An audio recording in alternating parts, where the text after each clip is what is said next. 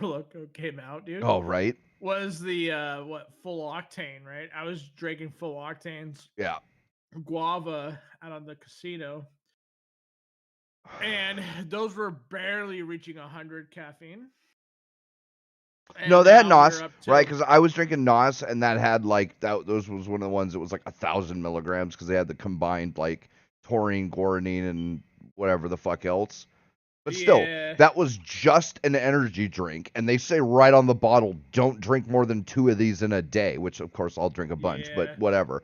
But like, oh yeah, yeah. and they'd have that much caffeine plus 13% alcohol, and it's like, bro, do you want to meet Michael Jackson today?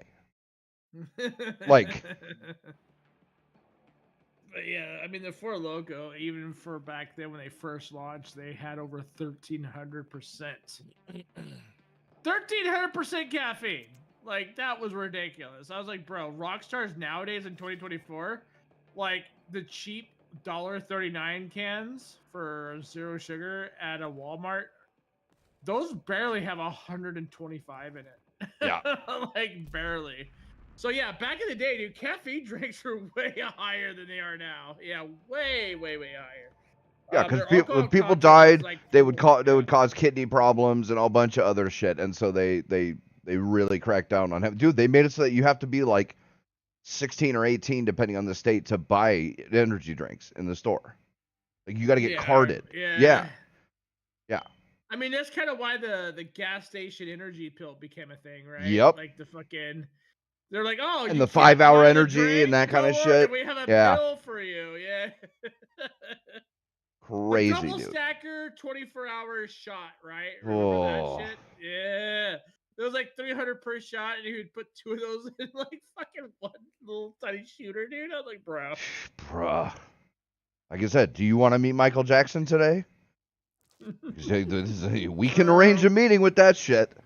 Bro, I don't consume. I think that's kind of why I've been doing so good on this shit is like because I don't consume more than what the daily dosage was when I was in my 20s, and that was like the full octane days when it was like 1,000 milligrams per can, Ooh, or it nope, was they got like the chopper. All right. back when Red Bull started introducing new flavors and they were like fucking 850 caffeine per can.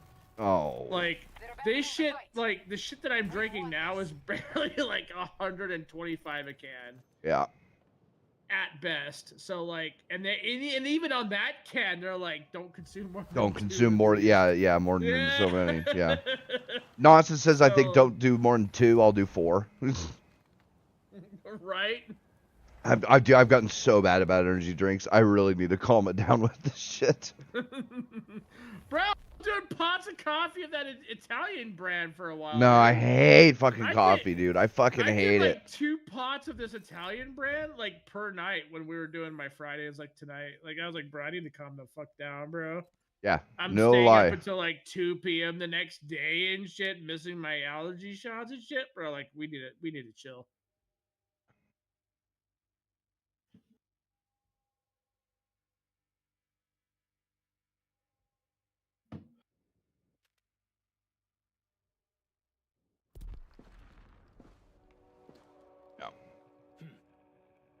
Uh, What's new, Pete? my girlfriend's back. Oh yeah, how she was in what, South or North North Carolina, right? Carolina. Yep. North Carolina. The hilarious part is she went to North Carolina exactly as my brother was coming from North Carolina over to here. All right. But All right. yeah, so my brother and his wife came over. We had Thanksgiving dinner, because he's not going to be here. I fought the law and Yeah. law won. And we weren't really able to. They were coming back for a wedding, right? One of his girl's buddies, and so Yeah. they were pretty busy with that shit. We didn't really get to hang out much, but spend some time with them. That's cool. And then yeah, my girl went to North Carolina to visit her kid and their kid, his wife and their kid before they ship out to Japan because he's shipping out to I think Okinawa for to be stationed there for like 3 or 4 years, however much his deployment is. So she wanted to see them before they dropped off. I was gonna say, like, he's gonna be, bro. He's gonna be in for a rude awakening in how Japan does their shit, bro. Yeah. Oh, man. Oh. Are he going there for school? No, military. Military, yeah. Yeah, he's gonna be stationed at one of the bases there. I don't know if it's Okinawa or if it's the other one, but whichever one, doesn't really matter. He's going over there for the 3 or 4 we years. have bases like all over Japan, so yeah. He could probably transfer to whatever for his Yeah. stuff if he wants to. But he's not gonna be here, so yeah. Bro, I hope, dude, I really hope the social contagion that he got from California is gonna be like gone when he sees how Japan's ran, dude. Like, I really hope that happens, dude, because like Japan is a whole different beast of social issues. Yeah. And the way they look at shit is completely different than what we look at shit. In fact, it's actually more leaning towards how you and I look at things. It is. Versus what he's used to in California. Like, if he looked at the basic social dynamics and how California runs, and if I remember correctly, your brother's even more left-wing than I am. So. Well, he's been in North Carolina for a while, dog. So he's fine. And he's really? and we several years. And we are all my whole family and younger brother. Yeah, it is your younger. Okay, yeah. Okay, there. Yeah, I only have a younger brother. So, and the whole family is really conservative. Like, my mom's the least, but even she's fucking on the precipice of repeal the 19th, bro. Like, bro, no, I was thinking of the interactions that you had with your brother in the server. Oh yeah, but that's not because of like left or right. That's just because I didn't like the way he was treating me. So. Yeah. But did you guys ever get that sort of straightened out? Like, did you guys ever? I mean, no. I just started talking to him again, and then whatever. But it's like, forgive but never forget, right? Yeah. True. Cause like I think I've sworn when I was in here one time, not here personally, like yeah, we've had some falling outs in Discord over some shit, and yeah. But no, he's come into the chat when I was like streaming solo and I was playing some random ass fucking game, and we've had a few conversations, but it was never about you per se, but it was about some other shit, and I was like, why do I know this voice? Like, who the fuck is and he's come to my Dota, the Dota clan I'm in. He's come to that server without me, or you know what I mean. Like, yeah, it's fine. It is what it is, right? Like, I'm not, whatever. Right. I could have sworn he was way more left wing than even I was. No. He's. Is he? In some ways, really? he's more he's more right wing than I am, bro. Like, there's ways, really? right? Yeah. Really? Certain ways. Dude, I always thought you were kind of red pilled and like even some extremes that I'm not willing to go to sometimes, depending on what we're talking about. So, he's black pilled on some stuff, right? Like, and I can't blame him. I think this is like just a common like problem that like I have personally. Is like we look at so many things that we agree upon, and then so we like become identitarianism. Yeah. And we just we utilize that instead of like the actual. Yeah. Okay, that makes sense. All right. Yeah. That does make sense. Because like there were some things that your brother was saying in my stream one time, and I was like, bro, are you good? Like, you're right. That I never even looked at it in the perspective of left versus right when I talked to him. Yeah. So like I didn't even think about it. I had a blind spot. So yeah, that makes sense. Okay, yeah, okay, yeah. But I mean, you guys worked through your shit. It sounds like. Not really, but like I said, I just started talking to him again, but like it's not like we hashed it out or anything because he just. It wasn't that Dude, long we'll get that's the we'll get into it, right? We'll get into it. He will treat me in a way that I will not fucking accept, and he won't fucking listen to when I tell him that. he gets butthurt about it and cuts it off and leaves the call or whatever he does, right? And it's like, okay, then we can't ever fucking hash this shit out, right? Like, okay, he's like my mom, right? My mom is like pathologically conflict avoidant. Deny. Yeah, right? Yeah, so it's like you can't ever get resolution from any of these conflicts because they avoid conflict like it's, you know, gonna kill them. And it's like, all right, that's fine and all, except for, like I said, you don't ever fucking hash this shit out. Yeah, you just sort of stack it, right? Yeah. Yeah, it just keeps building up, and eventually it's gonna fucking explode. And it's like, dude, when that happens, like, don't blame me, because I've been trying to hash this shit out. Yeah. But what, like I said, whatever, bro. I'm just glad you guys are getting along, dude. Like, shit. I remember there was a lot of hurt there, the last falling out that I was there for, and it was, like, kind of rough. Yeah. Yeah, but like I said, it's like, but we didn't even finish the discussion about that, so it's like, gotcha! Yeah. It's not a copter, but I'll take it. Xbox, record that.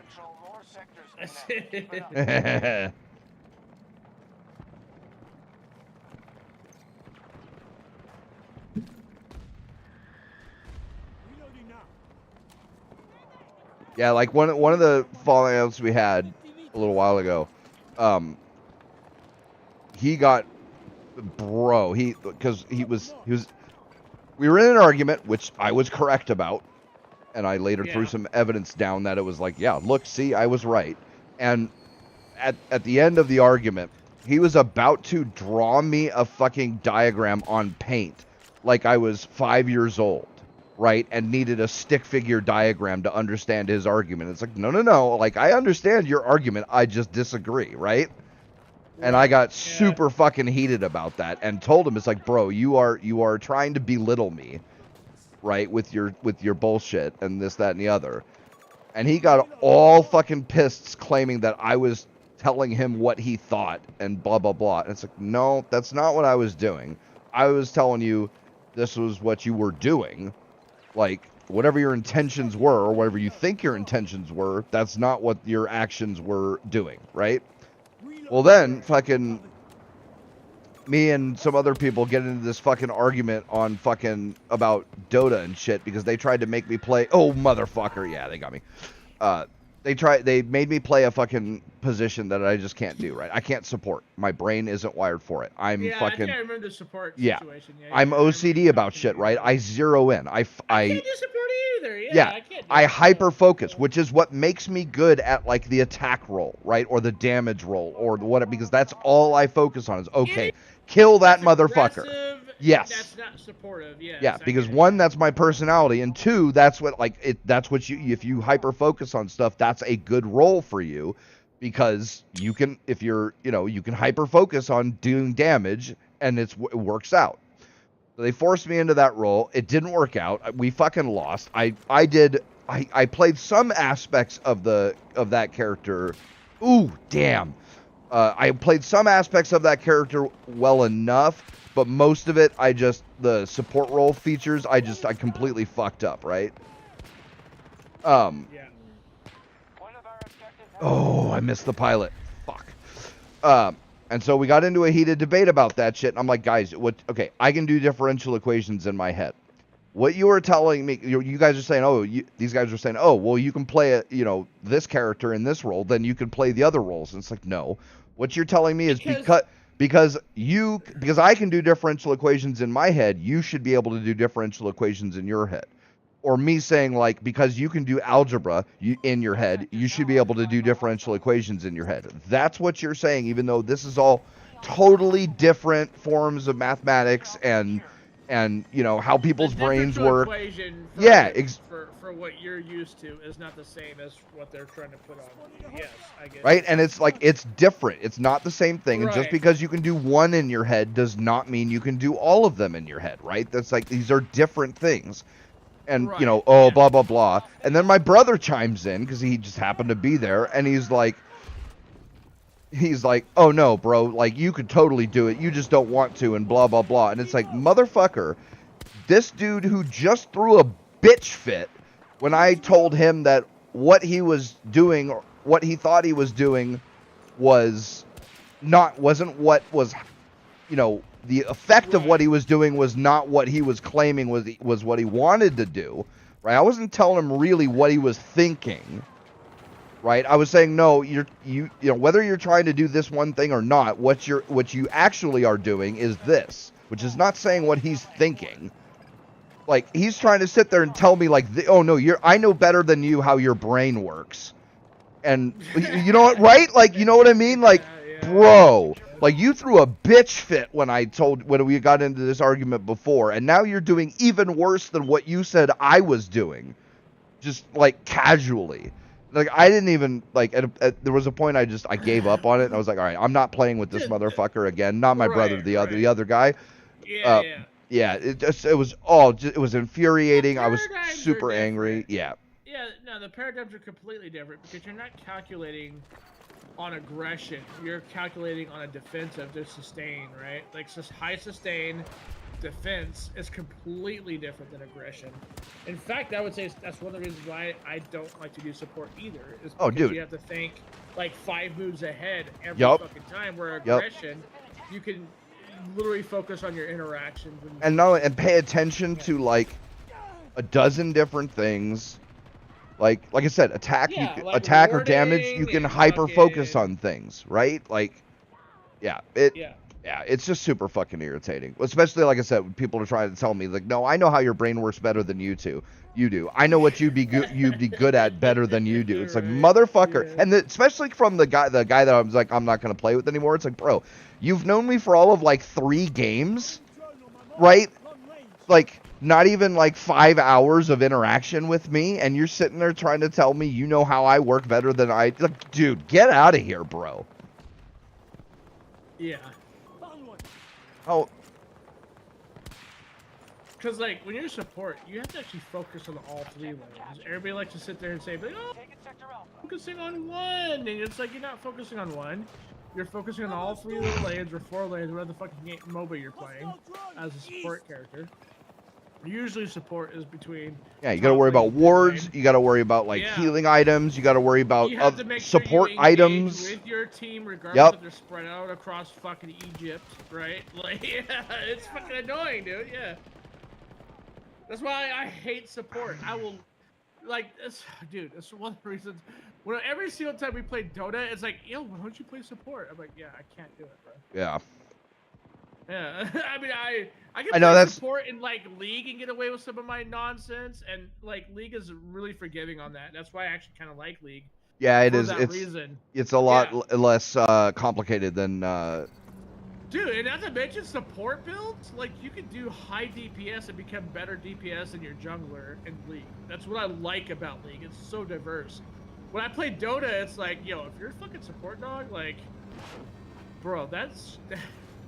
You have to really like your team, bro. That's all I have to say. You have to really like your team, understand how they play, and interact accordingly. Like, that's the only way fucking support works that way. Oh, wow. God damn it. I usually have better map support than that. Or map awareness.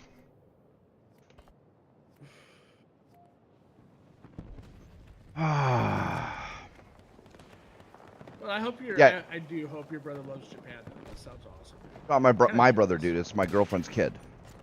Oh, your girlfriend's kid. Wait, I thought you said your brother. No, my brother came from North Carolina to here. My girlfriend went from here to North Carolina. My brother came for a wedding that is for a guy and a girl that his wife knew.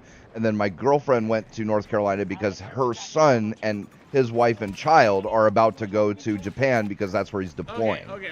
Yeah. Okay, brother-in-law. Okay, you didn't say brother-in-law before. Not brother-in-law, brother. My brother and his wife. Enemy tank spotted. My brother and his wife went from North Carolina to here to visit for a wedding. Yeah. My girlfriend's son and his wife are in North Carolina, so she went from here to there to visit them before he deploys in Japan. Oh, okay. I'm sorry. Like, I automatically drew the... the fuck would I? Yeah, why did you? You know my brother's not in the military. Why did you think he was the one going? I'm like, wait a minute. I'm like, I didn't realize he just joined the fucking ranks. Yeah, right. Okay. All right. Fair. Yeah. Well, even the older way is not even right. Like brother-in-law? No, that'd be technically your stepson.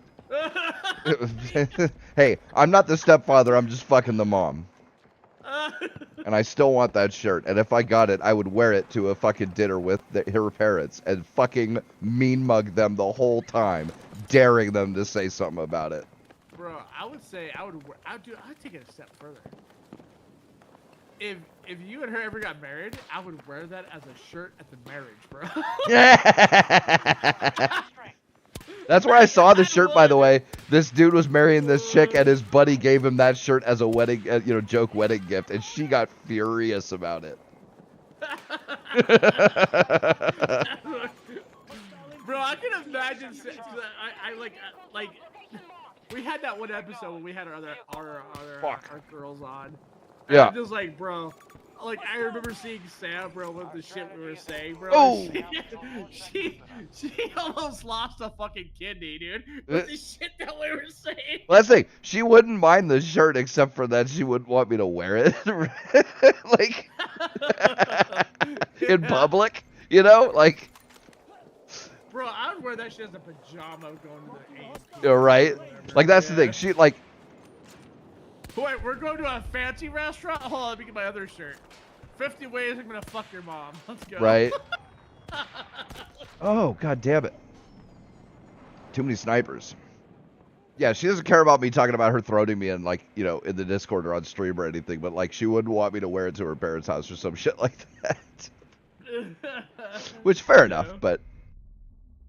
You ever, because if I remember correctly, she's Filipino, right? She is. Half, I think. Have you ever, thought about, checking that fucking area out, dude? Cause, she has property out there. Dude, they're more conservative or her parents than do. we are in the Oh, I United know, States. bro. I know. Yeah, they are super conservative. That's actually kind of up your alley. Right? It is, You're actually way more conservative than I am. And I'm more left-leaning than you are by a mile. Although I don't think they have the gun laws I would like, but, yeah. Oh, well, actually, I think they do, don't they? I don't think so. I don't think they allow guns like we do. You know what I mean? It's more like California. Really? It's like California gun laws. Is it really? I think so.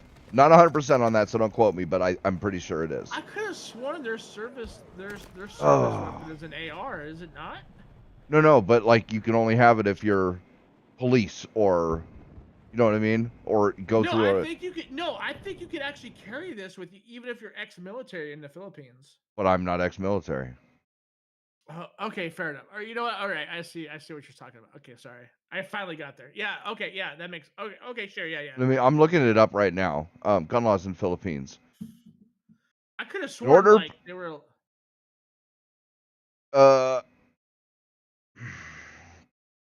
Wait, no. I think they actually have similar laws, right? Like if you could make your shit. No. Okay. Philippines is one of the least gun restrictive countries in Asia. Fair enough. You have to minimum 21 years of age, pass a background check, issued a possession license. You must also take a firearms training and safety course. Any history of mental illness, domestic violence, blah blah blah. Within the individual or the family will cause an applicant to have the request rejected. That's kind of janky. I would not approve of that. But bro, they're not gonna know if they're just put me down as your relative, dog. I got you. Yeah, right. That's all they need, right? Yeah. Yeah, wait a minute. I was gonna say. Filipinos can't carry pistols and handguns in public by acquiring a permit to carry. Okay, no. See, all of this is about like if you're Filipino, but I wouldn't be. So I don't know if you can be an expat and do, you know what I mean? Because like a lot of countries are have two different sets of. But I think they support the same homegrown guns as we do. If I yes, in a way, yes, but the only other ones that do that in Asia, yes, but unlike the United States, god damn, dude, unlike the United States, they don't consider carrying a gun pee in a cup. Fuck you, Junie. They don't consider the a right to a gun the gun a fundamental right. They consider it at only a privilege / blah blah blah. Their Supreme Court ruled that. But so it's not as what that means though. Like we that do. just means like, hey, you can have this thing, you can't carry it in public, but you know what? You can still defend yourself if this country decides to go bottom up, right? Like that's in the nutshell, that's kind of what it's saying, right? It's actually what I'm thinking. Maybe damn, dude, the stealth bomber's OP as fuck. Because like I remember fucking motorcyclists in the Philippines having AKs, and they were ex-military. Ex-military might have a. Is that it? Oh, that is might, what it is, yeah, right? they might have an yeah, automatic like pass. Yeah, yeah. Okay. Right. Actually, it's still kind of based. I mean, yeah, fair enough. Fair. Like. Yeah, yeah. I mean, you still can technically have your guns if you were to Whoa, take shit over. Maybe not me though, because I'm not a Filipino citizen. Oh. Yeah, see, that's the yeah. Well, I don't know. I didn't read the whole Wikipedia article, so I don't know. No, like, but, if you're a Filipino, you can just pass the background check and have one, and then you get a license to carry, and you can carry one. But I don't know if that applies to non-citizens as well. It probably doesn't. Because in America, we're like, yeah, you guys want a gun and you come from a different country. Yeah, we don't care. Well, California does, but fuck. no, California doesn't. But California does, and it does in theory, but in practice it doesn't. But yeah, like, the rest of the states is like, no, we don't care. Pass your background check, you can buy a gun. We don't. Yeah. Okay. Actually, you know what? Even with that, dude, I'd still consider moving to the Philippines. Honestly. Yeah, maybe. I mean, if you can deal without running water. Manila's really pretty, dog. Like Manila is really pretty, and they have that whole like thing where they're like, oh yeah, as soon as you turn 18, you have. Gotcha. As soon as you turn 18, you have to conscript yourself to the military for like 3 or 4 years, and then you're fucking done. We'll pay for your education or whatever. That's kind of based, actually. That's a really good idea. Pretty fucking based. Yep. Yeah. I feel like U.S. wanted to do that, and I think we actually did do that in the early what was it, 1945-ish during World War II. We tried that, and then they were like, okay, well, this is bankrupting us, so we're going to go ahead and do the VA bill. Like, fuck, dude. Like, we just gypped a bunch of people their college education for the VA bill. Like, goddamn. But Philippines has been really fucking consistent with this, if I remember correctly. Like, before the dude that's in charge now, like, they've all, like, sort of kept this, like, thing going, where it was like, hey, you're conscripted at the age of 18, you serve your fucking time, you come back, you're good. Here you go. Here's your college education. Yep. You have to worry about it, yeah.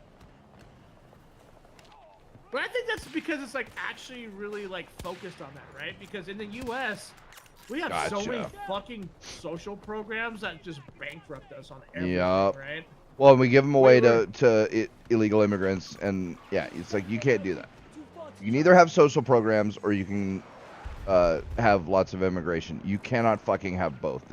It just. Bro, so we didn't get to talk about this the last time I talked to you, dude. Homie, right now, bro, dude, that's now going to be in charge of our border. He was in charge of ICE, so technically he's always been in charge of the border, and he was also a New York cop, right? Yeah. Dude is fucking cooking right now. Is he? Let him cook. Dude. Let him cook. Yeah, dude. Like, oh, dude, he's actually doing a really I had to look him up, right? Because I didn't know who the fuck this was. He served in the military. He became pretty knowledgeable in law based on his service in the military. Went over into becoming a cop. He went in the police force. Started off as a beat cop, worked his way up into the New York precinct, and then surpassed the precinct. He skipped on a police chief position, went into Congress for like fucking like what is it, like 30 days or some shit. Mm-hmm. And then like whoever was in charge of him at the time, I don't know what the position it was in Congress that he was being a part of. Somebody that was overlooking him, he actually promoted him to being in charge of ICE. Yeah. He served with the ICE and the Border Patrol in Texas for a long period of time. Yeah. And then now they're like, you know what? How would you like to be in charge of the entire border thing and become our new czar? Fucking A. So, he literally just let him cook. To Kamala, he put, and here's the thing. Here's another fucking weird thing. I don't know if you noticed this. I don't know if you kept up with this. OAC has become kind of base lately, bro. Or AOC, no. Guys, get her name wrong all the time. Alexandria, dude. Like, she's become kind of base lately. She took the criticism that she got at the Senate hearing to judge this guy on whether or not he would be a good candidate for being on the czar position. Right. She not only criticized him and all this other shit. Yeah. But then praised him for his services, went to TikTok, went to YouTube, and went to all this other shit, and was like, why do you guys vote for him? And why did you guys vote for me? Because evidently a lot of conservatives actually voted for her for Trump. And I was like, bro, like, actually, the fact that she's actually trying to do this as a lefty, like, that's a big fucking step. Yeah, it is. Huge. And how many fucking years on the Game Talk did we clown AOC, dude? Like, we clowned her. We're like, bro, she's so stupid, but yo, bro, I'd fucking her any day of the week. bar back bitch. Right? Yeah. We clowned her for everything, bro. Like, even Camilla, when she was fucking czar, bro. Like, no, actually, we clowned her when she was district attorney of California, and we were like, how New York? Can you be? Oh, Kamala. Yeah, Kamala. Yeah. Yeah. So, I mean, I'm like, bro, like, honestly, like AOC right now, I don't know if she's grifting. I don't know any of that shit. She might be. It might also be like she's witnessed how bullshit because she wanted Hillary, right? And that's fine. Yeah. And there was some shenanigans in the primaries to get her to get Hillary the primary to be the president. What do they call it? Who wins the primary? The candidate elect. Something like that, yeah. She witnessed those shenanigans, but she wanted she wanted her in office. So fair enough, right? Now she watched it with Kamala, but it was so overwhelming with Kamala because literally nobody voted for her. No fucking state or no district voted for Kamala to be the presidential candidate for the Democratic Party. It was entirely the superdelegates. Whereas with Hillary, Hillary only barely lost the primaries to Bernie. And it was the superdelegates that put her over the top. Yeah. Whereas with Kamala, she didn't win any of them. And it was literally only the superdelegates that made her win. So, like, the shenanigans were overlookable in this case. Right? Yeah. You just can't look at a shit sandwich and say it's a beautiful... Right, because with Hillary, it was like, all right, look, she only barely lost with the actual voters. The superdelegates put her over. Whatever, right? Fine. Like, you know what I mean? Whereas with Kamala, it was like, no, literally not one district had her for the candidate. Not one. Because all these votes originally, if I remember correctly, was for Biden. Like, Biden literally could have ran right now, and it would have had a better outcome than Kamala did. Yeah. Because Kamala didn't have any actual fucking thing that she wanted to fight for when it came to her going to all these different states and shit and preaching to the choir, right? She didn't have a good stance on anything whatsoever.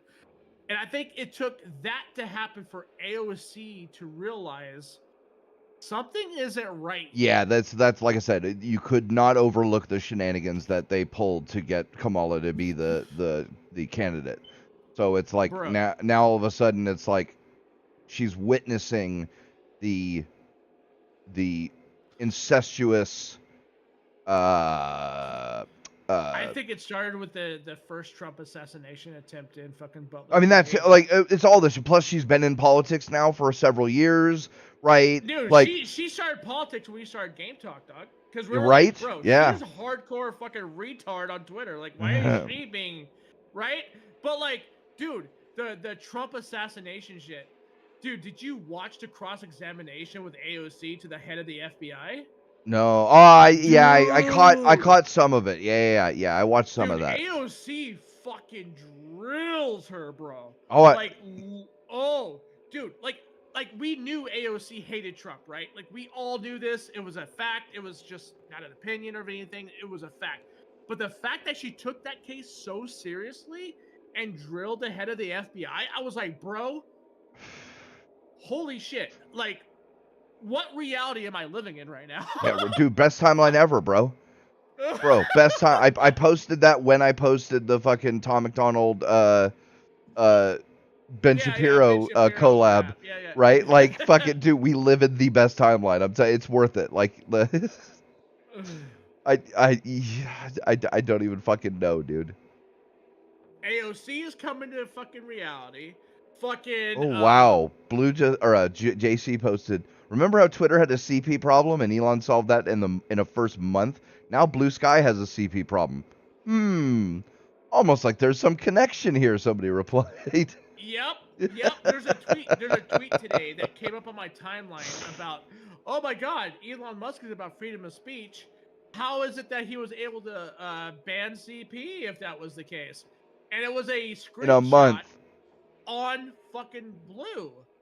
I'm like, bro, we should not even have that conversation. That is not a conversation I don't think even I can have. Like, logically. Like, there's no way, because the way I stand on that shit, I'm like, bro, fucking nuke it. Just straight up nuke it. And I'm willing to admit that. Like, I am not good on that conversation.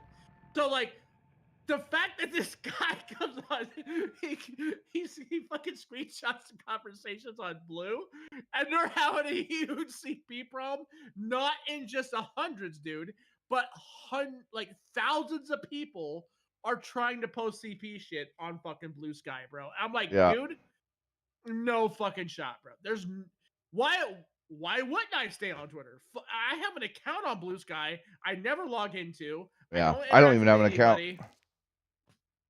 I do, because I just wanted to see what kind of retarded. Yeah, fair enough. But like, you know me, right? I don't do much. Like, the only reason I even have a Twitter is because I've got the Game Talk one. It's like I never actually created a Twitter account because I just don't give a shit.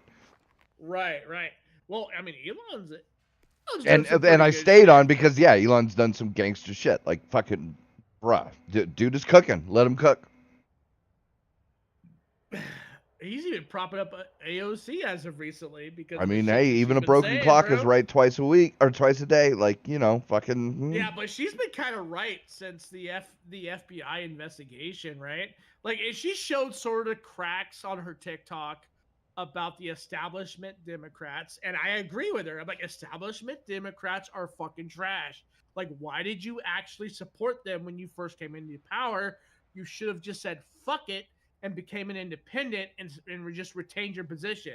Like, that would have made more sense, because if you're an establishment person, it's harder for you to lose your job than if you were just a secretary or some gopher person, right? So, like, if you're a person of power because of your color of your skin, because I remember when AOC first ran, she was running off the base of her skin color. She made it a whole race bait issue. It was trash. Right. Yeah. So, like, now she's at where she's at now, and I'm just like, bruh, girl. Damn, dude, nobody's playing Battlefield. What the fuck? I'd snort crack cocaine out of your asshole right now. Nah. I'd still have trouble hate fucking her, but, you know. I wouldn't even hate fuck her at this moment. I'd be like, girl, would you like me to crush up the Some, red pill? some and nice shove it tender up love in and your- care. Yeah, exactly, dog. I'm like, yo, AOC, like, have you ever heard of boofing? And you know about the red pill, right?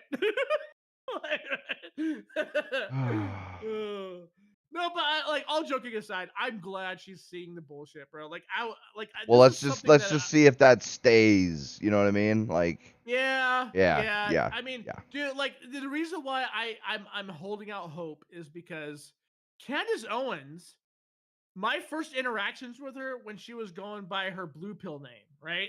So like she was kind of trash back then. But look at her now. You know what I mean? She's flourishing. She understands the truth. She understands looking into things, trying to look for the nuances of stuff. Bro. She may be too crazy sometimes to my liking, but at least she's somewhere there. She's Dude. trying to understand things. Elon just said this about Matt Gaetz. Matt Gaetz had 3 critical assets that are needed for the AG role: a big brain, a spine of steel, and an axe to grind. He is the Judge Dredd America needs to clean up a corrupt system and put powerful bad actors in prison. Gaetz will be our hammer of justice. Are we talking about the same Matt Gaetz that was like flatlining the entire Congress? Wait, hold on. Matt Gaetz. I maybe I pay attention to this shit way too much on when it comes to the Senate floor. Wasn't he a rep? He was a rep, right? I don't know. That's the thing. I know a couple things about him, and what I know is really good. Matt Gaetz investigation. Oh, this guy. Oh, what? No. Yes. Okay, he was a floor. Okay, I know about Matt Gaetz. Yeah. I know about Matt Gaetz now. Okay, yeah. All right, so Yeah, he's what's up from what I've heard about him. His thing is the reason why we have DeSantos in power. Yeah. Okay, yeah. He looks a little evil. He looks a little sinister. You can even say he's like fucking what's his face? That's like Trump's VP's clone, right? Like right. A younger version Just, of him. oh yeah. I know who you're talking about. Yeah. Can't remember his name, but yeah, I know who you're talking about. Yeah, he's literally like the reason why this guy was so popular was because he represented a case in Florida, and it was the Disney situation. He fucking shit on Disney, bro. He trashed Disney, and the entire state of Florida was on the same like wavelength as him, and they almost completely removed Disney from Florida. Yeah. Because of this guy. Yep. Yeah. Okay. Yep. Okay. I know who Matt Gaetz is. Yep. You know what? I support it. Let's go. Like for real. Like, dude. This is the reason. Why do so many people have to fly so close to the sun for the reality fight to finally hit? Right? Like, it's right. It's so fucking annoying, dude. Yep.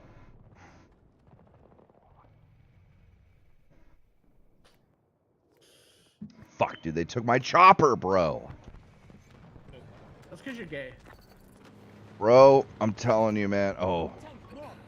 I know, sucking dick for $20 for a helicopter in Battlefield 2042. I know. I mean, hey, $20 is $20, dog. The chopper, bro. It's worth it. Get to the chopper. There's a reason. We control fewer sectors than them. This is not acceptable. Bro, I saw fire from that crane. So what was Matt? So what were they saying? Oh, what's I posted it in general. Yeah, AG, Okay. Attorney General, right? To Wait, Trump. is he really gonna be the AG? That's what Trump tapped him for Attorney General, bro. Like Oh so far God. every cabinet pick and all that Trump's said, I approve 100% of, Okay, dude. so can we talk about the Fox News anchor thing? Right? Like, dude, the guy literally has experience in foreign affairs. Better than the, the establishment Republican picks when it came to who he's taking over for now, right? Like, these guys are college educated, and they only read about the foreign affairs that was going on from what I understand, the anchor dude from Fox News actually went through and has been through it. Yeah. Sorry That for is a- cutting you off. But Yeah, you're good. I bet You're out. All right, brother. tomorrow. Have a good night. All right, you little bitch. What's happening? Bro, he called you little. I called you He out. called you little. What's happening, man? Bro, he said you were hung like a rice grain, dog. You can't let that fly? Bro, okay, so that. Well, I'll wait till Junie leaves because he's gotta leave. So yeah, see you later, Junie. Later, bye bye. I love you. All right, so that podcast I was talking about, right? They went through like things that got you out of the mood immediately, and one of them was she was sucking my dick, and she said, "Yeah, you like that, you little bitch." Damn. I'm like, yes, mommy. Bro, if that wouldn't take the wind out of my sails, dog.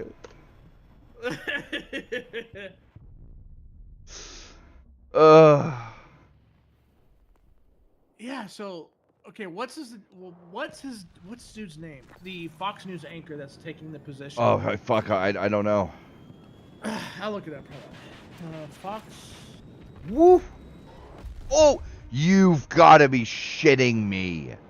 News anchor. Bro, that should not have happened. That was some... I fucking dodged that. Dude, that's so irritating in this game. Some poles won't take you down on a jet or a chopper. Some will. Or some trees, right? Some trees you can fly right through. Some of them will fucking, you know, just like instant wreck you. We are moving to seize Charlie 2. So, Trump picked Pete Hegseth for defense secretary. Bro, the two that really got me were the FDA one and the Department of Education one, because both of those basically want to dismantle those fucking government entities. And it's like, yes, please get rid of fucking all of them, right? Like they should just fucking disappear. So, Like, and then people are trying to fucking like, oh my god, you know, this guy is fucking crazy about the Department of Education. You know, like most 6-year-olds can't read, and most sixth graders can't read, and and it's like, you're talking about Vivek. Yeah. yeah, but the poster, and then somebody replied on Twitter, and it's like, dude, you basically just made the best case ever for dismantling the Department of Education, right? So Vivek made a good point. No. Right? Oh, yeah, I got you, yeah. So So Vivek made a really good point about the Department of Education and what it was originally founded for when it came to the other states siphoning the money. Bro, he called that shit. Yeah. And Destiny's over here going, but hold on. Yeah. There's this thing that happened. I'm like, yeah, but like, it didn't change the outcome, right? Like, the outcome is what we're talking about, technically speaking. Right. Yeah, it's just our education system. Yeah, here it is. Dude. When you're trying to save the Department of Education, but you actually make the best case for eliminating it. Oh, by the way, middle schoolers can't read. High schoolers can't write a proper essay. College students can't differentiate a scholarly-based article versus propaganda. And adults can't tell when a picture is AI. But sure, get rid of the Department of Education. Lol. It's like, yes, because they've had how many decades to solve these problems, and they have not been able to, almost right? 100 years. Yeah. Almost 100 Yeah. years. Yeah. Yep, and they have not been able to solve these problems. And what, you think another 100 years and they're going to do it? Like, somehow? So the Department of Education is so good, Destiny, then how come in 2024 we have the highest illiteracy, we have the highest in mathematics? Although, to be fair, the highest illiteracy in history of current and past afflictions of the U.S. has done. Why is it that we have no idea who the very first president is in this generation, when my generation could name the first fucking 50 without thinking twice about it? Like, it is insane to me that we literally allow these people to not only degenerate over time and put all but these start different indoctrinating fucking our things. fucking children. Yeah, dude. I've always thought this. Like, why aren't we allowing the states to be in charge of their fucking education? Yeah, dude. And then, go ahead. sorry, I was just gonna say, when we do that, we're making a competition out of it, right? Yup. When it comes to education. So, hey, guys, don't move to Arizona because why? You're going to be stupid. Or don't move to Vegas or Nevada in the state of Nevada. Why? Because, well, I don't know, because they're historical fucking revisionists. We probably shouldn't go there. Yup. I think that's more healthy to do those things than what we're doing right now as a generalization, because right now, as we're speaking, we have let go over half a dozen people from my department that I work in because they couldn't fucking do basic mathematics Yup. to count chips. Bro, how many fucking cashiers, if like, you know, you give them a 20, but then you find some change in your pocket and you want to give them the change so that it makes an even dollar amount, can't fucking figure out that math in their head. And it's not even like so. Yeah, it's not even something. You know, it's 1546. Yeah, So yeah. you give them a 20 and then 46 after they've punched it in the computer, and they can't figure out that 46 cents makes it an even amount, which means you just give them $15 instead of 14. You know, 54 or whatever. Like right, like bro. That shit's real. It's every day, real. bro. This happens all the time. Like, I think we should be competitive when it comes to our fucking education. Like, the entire United States as a whole has always been founded on the basis of being competitive and finding our excellence as an overall country, right? Like, the reason why the Olympics actually exist is because of us. Yep. Like, we literally have gold medals for certain things. Dude, we have a world championship of baseball in this country. That's not really the world. It is just our world. Yeah, it's the U.S. Technically speaking, yeah, because right? nobody else can compete. Right, exactly.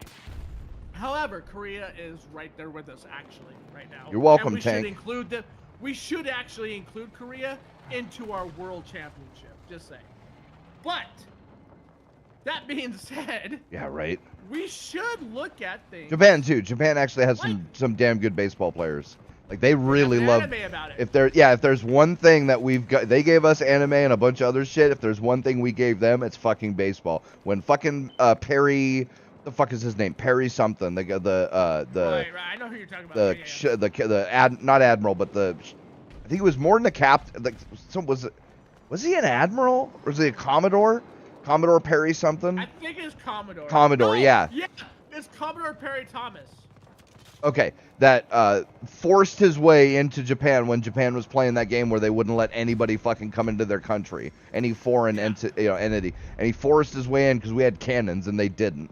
If there's one thing he brought with him, dude, there's a hilarious episode of fucking Samurai Champloo about this, where they play a fucking baseball game for the fate of Japan to see whether or not. Well, no, like they are doing ninja shit, right? Where the guy's running for the base and he drops a smoke bomb and they can't fucking tag him out because he dropped a smoke bomb and shit. Like, dude, it is. I thought what's his face actually busted a katana though. No, no, but he used the baseball bat like a katana. Okay, yeah, so they throw. They different. keep cheating, right? So that, well, like the Americans were cheating too, right? So they started playing dirty. So the Japanese started playing even dirtier. So they throw the ball at him. So he just steps over and does like a downward slash, hits the ball straight down. It bounces on the ground, which means that you can't catch it and it's not an out. Or if you catch it, it's not an out, right? And the ball goes straight fucking up and he starts running the fucking bases, bro. Like, he straight katana moved that fucking ball, bro. And it's amazing. And then they fucking yank the bag out from under him when he's sliding for home plate and shit. Like, bro, it gets fucking wild, dog. Dude.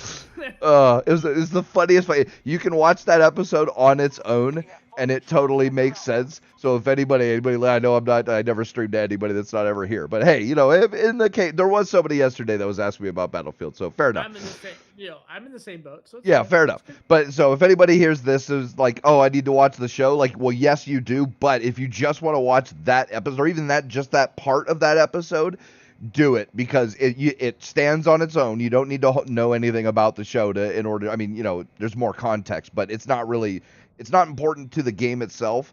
And it is the most hilarious fucking, like I said, ninja baseball, bro. And the Americans complain about it, but they're doing shit like pulling out brass knuckles and yanking the bags out from under, the bases out from under them as they're going and shit. Like, dude, it is the most hilarious thing. Yeah, I'm currently typing it in right now. Yeah, but like I said, that's it. There's one thing that we gave them for all the anime and all the everything else that they've given us. It's baseball because they love baseball. Dude, Korea literally has adopted it as one of its top sports. Yeah, Korea too. But I think they got it from the Japanese, right? That's the thing. I'm pretty sure the Japanese got it first, and then like they worship that shit from fucking Babe Ruth, dude. Like I could have sworn Babe Ruth had a huge influence in Korean culture for sports. Could have, but I'm pretty sure like one of the reasons they started watching it was because Japan was so into it. And so, he used motherfucker uses a rocket. Bro, get a sniper rifle like a man and duel me, you fucking bitch. You are not going to come up and... Our forces have taken more sectors than the enemy. This is how we defeat... Oh, maybe. He's coming up.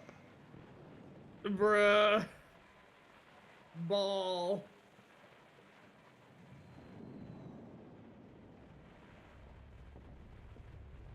He fucking hits him with a fucking... Jeez! He throws the ball at him.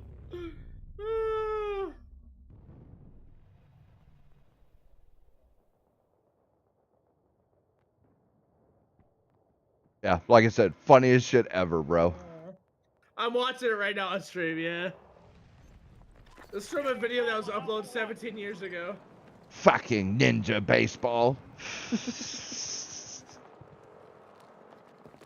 Homeboy drops a smoke bomb as he's running for the base, dude. Like, they've got a dog and a flying squirrel on their team. And an old guy.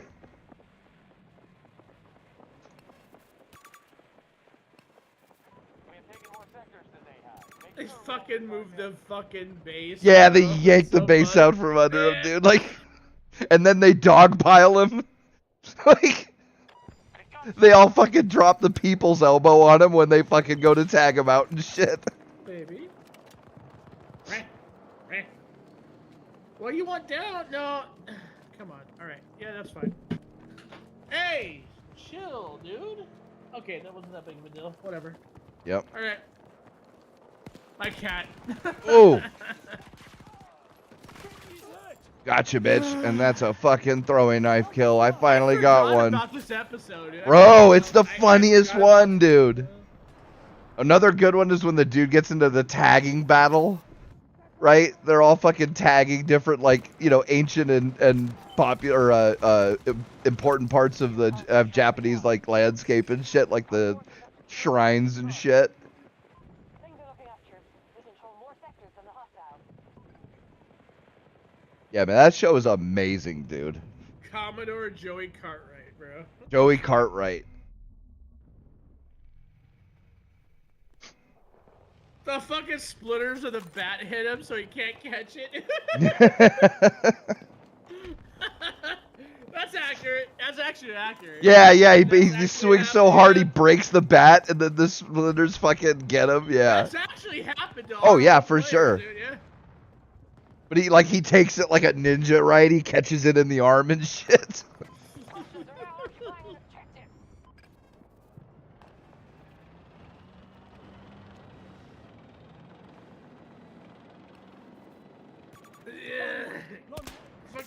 Gotcha, motherfucker. Let's go. Mugen. That's his Mugen, yep. pitcher. Mugen and Yeah. Jin. Those are the two samurais. Yeah, Jin. And then Fu is the girl that follows him. Bro, I just love how that scene where Jin is like spiking the ball. Yeah, bro, it's such a G samurai move to do, and he's doing it on a baseball. Like, it's like, bro, you have no business going that hard in a baseball match, dude. Like, what the fuck? Bro, Mugen is killing it with the pitch, bro. Yeah, bro. Yeah. He's Yeah, just killing everybody, dude. He knocks everybody out. They all get fucking scared. And he does it by himself, dude. He's just got a fucking a straw dummy as his catcher. Like.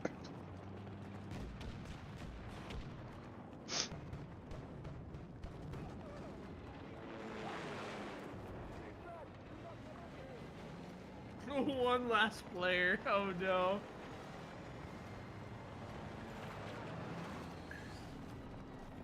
Where's this one dude, bro? There's one guy hiding. Where the fuck is he? He's got to be in the fucking. Sector Alpha just fell to the end. Mugen! Hit him! Just hit. He threw a bat It's a double KO. Yeah, yeah, yeah. Yeah, Mugen tries to knock him out with the ball, and the dude throws the bat at him to try and knock him out. Under our control. That's so funny, dude. Like, funny enough, dude. Like, okay, so my dad tried to get me turned on to fucking baseball when I was a kid, bro. Yeah. I thought that shit was so boring. Yeah, me too. I never liked to play it. I didn't like to play it. I didn't even like to watch it. Me dude. neither. I went to, Yeah, I never like, got into two it. Anaheim Angels games.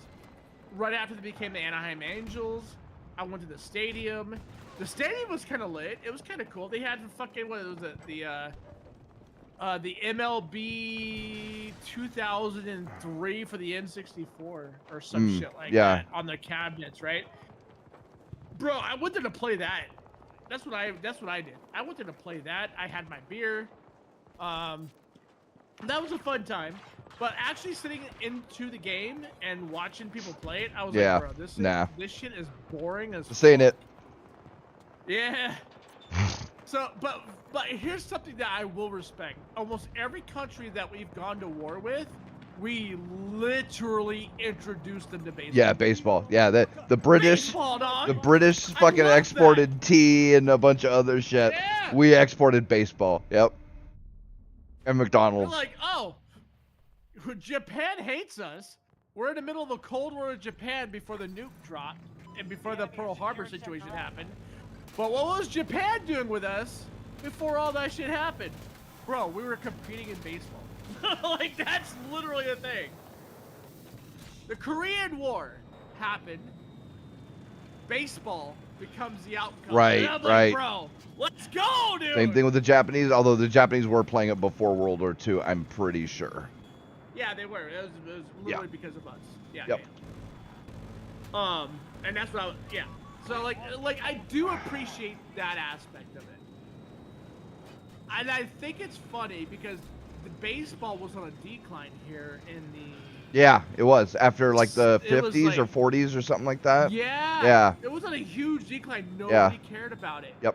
No. Yeah, the Yankees and the what was it? Yankees and not the The Jets? What? the two New York teams. The Cubs, right? Yankees and oh my God, was it the Mets? It is the Mets. Yeah, the Yankees and It the is Mets. The Mets. Yeah. It's the Mets. The only reason why I know it's the Mets. Oh, is Dodgers. who made the fucking Dodgers. No, but it was after the Dodgers got sold to L.A. Oh, Right, that was part of it too. forgot Yeah, about yeah, that. yeah. Yeah. It was the Yankees and the Mets, but the Dodgers were there too, and they got sold to L.A. And like that was that was a little later, right? That wasn't in the 40s or whatever. Right. But like yeah, Right. that was part of that Dodger whole. Stadium, Yeah. because Dodger Stadium got converted to the Anaheim Angels when I was 14. I was between like 13 or 14, if I remember. Yeah. Okay. Yeah, that so like, Yeah. but yeah, Yeah. somewhere between the 40s and like the 90s, right? I mean, it's come back some, but like yeah, there was Our a huge. training, dude. Tops and Upper Deck helped save that sport. Yeah. Yep. Because that's we were their putting a business value depended on it. Scry. Yep. Yeah, we put a value on it through Scry, and Scry was like, if you have X, Y, and Z card, guess what? You're a millionaire. 'Cause, like, Right. I mean, Babe Ruth. If you had anything Babe Ruth, even if it was a Yep. reprint, Yep. you were independently wealthy. Yes. Or an early Yeah. reprint. Yeah. Yep. So yeah, like so the trading card scene helped save the sport. But I would go as far as say the Asian countries helped popularize the sport. Don't lose the objective. Oh no, that's not what I wanted. I wanted Z. Yep. Because those motherfuckers live and die by baseball, bro. Like, it is Right. crazy. Where did that fucking tank go? Fuck. And, like, and let's face it, the only reason why the NFL took off the way it did, even in the early days, was because we loved watching people clobber each other. Yup. Hey, but hockey, bro. Hockey is just straight up Hockey- boxing with a little bit of extra, like, rules. Bro, but to be honest though, like, have you seen some of those, like, those replays of the hockey rings where, like, fucking, Ooh. like, their top players were doing some, like, slick, like, stick trick shit? That Yeah. shit is crazy, dude. Yup. I didn't even know you could do that with a puck, bro. Yup. So that sounds like, bro, that's actually kind of advanced, dude. That's actually that's more advanced than football or baseball Yeah. when it comes to the overall thing, right? Like, yeah, there's boxing and hockey, sure, but like the stick play was actually kind of insane when it came to high school players. Yep, they're getting good, dude. It's like any sport, bro. It evolves and, like, people figure out shit that, like, nobody else can do. And eventually, you know, people start practicing. And then more people who can do that shit will start playing. But, like, until then, it's like, dude, there will be one or two dudes that, like, dominate the sport because they've figured out a way to play. It's like, we don't remember it because it was, like, in the 80s when this happened. So we either weren't born or we're just really young. But have you ever seen the things about how the sport of high jumping was completely changed when the one dude figured out how to flip themselves over the bar like they do now instead of straddling it over it? You ever seen the stuff about that? No. Okay, so No, before modern times with this, before like the 80s, they used to straddle the bar and then go sideways over it. That was how high Wait, jumpers. that was a thing? That was the thing. Go watch the Olympics from the 70s, the high jump from the 70s. Yeah, they would go up on the stick, and they would go one leg over and then topple over it sideways, right? So they'd straddle it and go over it sideways. That was how they used to do it. And then one dude in the 80s figured out and did it at the Olymp. Well, he obviously had practiced it beforehand, but like the first time anybody had really seen it was when he went and did it in the Olympics, where he put both feet over the bar and then you go over it backwards, right? You arch your back and fling it over backwards, which he was able to do. Like, it was like several feet higher than what the world record was before that because of that change in technique, right? And it's like, and then now everybody does it that way, right? That's how everybody goes over the high jump. But at that moment, that dude had figured out a hack. That, you know, that was just like, he is now fucking heads and tails above anybody else in the sport. And it's the same thing with So I that get shit. The high that, jump 80s. I'm seeing them doing. I see them doing. It was a before scissor then. kick over it. Yeah. Oh, was it 80s? So, They like, were still doing the scissor kick? Yeah, they're doing the Yeah. scissor kick. You know, Yeah. it's like over 7 feet almost. Yeah. Yeah. So it was like late 80s, I think, was when it happened. Well, I would say like late 70s, probably, right? No, you said you Late just looked up 70s? 80s, that they were still doing the scissor I said high kick. jump 80s, and then they're still they were doing the scissor kick. So I'm gonna assume it's like technically would be like late 70s. and No, the early scissor 80s, kick maybe? is the old style one. Post the video Yeah. Okay. or something, or share your screen or something. Let me see it, because Yeah, I'll share it. Yeah. Yeah. That's fine. It'd probably be share screen. No, that's not it. Share screen. Share your screen. YouTube. Men's high jump. Yeah, that. Okay. oh no, all right, yeah. Watch stream.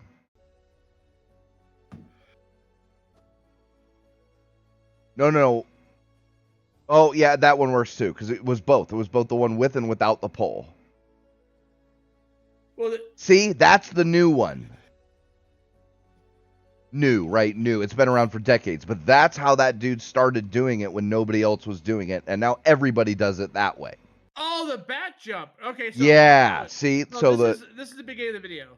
right? So Okay, they're doing yeah, the yeah, scissor right, kick and the right, very, right. very jump. Right, Yeah. right. So wait until they get to the scissor kick, because that's the old style. Right here. Yes, Yeah, yes, that. yeah.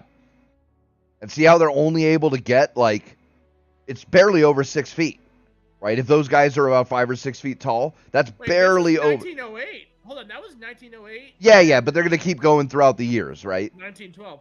Yeah. So when what? Okay, but like we were talking about, like how the dude would be like, okay, so he's because I remember something about this where the guy put his left leg over and then sort of like careened himself over the bar, but like he wasn't off the bar, right? Like it was just this kind of like slop. It was like, okay, like we're just gonna fucking caterpillar over, not, you know, this right here in the 1912s and 1908s, they were like doing the scissor kick. Yeah. And that yeah, with that, like I so- said, that goes all the way up until like the 70s, right? Oh, okay. Yeah, they were still doing the scissor kick all the way. They, one leg over and then the other leg, and then they kind of go sideways ish over the bar, right? Yeah. That goes until like I said, I think it was in the 80s when the guy first did it. But whenever it happened, whether it was late 70s or 80s or whatever, the guy figured out that no, you go head first and you arch your back over and your legs go at the end, right? So you're arching over the bar and then falling backwards. When he did that, he was able to get several feet higher than the next best person. Right, because you were leading with your head, right? So you were able to lead. It was just lead the with your technique, head. right? Like, instead of trying to get your body upright. Yeah, see, that's the new style. Let me see if I can get the when it changed. Yeah, that's what I'm trying to figure out. Because there's a time before the scissor kick, and the scissor kick was early 1900s. So it goes from the early 1900s, and then they go right into the back dive, right? Which is like kind of what you're talking about. And then they end up before doing that, they or after doing that, they go into the pole. So yeah. History of the high jump. 90 seconds of the Olympics. Link it. I'll click it so we can watch it. I like shit like Let me this. see, This is actually really cool. let me make sure this is. I love shit like this. I love our history, dude. Yeah. Our history is so fucking cool, dude. Because I remember when baseball was first founded here, dude. Yeah, like, so the was barrel catching that roll, shit. right? Okay, so first it was the barrel roll. They'd jump, they'd put one leg up, go over it, kind of straddled, tuck their other leg in, roll their other leg over it. Oh yeah, I'll link you the video because this shows exactly what I'm talking about. Hell yeah, let's do it. Stop watching. Go back to the chats. I love our. And then it goes into the Fosbury flop is what, because I guess Fosbury was the first guy to do it. They call it the Fosbury flop, where you go head first, roll your back over the bar, and like I said, you can get several more this is feet. the back jump. Yeah, but look at the first ones though, where they're literally putting their legs over at first, and their whole body has to stay upright, which that's you're losing a shitload of height that way, right? Because your whole body has to be above the bar, like almost vertically. Which means your vertical leap would have to be like what 1.5x of what the standard was, or 2x, I think.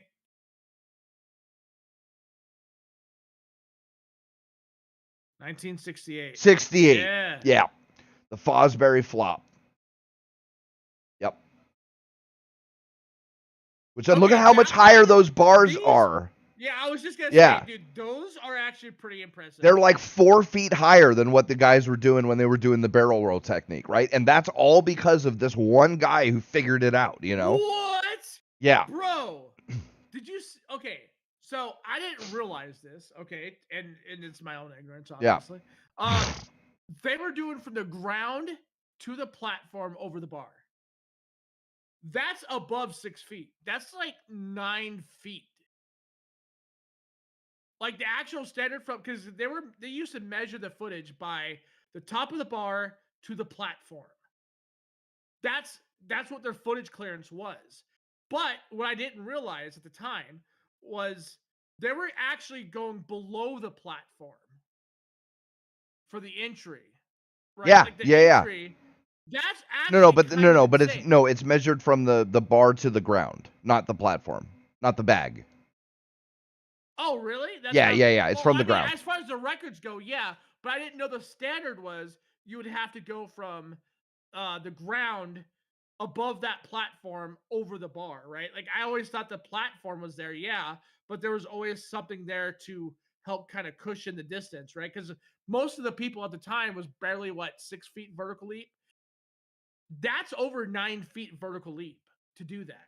That's kind of that's actually hella impressive. That's really cool. Yeah. Anyway, the point was that one guy figured out a hack, a cheat, not a cheat really, because it wasn't against the rules. And that was there was a debate when it happened. It's like, wait, is this against the rules? Can he do that? You know, and they had to figure it out. Yeah, no, yeah, it's Bro, if he's not. from the fucking ground to the platform, yeah. Yeah, I mean, he jumped over it and didn't touch the bar. Like that. Yeah, there's nothing that says you can't like go over backwards if you want, right? Like that's the thing. It's like the whole oh, there's no rule that says a dog can't play basketball. You know, like what was that movie with the basketball playing dog? Um, oh my God, bro, that's fucking. I was there getting all 3,000 years ago. That's like dating myself. Dog basketball. Dude, I don't know, man. Like this kind of Buddy. shit really. Oh my god, is it Buddy? Uh, I was gonna say Buddy, but I wasn't sure if that was it. movie. Airbud. His Bud. Yeah, his name was Bud or Buddy or whatever. It was called Airbud. Yeah. There's no rule that says a dog can't play basketball. Like, all right, whatever, guys. Like, fair enough. But like, no, this was the real version of that, where it's like, dude, can he go over backwards like that? It's like, well, there's nothing in the rules that says he can't. And I'll bet you it's the same thing with that hockey shit, where it's like, is there anything that says in the rules they can't fucking do this trick shit with the puck and the stick and shit? Fucking, I don't see anything in the rules that says they can't, right? I think his discovery wasn't that what started the pole vault? No, it just I changed wa- it. Did it or okay? So Yeah, it just changed it forever. Where, like I said, the pole because vault. pole vault was Yeah, feet first, right? Yeah.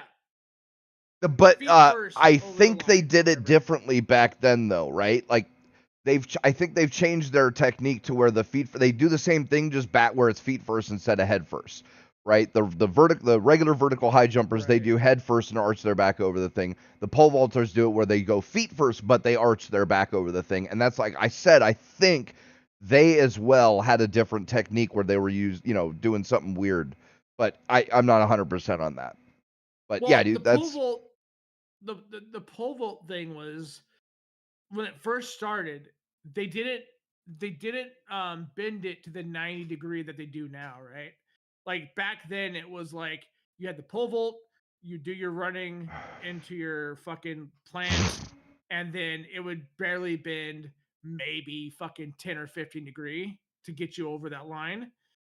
And I think this actually helped them push it to the point where like you could bend the pole like damn near a full 90 and yeah. then launch yourself 6 feet Well, higher that might than also what they were doing. that might Yeah. also be a change of materials, right? Because way back, 1900, early 1900s, they didn't have fucking like, you know, composite fiber, not nylon fiber, but like, No, because they had like, I well, think they had, I think back then it was just straight up like bamboo type yeah, shit, right? right. And then they come out with all Yeah. these like, because it's like the same. It's not nylon fiber, like right, like, and it's not fiberglass, or No, I think it might was have been, like but I think some now like it's like composite fiber carbon infused fiber, composite. like Yeah. the kind of shit that like G36s are made out of and stuff like that, right? Where it's Yeah. crazy shit where yeah, you could literally bend it 180 degrees back on itself and it still won't snap, right? And so yeah, like they're able to just fucking launch themselves because now yeah, they're not using bamboo, right? They're using like high-tech materials and shit. So that's more of Just like a crazy composite shit. yeah, so that's like a technology kind of thing. Whereas the high jump, it was strictly a technique thing. when did we become like? Here's the thing, right? Like, this is the shit that I really do love Yeah. about our history, right? We came up with the best ways to compete against each other without killing each other. Right?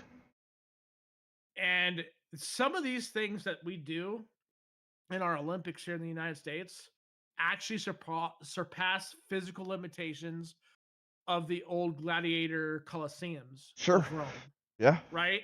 Like, there, yeah, you could sit there and be like, okay, this motherfucker fought like 2 lions and survived, killed them, whatever, right? Sure, that is fucking awesome. I love it too. It's great and all. Right. But can you really say that you have a 9-foot vertical leap over the fucking high jump? Well, Can you they say were that? doing Like, that kind of that's stuff too, great. right? Like they had the Olympics back then. Did they? Yeah, oh yeah. Like, in the, Oh yeah. I could have sort of like the They Olympics started was it, bro. measured by the Coliseum. Greece, well, the Colosseum was there, but Greece started the Olympics, bro, and it was started way back when only men could compete, and they competed like they wrestled naked and shit, like you know But what I mean? but it was like only like, yeah, like you're talking about like Greek and wrestling and stuff, right? Well, So, like, they had discus throwing, they had that's what I was gonna say. Discus throwing, they had spear throwing, they had the fucking archery.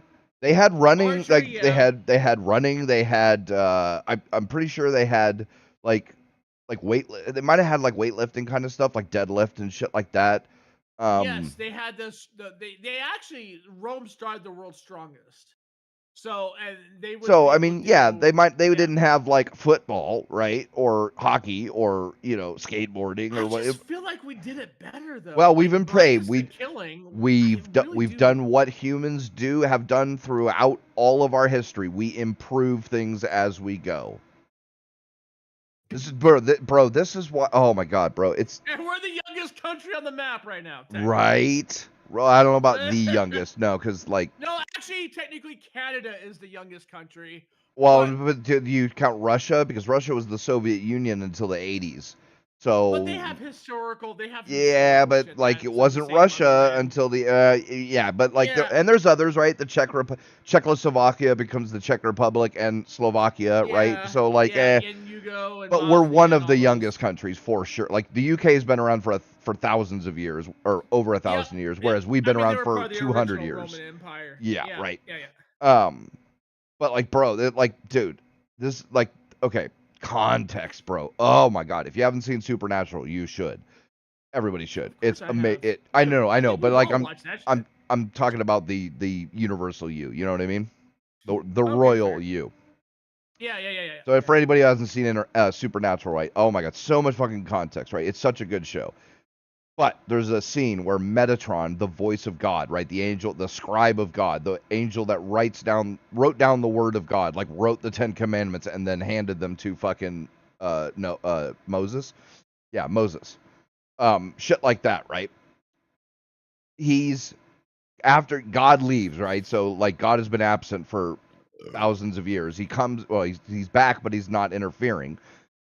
And Metatron, he brings in Metatron to be the editor for his new book, because the darkness, which you find out is God's sister, has been released and is coming to destroy, because that's who God fought in the beginning. God created the angels and the archangels to defeat the darkness so that he could create the universe and not have it be destroyed by her, right? Because she is death and destruction, whereas he is light and creation. So he brings in Metatron to edit his newest and last book, right? Yeah. And Metatron asks him, because because Metatron goes into this whole evil phase and tries to take over the world, and God asks him, he's like, dude, what was that? He's like, it was just a cry for help. Or like, it was a cry for attention. He's like, whose attention? Yours. And he just, dude, God just like, fuck, man. He gets this look on his face, like, oh shit. He's like, and Metatron goes into this whole thing. And then he asks him, he's in tears, right? And he's like, why? Why did you leave? You want to write the greatest selling book, the greatest selling book to ever exist? You explain why you left us, why you left me. And he's like, because I was tired of you guys disappointing me. And he's like, no, I know that the angels were a disappointment, but you're wrong about humanity. They are your greatest creation because they're better than you. And yeah, sure, they lie, they cheat, they steal, they destroy, but they also give and create and laugh and love and dance, and above all, they never give up. And bro, it's like, bro, facts, dude. It's like you You want know you his want a white sister. pill on humanity? Like there you, bro. Humanity does not give up. And honestly, bro, they go about trying to make things better wherever they can. You know his sister is based on extraction of one's own impurity, right? Yeah. Why do you think I love Diablo so much, dude? Yeah. Like seriously, no, I'm Bro, serious. that Like, extended opening video with or not dude, opening, but like with the trailer video where it's Lilith versus oh my god, who's the it's not Galadriel, it's not who's it's the angel fucking it's oh my god, dude. I know who you're talking about. It's the archangel that fucking he's trying to get his way back into heaven. Yes, God yes, fucking bro, damn, I that know. video, dog. Oh my god, bro. I have watched several reactions to that video, and Dude, it's like, it's the deepest motherfucker, philosophical thing it of ever, really right? is. No, it really is. He Because like I he think thinks he kills her, and he's just like, okay, I've done it. I've corrected my mistakes, which has included killing his son that he had with Lilith. And he's like, what more do? And you know, heaven doesn't answer. Of course, it's like, nope, you have been abandoned. Nothing will ever be good enough for you to get back. And then she bro. fucking offs him, dude. Like, And bro. dude, this is why like I this is kind of why I love debating Blue, because Blue doesn't understand this. It's like, dude, you have to understand the levels, like the amount of shit that like Lilith goes through with her father to have a Inarius. child. Inarius, yes. Inarius. Inarius. Yep, Bro, Lilith versus and Inarius and his and their army battle in hell, dude. Like like Inarius was I'm gonna originally watch it right like, now. yes, Inarius was one of Lilith's first captors, right? Like he got captured by her, technically speaking, even though he was in the cell that she was in charge of Right, in her father's estate, right? In hell. She literally started off the entire thing as, I just want to get information about heaven. right, And then later she falls in love with him. right. And he falls And in he love falls with for her. her, and they have a kid, which of course Yes. that is And he the turns out to be the most based motherfucker in the entire universe of Diablo. Like, he literally has all the answers, and he's ignored by both his mom and his father to yeah. save themselves. Dude, it's the levels of magnitude of 4D chess that I've ever seen in video game creation. I hate that nobody recognizes I this. know, right? Yeah, the writing for Diablo is actually, oh my god, bro. It's so I've good. watched some So reactions to good. like all of the cinematic videos for all the oh my god, for all the different Diablo games, and you go through this stuff, bro. The story with Diablo 2, the Wanderer or the Traveler, right, and all this shit, and they go through, and then it's he thinks it's fucking Tyrael, but it's not. It's fucking, you know, I can't remember. It's not Diablo. It's like It's Diablo's no, second in command. it's fucking it's his oh It's like my god. Mephisto or something like that. Yeah, Yeah. yeah. Oh yeah, dude. Yeah, it's That I think it is Meth fuck. actually. Yeah, I think so. But But like all of that, dude. Oh, dude, so good. dude, like I swear we've had this conversation before. Yeah, we have. Like Yeah, Diablo is literally based on the Bible. Like yeah, the yeah, original creators even said that. They're like, yes, the characters are named yeah. like These slightly different, angels and the but they demons are and all them are canon characters in the Bible, and like they play it out as yes. if, yeah, what if we took all these and they were still duking it out like Oh, fucking after, yeah, dude, the Bible. the original creator, right? God himself, right? They painted him as a dragon of good or whatever in the Diablo universe. He had to extract his own evil because he had negative thoughts about the entire universe and how it shouldn't exist. So he extracts it from himself. It becomes the ultimate good, and then Yep. there's this ultimate fucking evil, and these two clash together, and that's where all of the fucking life and creation comes in as the Big Bang thing, right? Because that's what happens when evil versus good happens. Fucking yeah, dude, I could talk about this shit forever. Yep. All about this. They clash, the fucking worlds are made, the heavens are created, and the evil dies, but his body creates hell, right? Like everything of his cells actually creates the primevals to where they're at. Yep. And so it's literally between heaven and hell, but there's no earth. There's nothing. There's zilch. Fucking Inarius gets captured by fucking Lilith, Right. and fucking Lilith interrogates him, Yep. and Inarius is like, "Yo, she kind of thick though, bro. Right? Yeah, right. Let's Right. go, Thick ties save lives, dog. dude. True, Bro. and straight Even up, in hell. Inarius, Even for Inarius angels is and like- demons. Inarius is like, "Yo, girl, what's your fucking digit?" And she's like, "You know what? I'm not really feeling it, but you know what? Let's I'll give it to smash. you because Yeah, you we'll have smash. wings. Let's see what happens." Yep. They both get tired of the war of good versus evil, which is, by the way, is an entire replication of what today's demographic is black versus white. Right. Like, dude, it's so representative of everything. And if you read the Bible, everything that happens in the Bible, you can literally match it up to everything that happens in Diablo, dude. It Bro. is insane, dude. Bro, this dialogue. So the soldier returns, and with such purpose, no longer the conflicted soul I left behind. Fuck, bro.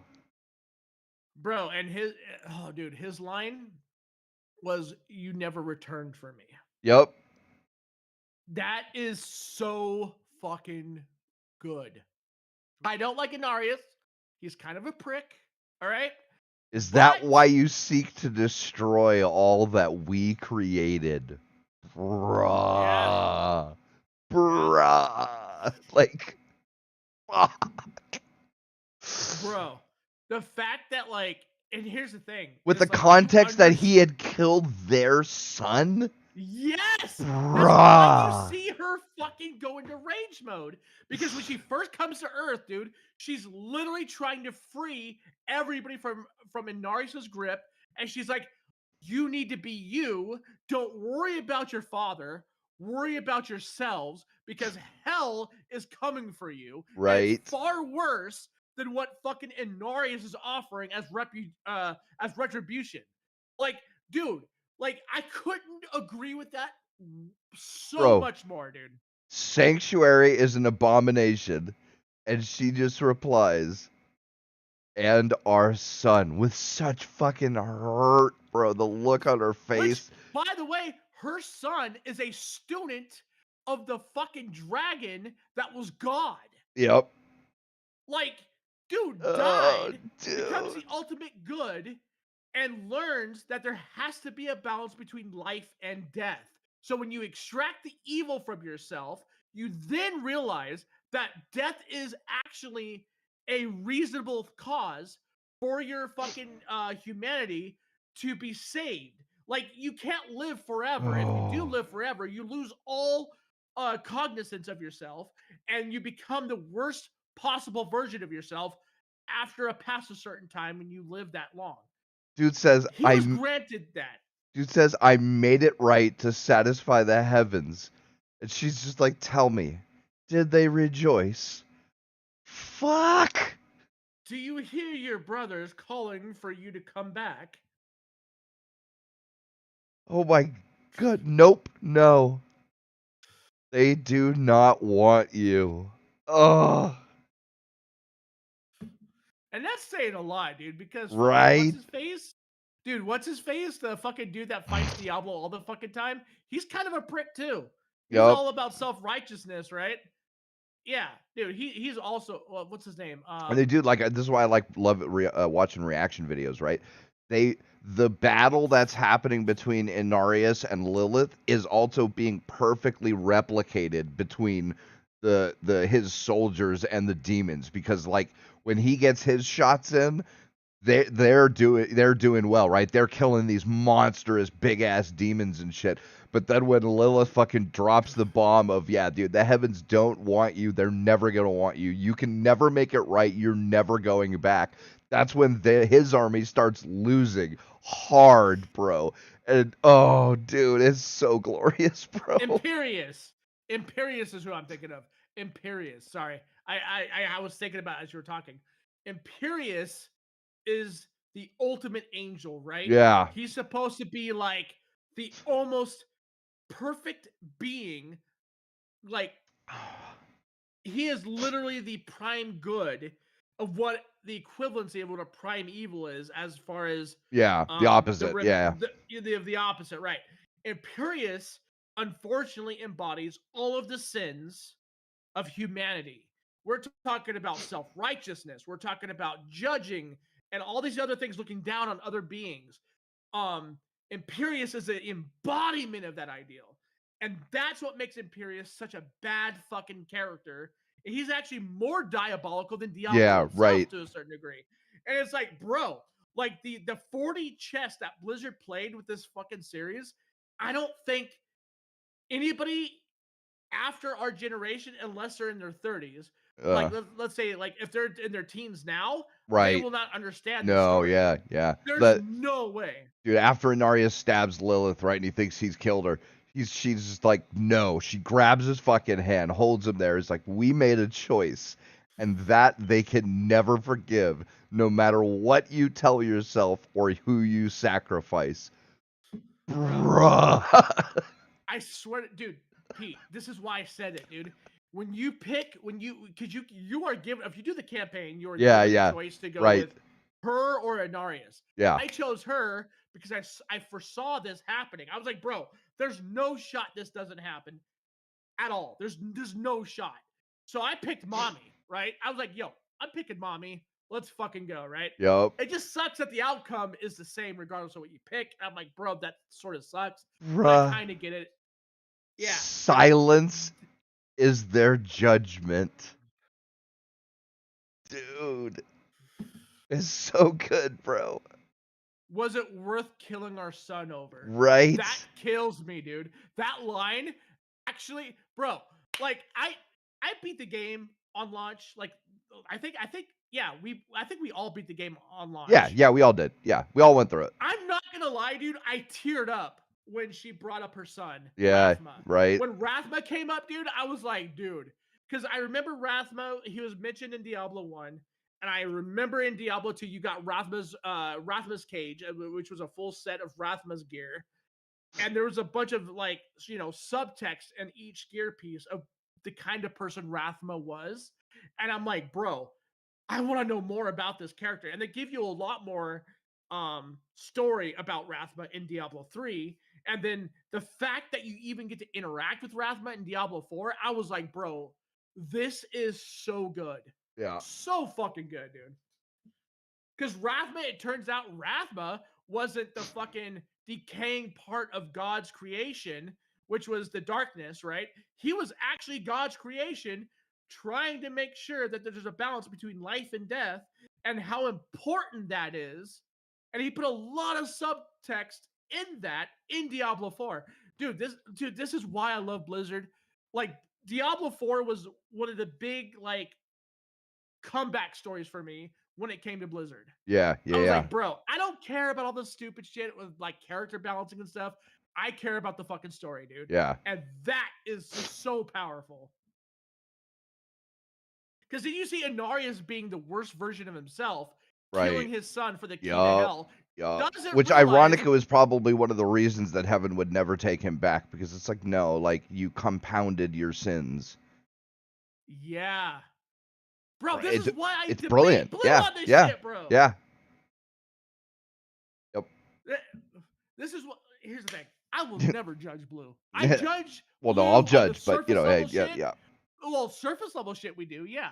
But we don't know like all the details as to why he sure, got there, right? Yeah, Other than the social shit, which social shit, to be fair, that's just one-dimensional bullshit, right? But there's always somebody's struggle that gets them to a point where they're at that current point of their timeline. When you see Inarius's and you're like, bro, this is literally humanity. Like, this is humanity in a fucking nutshell. This is the oh, dude, this is a great line. I can't. What's the movie? It's Brad Pitt that says it. I think. Is it Troy? No. Fuck. Oh my god, I gotta look this up because I just saw something about this.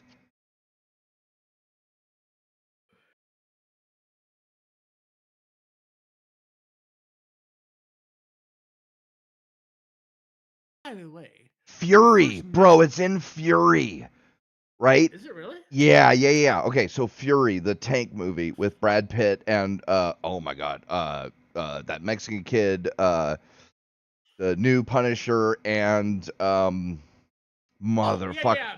Nose the guy. the crazy capture the flag dude. The world's biggest capture the flag loser. The guy who went crazy. Um Fuck. Okay. Let me get to the, let me get the fucking cast list. Brad Pitt, Shia LaBeouf, Michael Pena, John Bernthal, right? So he's talking to the kid, the new kid, and ideals are peaceful, history is violent, Actually, true. right? Like the most That true thing actually- anybody has ever fucking said, bro. Because it's a generalization, like based on current ideological sets of views. Anything, right? Anything. Like, yeah, dude, I ideals, mean, anything technically. yeah, yes, are always absolutely peaceful. anything. And but It's like, open. dude, history Yeah. is violent. Like that's people, right? And it's the same thing with like, oh my god, like It's a literal lesson principles, to- right? It's like, Yeah, yeah, it's so that principles history are doesn't great, repeat bro, itself. but like the real world is like more complicated than your fucking high-minded ideals, right? Like that's just how life is, you know? Yeah. And it's like people All who's right, like, Casey, oh, I will. I'll never compromise on my ideals or something. It's like, bro, then what you're saying is you're never going to be placed into a situation where, like, you know, shit hits the fan. Because it's like, I'm sorry, you can't go through life and be a perfect, you know, you can't and perfectly hold on to your ideals because the world is also- not so black and white. That also falls in line with about 13 different prophets in the Bible. Right? That co-lines with. Dude, even the biblical prophets, like when it came time, it's like, no, I didn't know him. When talking about Jesus, right? Yeah, Even yeah. the people who knew Jesus and talked with him, walked with him, prayed with him, watched what do him they do call miracles, experienced Yes. the Last Supper, even they The abandoned witness- him at the end. Yeah, the witnesses, and what was the other one that they were called when it came to the judicial system, right? What was the name for it? It's not a name that we use now, but it was a name that they used then. I can't It was- remember. I can't remember either. Yeah. It's bothering me. But they would the fallacies, right? The fallacies. Like, they I don't would think that's right, actually- but I don't think it's right either. But like, I'm just gonna go with it. All right, but we both know what I'm talking about. yeah. So these guys would sit there and say, but you didn't do this right. You didn't Yeah. do this right. You didn't do this right. You didn't Yep. do this right. But it turned out he was never wrong, and he was doing exactly everything that he was supposed to. But everybody that witnessed the thing said that you're crazy and Yeah. you shouldn't do these things. Yes. Yeah. Okay. All right. Yeah. So, in a in a very basic term, guys, Diablo is fucking correct, bro. And I'm not talking about Diablo himself, by the way, because Diablo, Right. in this case, Morningstar, right? Like, nobody's talking about Morningstar in this or any of that stuff, right? Yeah. It's the principality between humanity and its creation and the ideals versus their self-destruction, right? When it comes to their ideals, where ideals are peaceful, but they can lead into self-destruction if you're not careful. Like, that is such a good thing, because the entire point of Inarius is he's coming from the heavens, right? This motherfucker is like God sentient, right? Like, he is right there with the angelic council. He Yep. knows everything about everybody, period, right? And he still comes down to fucking hell, challenges Diablo, gets his ass beat, gets captured by Lilith. Then he finds out there's more to this war than just good versus evil. Right. This is about fucking personal fucking platitudes in which they can achieve to become better, right? And Anarius, that whole point is missed on Anarius. Anarius doesn't even look at it that way. Anarius is looking, yo girl, what's up? Yup. You know, basic bitch shit, right? One-dimensional shit. By the way, this is a super powerful fucking being, by the way. Hey man, Angelic those Council, tits the whole nine. and those thighs, like, bruh. I mean, Bro, there's a point in Diablo 3 where I showed him my demon and he was not scared. yeah. Bro.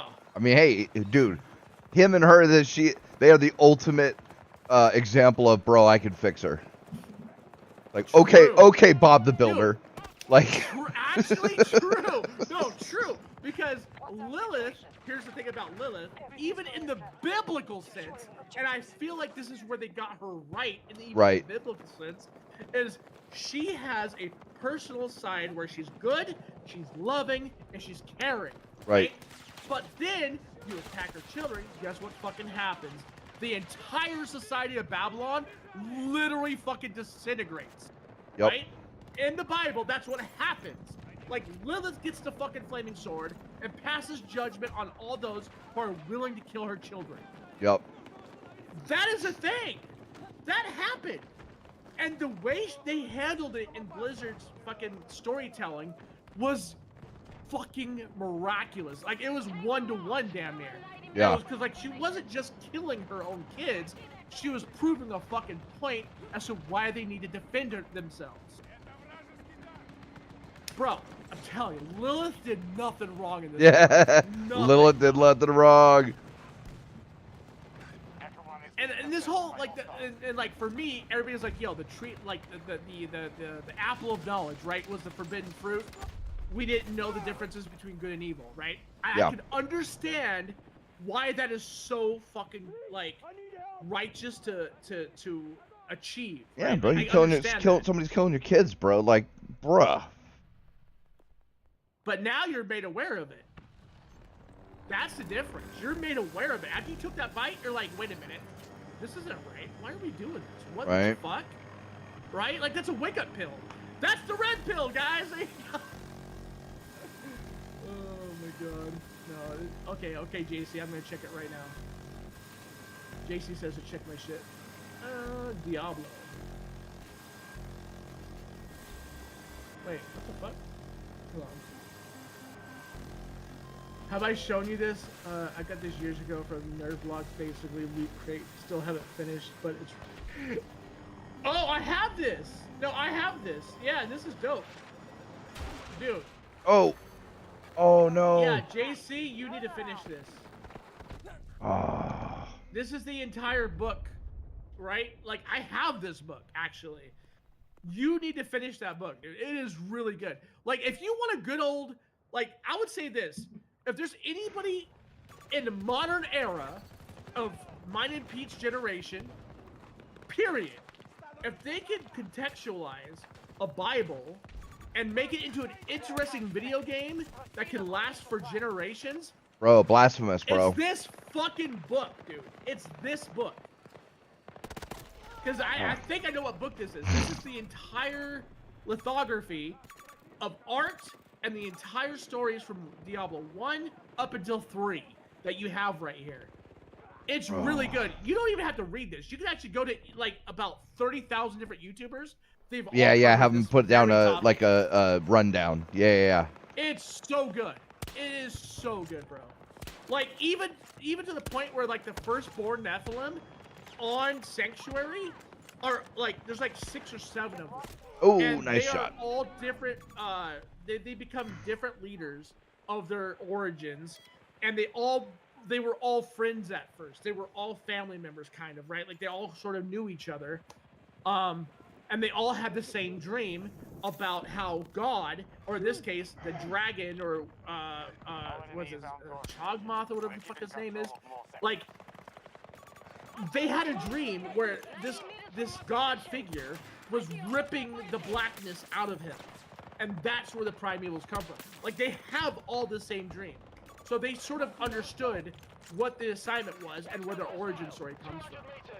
And this is before the Angelus Council discovers that Sanctuary even exists. Bro, I love Diablo, dude. I love Diablo 2 goddamn much. Yeah, I it's know good. more about Diablo than Bible, bro.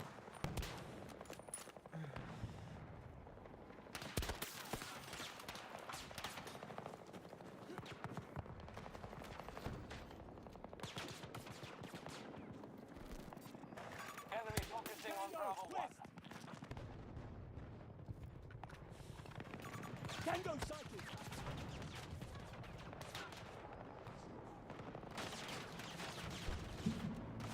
Oh, fuck this chopper, dude. Enemy helo. Southwest. I would even say this, like, Diablo 4 and the way they actually went into the fucking depths between Inarius and Lilith, I love it, dude. Because Diablo 3, they talk about it. Yeah. They talk about Inarius in 2, but it's very lightly. 110 meters In away. 3, there's an entire segment when you get into the Angelus Council or the Fall of Heaven, and you start doing the quests there, where Inarius and Lilith have an interaction in their voice, and it's really good. Yeah. Like, am I really doing the right thing by the heavens for fighting against the darkness? Or am I only prolonging this Found trouble. war? About 60 meters from my position. That is such a powerful thing, because like this is a struggle that humanity deals with every fucking day.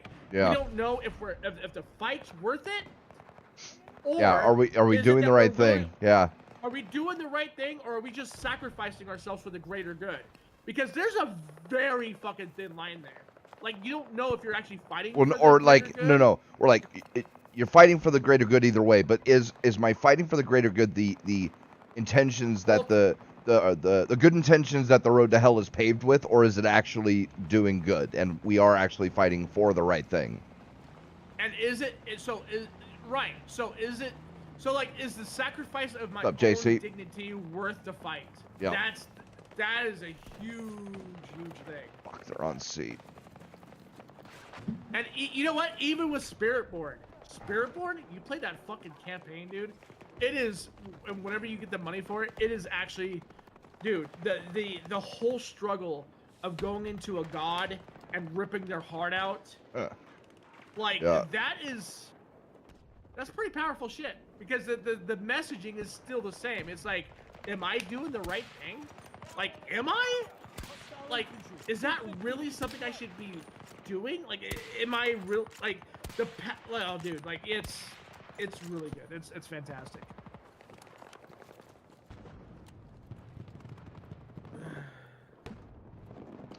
Yup. Now, if someone could make something similar to Silent Hill, that would be cool. Yeah, bro. Silent Hill 2, the remake of Silent Hill 1, bro, on Steam. I want it. I was gonna say Silent Hill 1. Yeah, good fucking Wait, are they gonna actually good do the game. remake? Yeah, it's up, bro. It's out, and it's Oh. pretty fucking good apparently. Although it runs kind of, sort of like ass, but I don't give a I fuck. mean, If it'll do 60 thinking- solid, I mean it's a single player. If it'll do 60 solid, I'm good. I'm gravy. bro, I was gonna I can say work through like, it. like, let's be honest. Like the first one kind of ran jank, but we all liked it, right? Right? Gotcha. And the huge thing about Diablo, I'll end it off. I'll stop talking about Diablo after this, if everybody's getting tired of it. I mean high powered. I mean long barrel. Diablo, when it comes to the fight, evil versus good, it always starts off with self-sacrifice. Yeah. It is a huge What the fuck? huge thing. Gotcha. There we go. And I think that's such an important message. And I don't. remake and I think for- Quinn got it, and I do believe Asmund got it. Oh, is it? They Oh, both sorry. Got it. JC, is it a Silent Hill 2 remake? Is that it? I thought it was 1, but maybe it's 2. Either way, like it's on PC, it's on Steam, it's available now. I'm pretty sure. From what I remember, it's available now. So like, yeah, when I like sale something, I'm going for it. Like that'll be. And by the way, U.S. troops assaulting on there's object. one author that nailed this before Blizzard did. And he added a bunch of shit that Oh, Blizzard didn't think to add. yeah. That's J.R.R. Tolkien, ladies and gentlemen. That is called The Hobbit and the Lord of the Rings. Look at the original origin shit of where the Lord of the Rings comes from. Yeah, JC, it's been out for a while, quote unquote, but like a while is like it's not like 3 months or so. Like it's not been that long. Like Another kill. shit. I ain't tired of talking about Diablo. Perfect, because I could go on for fucking ever about this series, dude. Bro, like, oh my god, what's her name? Akara, right? Akara. Fucking what's her face's mom? No. Dude. Wait, the one that's in 2, that's in the first town, or the first town, the healer chick. Yeah. That's yeah. not. It's not Akara. It's is it Amara?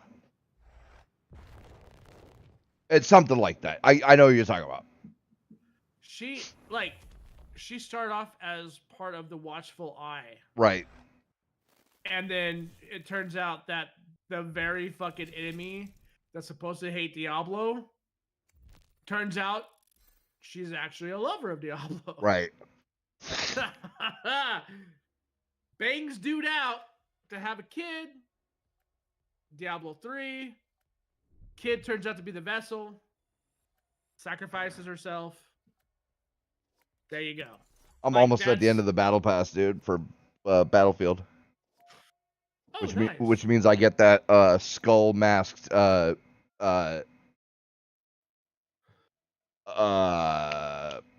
Also, Skull Mask, I looked this Gilly. book up on Amazon, and the Book of Cain is one of 5 collections. Oh. Yeah, dude, the Book of Cain. Yeah, so the Book of Cain starts off with oh my god, what is fucking Cain? I didn't pay attention to so much of the subsections of these groups. I know Cain is part of. Oh my god, what's the name of that fucking stupid Cain thing that you get in Diablo for the Haradrim?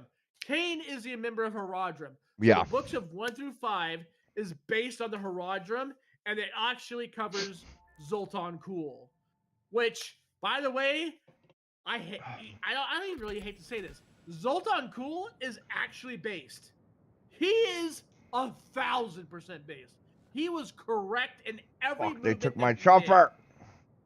did. His Bro, we'll suck dick to his- be chopper pilot. Like, fucking, come on now. Book 2 is Book of Tyrael. Is this it? I didn't read Book 2. I remember reading Book 1, and I think that's as far as I got because if I remember correctly, that's all that was available to me in Anaheim when I was living in Anaheim. Yeah, that shit's hard to find. Yeah. Like, without like without Amazon, right? You know what I mean? Like that. You find Without a game, Amazon, you find a yeah, gaming yeah. store that's got like books and shit, and it's like they might have one, right? Like they don't have the whole Ooh, they have series a or. complete book of this? I might actually be willing to buy this actually. Ooh, the Haradrim Vault. Yo, this actually looks kind of. This actually looks Sector Charlie. really good. Have What the secured fuck, more sectors than the hostiles. bro? Objective marked. Wait, this is by Matt Burns. Wait, this is by. Wait, Matt Burns did the fucking stories of that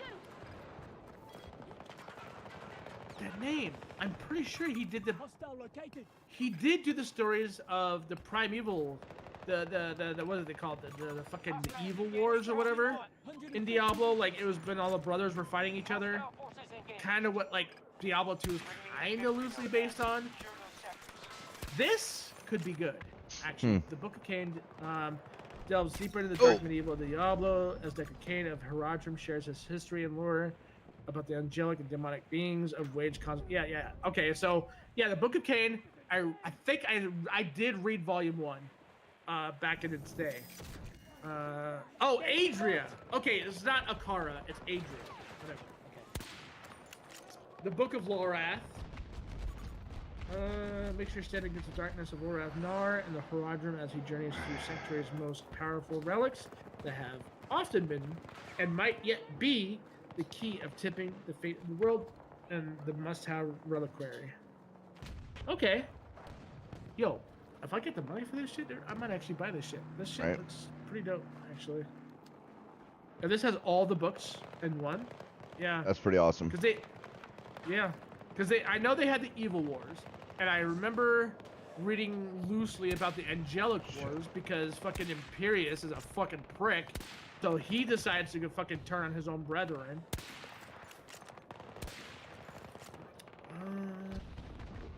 Yo, Shit. 632 pages? That's pretty good. I might actually get behind this. Fuck. Wait, Matt Burns is a young guy. Or he looks like a young guy. Huh. Okay. Cool. Yeah, definitely. I might actually check this out. This looks... Wait, $9? That's There's good. no way. Somebody selling it used or something? Wait, $9 saved. Okay. Ah, yeah. That's a little more. That's more I can likely. order it from Walmart. I can order it from Walmart for... Yeah, $15.99. give me the fucking shopper. Yo, $15.99. Let's the entire go. fucking, the Herodric Vault might be worth it, actually. The enemy is moving on Alpha 1.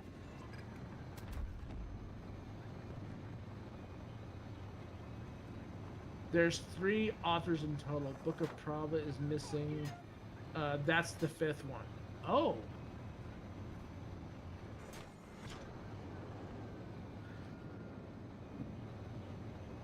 Give me, how about this?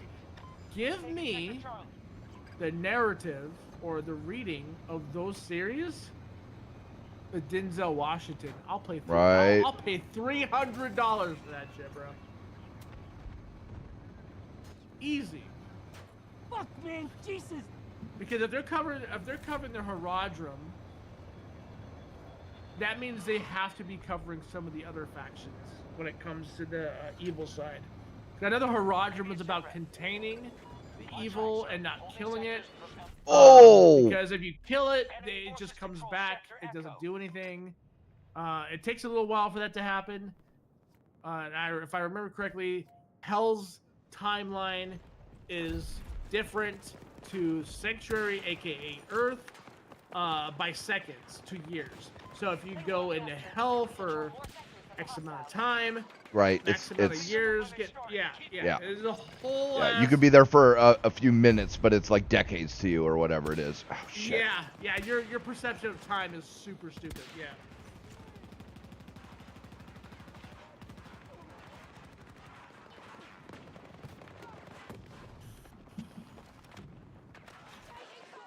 I'm telling you, like, you know what? Yo, Metzen, bro. For the Horde, I'm right there with you, dog. Or the Horde. If you ever need someone to explain Diablo lore to anybody, yo, I'm your boy. Right there. I'll explain it, and I'll go into the deep philosophicals of every fucking thing that happens in that entire series, dude. Easily. That'd be the easiest job on the planet. I love this series. I wish they did. They took as much care with World of Warcraft as they did with fucking Diablo, because like, dude, World of Warcraft turned into a fucking fan fiction. But you know what didn't turn into fan fiction, right? And it What? actually retained its roots? What? StarCraft. Yeah, but StarCraft hasn't had an entry since fucking 2. Right. But what's Blizzard good for? The redemption arc. Yes. That redemption arc that It was Blizzard does amazing, is bro. So Oh, good. bro, I've watched through the video, the movie, StarCraft 2 movies, right? Like so many times, and reaction videos to them and shit like that. They are so good, bro. Like that, watching that as you watch that as a movie, and you're just sitting there like, bruh, why didn't Blizzard pay this studio, buy this studio, and then pay them to do a fucking StarCraft series? Like, what were they thinking? You know, bro, it's so amazing, dude. Like, oh man, when fucking when Raynor and who's the new guy that they introduced? The one that bro. Oh, Phoenix? Are you talking about Phoenix? No, he's not Phoenix. No, not Phoenix. Phoenix dies, right? For real, right? And then who's Zeratul? Zeratul dies in the second movie and or the third movie, the third game, and then passes the torch off to the new guy that they've introduced, right? Who is pretty badass, right? He's the one that's supposed to unify the Protoss. I cannot fucking remember his name, bro. Oh, but Mal'Ganis? No, that ain't it. Sorry, I have a I know huge, there's like, so many Protoss- fucking names and shit. Yeah, it's like Protoss names and their shit, and I thought you were talking about Mal'Ganis. but it, like right? that guy, right? So Raynor and that guy are sitting at some fucking world on some outpost that gets fucking overrun by the evil Zerg forces, and he's planting the gun and the dog tags of a soldier, and that dude asks him, he's like, "Oh, did you know this warrior?" And he's just standing there, and he turns to him, he's like, "No, but I know his story." It's like, bro, like. You have I'm not no gonna lie, right. dude. You have no right dropping that fire of a line in a Dude. fucking StarCraft movie, dog. Like, Russian attack at one of our I know his story. Oh, bro. Hold on. What's it called? I'll watch it right now. What's it called? I can't. It's principal. It's in the third. It's in the third movie. Third movie, Raynor and Tassadar. Tassadar, that's his name. Raynor and Tassadar. Raynor and Tassadar in the third movie.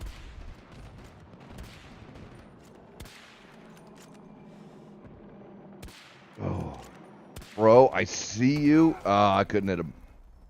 Is it the sacrifice or death? I'm gonna say it's the death, right? No, it's not any of their deaths. They're just standing over an outpost that got overrun, right? The death of Overmind. All right, let's see.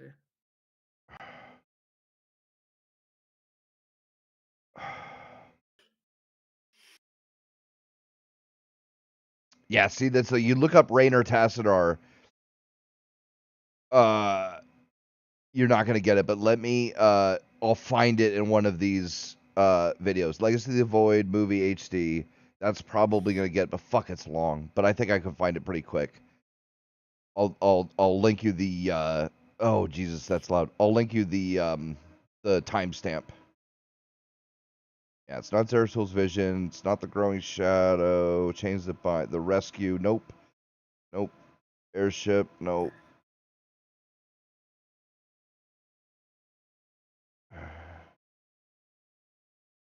Bro, so I don't know why I didn't think about this until now, but Blizzard has literally nailed all aspects of how we look at life in a nutshell. Here it is, We bro. have Here it is. religious- And this isn't even like this isn't even one of the best because I'm putting it in chat. Bro, there's also the scene, bro. So Zeratul faces off with Tassadar while he's evil because the big bad, I can't remember his name, has taken him over because he's still got his nerve cords, the right? hive mind, right? No, the big evil, right? The evil god that's like controlling the hive mind and trying to wipe out the entire universe, right? Right? That's and the one that Carrion goes in and says "fuck you," right? yes, yes. And Yeah. Zeratul and him are fucking dueling, right? And it comes down to like a samurai showdown. Fucking Zeratul's injured. He's not going to be able to actually kill him, and it doesn't matter because even if he killed him, he's got all the other Protoss anyway. But he's going for his nerve cords, trying to cut him, right? And he's knocked down, and he just starts slowly standing up, and he just goes, "My life for ire." Not only is that one of the most iconic Protoss lines ever, him saying it because he's a Dark Templar and they were exiled from Ire because because of their because they became Dark Templar. But the fact that he says that, despite the fact that him and his whole fucking clan were exiled, like he is still fighting for their homeland despite not being able, like even when they were there, he was not able to be there. Bro, it's so fucking powerful, dude. Like this whole storyline, bro. It was Rainer that does that whole like kneeling. Yeah. Rainer says, "I know his story." Yeah, bro. Yeah, because Tassadar is just like, bro, do you know this warrior? It's like, no, man, but I know his story. Like, bro, how are you gonna drop fire like that in a StarCraft movie, right? Or a StarCraft cinematic, right? Like, Right. Yeah. Hostile down. The hostiles just secured like I the said, perimeter. there's tons of others, right? Like, that's not the only one. That's just one of many, dude. The scene with Kerrigan and Raynor, the final one, where she's becoming a god, basically, and she fucking makes them both, brings them into, like, some extra dimensional space and makes them both look human again so they can have a moment before she fucking goes and battles the big evil. It's Fucking, to be a reminiscent of oh. how Rainer looked at her, right? Right? Because it didn't matter, dude. It didn't matter what she was as a person. Or like, Well, what she it turned did, into. but it, like, because that's the thing. In the second, Like, he in the fell in love second with one, her, right? But in the second one, right? In the second one, she becomes quasi-human again, and he's fighting for them, and she keeps telling him, "No, I can't. We can't be together until I kill Arcturus, right? Because like she can't give that up, right?" And so Raynor she thinks Raynor dies, and she goes full on rage mode. I don't remember some of this, bro. Like, I must have really skipped through some. Bro, she goes full on rage mode, right? And then Raynor she figures out Raynor was actually imprisoned. So she becomes the Queen of Blades again to get him out. She shows up to rescue him, and like the first time he sees her, he sees her as she was, right? But then like the fog like clears and it's her as the Queen of Blades, and he's just, "Oh, darling, what have you done?" Right? And she's just like, "What I had to get you out." And he's like, and so she's like, "You were the only one to ever believe in me. Do you still?" And hands him the gun that he was gonna use to kill her, right? The revolver. Fires into the wall, right? That trope. And then he's like, after we finish this, we're done. Right? Bro. But then they face off against Arcturus, right? Yeah. He saves her, she kills him, and afterwards she's just like, she's so at peace. Even in her Queen of Blade form, she's just so at peace and okay with everything. Actually decays in a cinematic, and No, it doesn't. No, it doesn't. No. You're thinking of something else. Yeah, no, she's still Queen of Blades, but she just, the look on her face, right, and her body language and stuff, she's just so relaxed and at peace and like everything's okay now, right? And Raynor's standing next to her, and they're just kind of staring at this beautiful sunset as all the Zerg that she was controlling, go away from the world that they're in.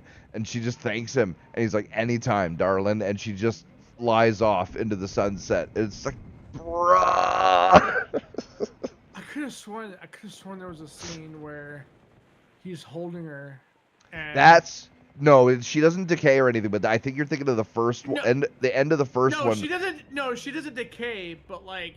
So okay, yeah. So at the end of the first one, he finds out that Tychus is, has betrayed them, right?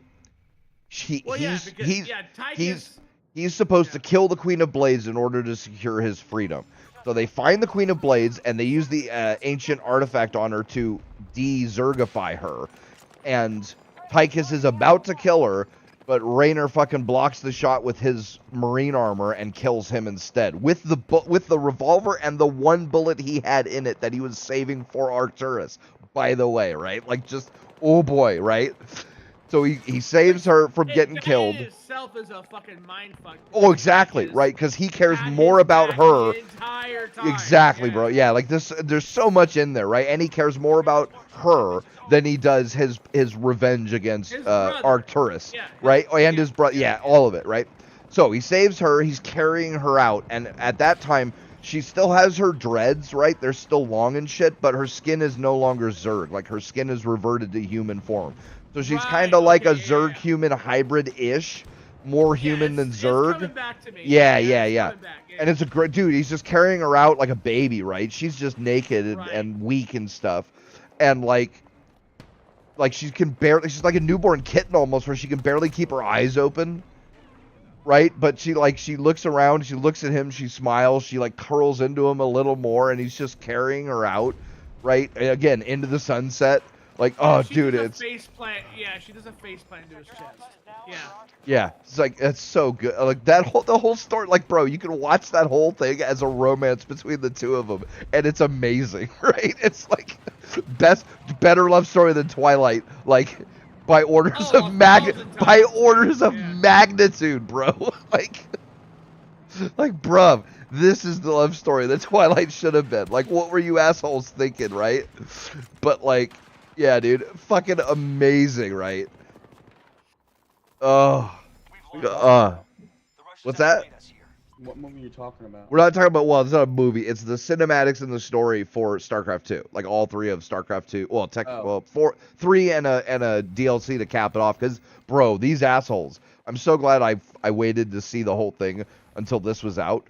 These assholes ended the third game on just after Tassadar and the Protoss had defeated. On Tassadar on the No. The third game, right? The Protoss game. Because first one was Wings of Liberty, and that was Terran. Second one was Heart of the Swarm, that was Kerrigan and the Zerg. Third one was I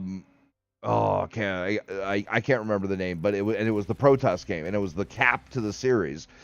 The third one, well, I guess they were planning on doing a fourth full game that would then continue Kerrigan and Raynor's story and Tassadar's against the big bad, right? The god bad. But the third one ended right as Tassadar had liberated Ire from the Zerg. Mm-hmm. But that didn't end the love story, or the regular story between Kerrigan and Raynor, or the enemy god story. So they were gonna do a fourth game, but they ended up not. See you later, JC. They ended up not, and what they did was they just dropped like a little tiny DLC that was just 3 missions, one each of each race, and that ended up being the cap to all of it because it just brought it all to a head really fucking quick, and then ended off the love story between Raynor and it. But like I said, I'm so glad I waited until after that dropped, because if I had just seen the end of the third one and the story between Raynor and Kerrigan hadn't been resolved, I would have been fucking furious. The whole reason I was even playing those games was to find out the story between Kerrigan and fucking Raynor, dude. Like, that's the only reason I cared about that shit.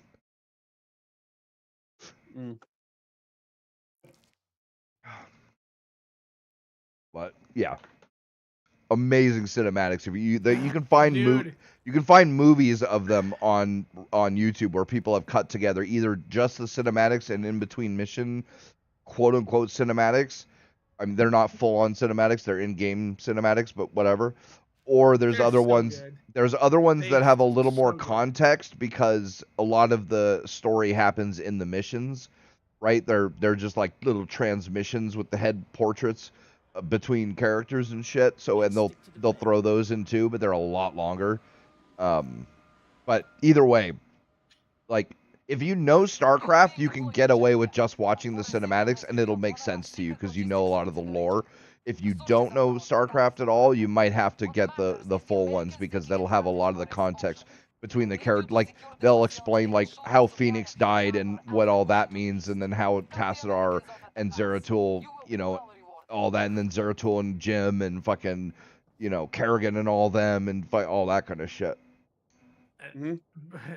Bro, there's so many fucking levels. Oh, dude, bro, yeah. Dude, there's so many levels because Akala, so much context. So Akala is technically the hive mind of the Protoss, right? Right. Well, so the keeper Akala, of it. Yeah. Right. All so, the like, memories Akala, and knowledge of the Protoss is kept within her. Right. And so Akala, she actually indirectly in Brood Wars helped create the Zerg, right? Right. Like the Zerg was an experiment to see if they could actually have a species aside from themselves that could be at a basic level, but actually retain all of the memories of the Zerg, but live a different life, right? Like the Zerg was trying to separate themselves from their technology. That was like the whole point of it. Right. They were, and that was according to the will of the gods, because they were trying to build the ultimate physical form. right? The Yeah. ultimate animal that needed nothing other than their physical self to be to be able to conquer the galaxy. Whereas the Protoss were the ultimate in like mental shit, where like, you know, they have their hive mind and all that shit. Oh my god, dude, I'm doing dangerous shit here. So many different levels here, and it's like, bro, like Missed it. I skipped through so many of these cinemas, like because like I. Or you might love just the not game remember so them, much. bro. Like you might have watched them, but it was like I one beat time this way back game, in the like, day. But bro, that fucking was twice, dude. With but all that the was so expansions. long ago, dude. Like when was the last time you booted up and played the campaign for StarCraft and actually beat it, right? Right, because I was focusing on my fucking Onyx leveling in fucking ranked. I was right there, like the top. Gotcha. Xbox, record that. I was a top oh 100 shit, that's a player fucking of tank. StarCraft 2 in my early days. Like, goddamn. Ching. Now, Yep, now give I'm me thinking, my ammo. like, bro, there's so much more than that. Like, Oh I yeah, love yeah. it. I love StarCraft lore. There's so much of it. So, what I was trying to say earlier was, I think Blizzard has nailed the basics of humanity in all of its fucking glory, right? You have Diablo, which is religious based, Right. and it's based on the Bible. With It's the based on whole like straight good versus evil, with the twist of good can be evil and evil can be good and shit like that. Yes. Yeah. And And StarCraft then is you the have overarching like primordial essence of yeah, humanity right. for survival versus the odds. Versus and all the odds, different everything, right? The Yeah. Zerg, dude.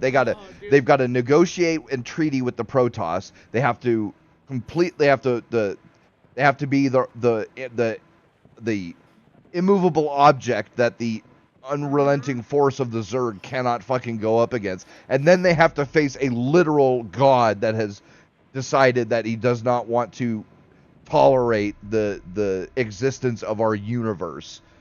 Yeah, bro. Yeah. And Warcraft touches on what?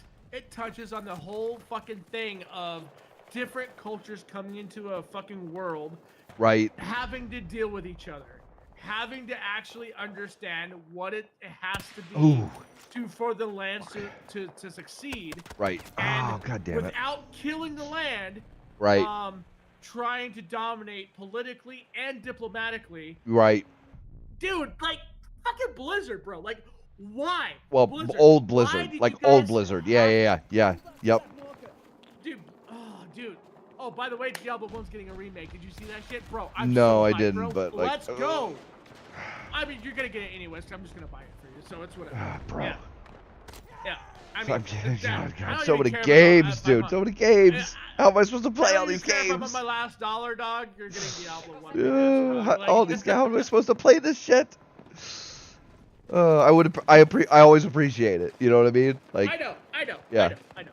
It's just Diablo is something that I'm yeah, so no, for sure, about, dude. That's why I buy Blue Ori. That's why, you know, like, and it's just shit. I hate it. Like I hate it when people buy me games and I don't play them, and I hate it when I buy games and people don't play them. Right? It is what it is, though. But like, I wish you would play Ori because it's such. Saw something in Ori that bro encompasses all these things. Right? Bro, you watch the cinematics for Ori, right? Or you play through it. Oh, I almost had the pilot there. That would have been great. You find out the big baddie isn't really the big bro, baddie. all he wanted was to be loved, dude. And he's dying, and he goes back to his dead parents' corpses and crawls into them and cuddles with them. And it's like, what? How you motherfuckers.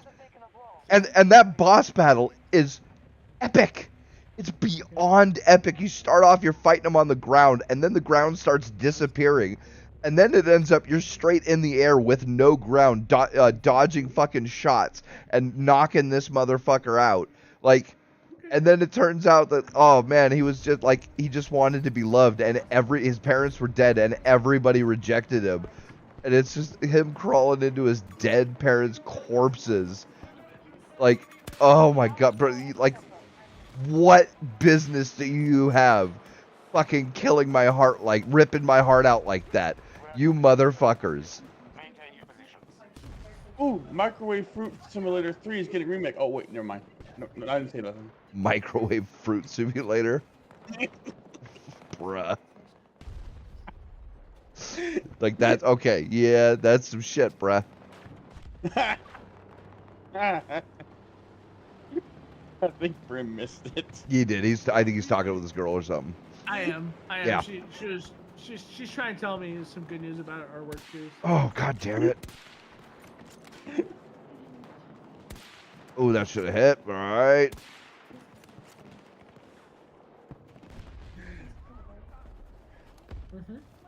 All of Charlie sector is in enemy hands. All right, cowabunga it is, motherfuckers. Go! Even if I Missed it, died, Brim. even if I died, that would be. You guys aren't gonna catch it, even if you started my stream right now, bro. That was the most Yeah, I am. wicked shot with the revolver, dog. Ah.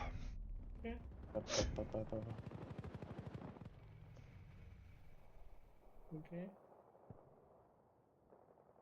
Did they get that? Is that what? Yeah, that's got to be what that our chopper's doing with theirs. Fuck. What are you sad? We're supposed to have a good Fucking night. E It's again, dude. okay. God damn it.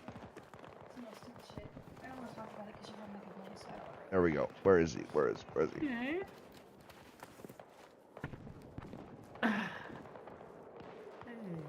Fuck. You know about something?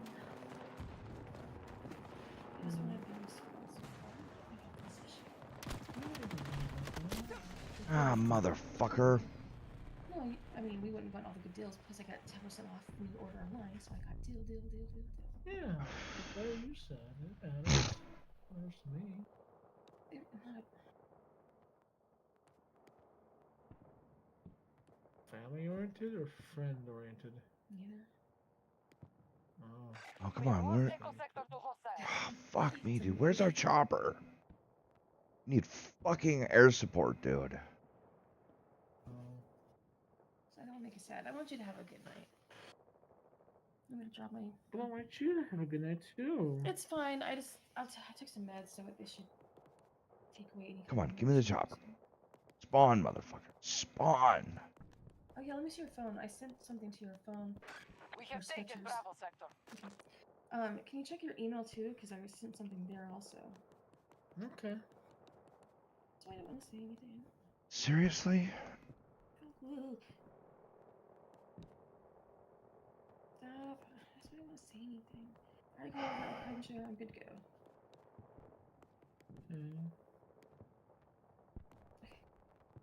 So 2 pairs of shoes. So now I just need my Yeah, that's pants good. and That's your really belt. good. Yeah, that's saved a lot of money. That's good. Yeah, and at first I couldn't find them, and then actually, when I come up from the shower, I actually looked inside your shoe. So yeah, 2 pairs. Okay. Come on, dude. And they were going fast. Like the other one, like they only had 1 pair, so I switched stores, and this one had 2 pairs. And this one's it's like Is it There my we go. shoe? Because that shoe is actually kind of rare. Vehicle Yeah, it's your shoe. captured. That's why I got 2. Secure. It's wait, you get 2 of my shoes? Yes, that's what I told you. I just bought 2 for $85. Oh. What about you? More sectors than I don't others. need shoes. I already have shoes. I just need work pants. Okay. That works. I thought you. Oh, you thought I only got 1 for 85? No, I thought you were getting like a pair for you and me. No, they're both yours. They're both. Oh, you got okay. Yeah, because those are foreign, so fuck it, I'm gonna get 2. BRB guys. Hostiles have secured Bravo sector. So I figured. What the fuck, you know?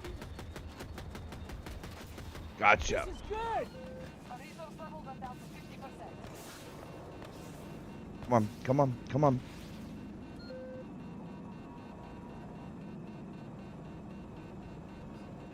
I just got blasted in the face by a giant cannon. And what? Final Fantasy. Yeah. Yeah, that happens. Yeah, I'm not sure you noticed that comment. I was trying to bait Brim into saying something about that. I mean, I would have to take the loss on that one, but still.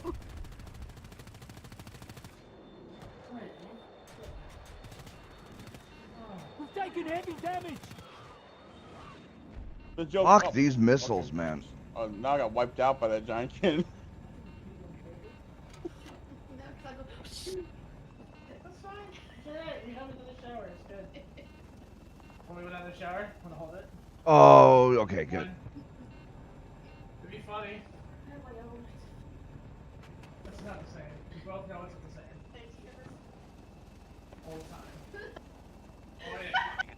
You wanna watch? I'm gonna do it right now. I'm just gonna all over it. Yeah. I'll do it. You wanna watch? I have no problems with you that like watching me that do it. Oh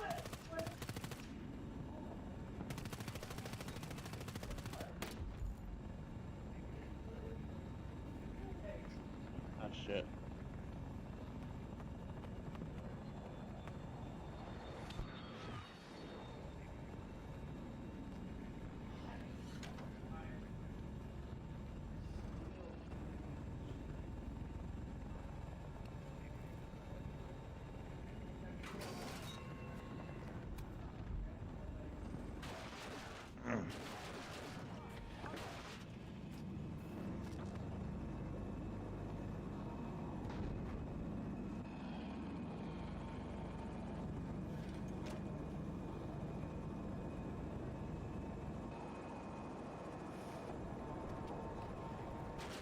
Well, shit! Oh. Fucking CRAM. Ugh.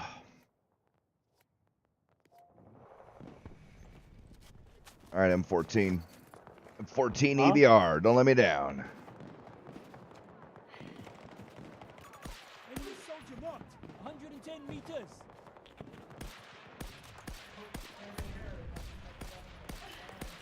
Gotcha. Down.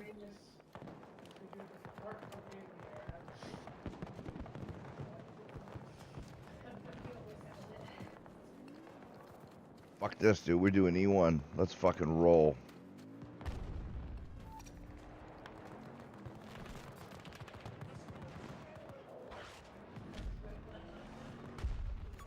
Tracking his road. 90 meters away from my position.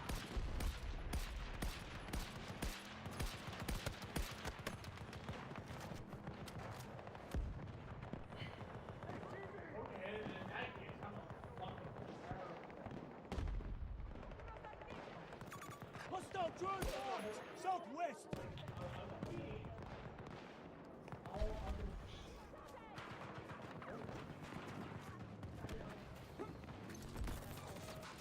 Hostiles control Echo Sector.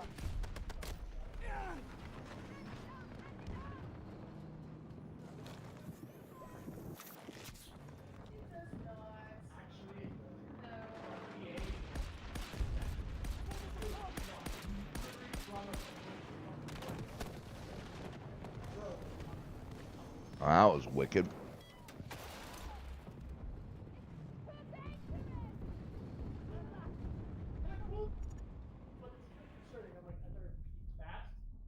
Well, we're totally losing this one, but all right.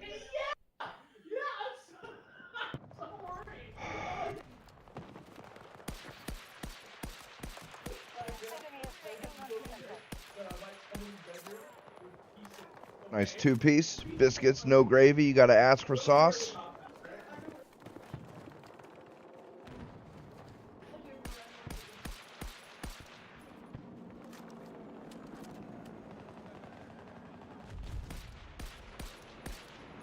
Oh boy. Dangerous area. 90 meters from my position. Motherfucker. Marking enemy helo.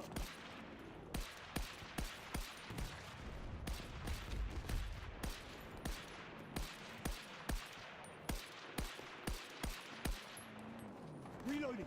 1 second. Requesting ammo. Enemy helo on my marker. 250 meters away.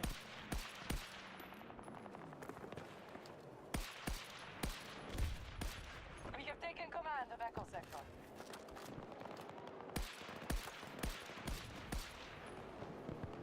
Damn. Hostile vehicle spotted. About 70 meters from my position.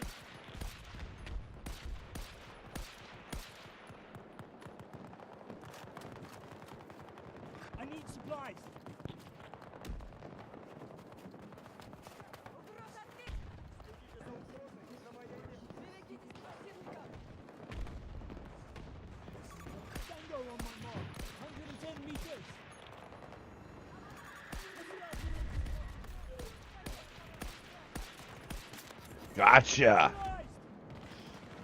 Enemy moving on Echo 1. Get the ammo now!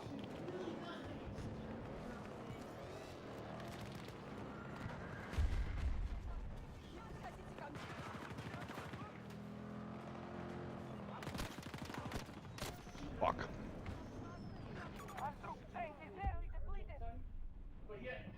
Did you know it's supposed to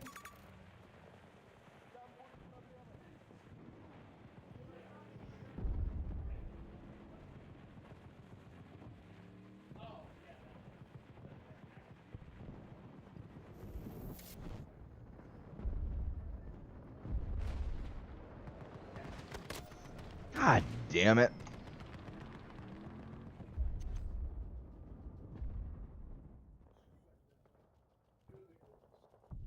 You know what? I'm gonna stream on my YouTube this morning. I haven't streamed in a while. Feel like it. Oh, Yeah. yep. Do what you want, right? Yeah. I mean, I'm not doing Twitch no more. Fuck Twitch. No, yeah, fuck Twitch, dude. That's what I've always said. Fuck Twitch, dude. I don't care if I can get bigger numbers. Like, Twitch can eat a fat fucking dick, bro. God damn it. I think the straw on the camel's back was when I found out that they banned accounts from Israel the day of the attack. What the fuck is wrong with you? Dude, You know? that's rough, bro.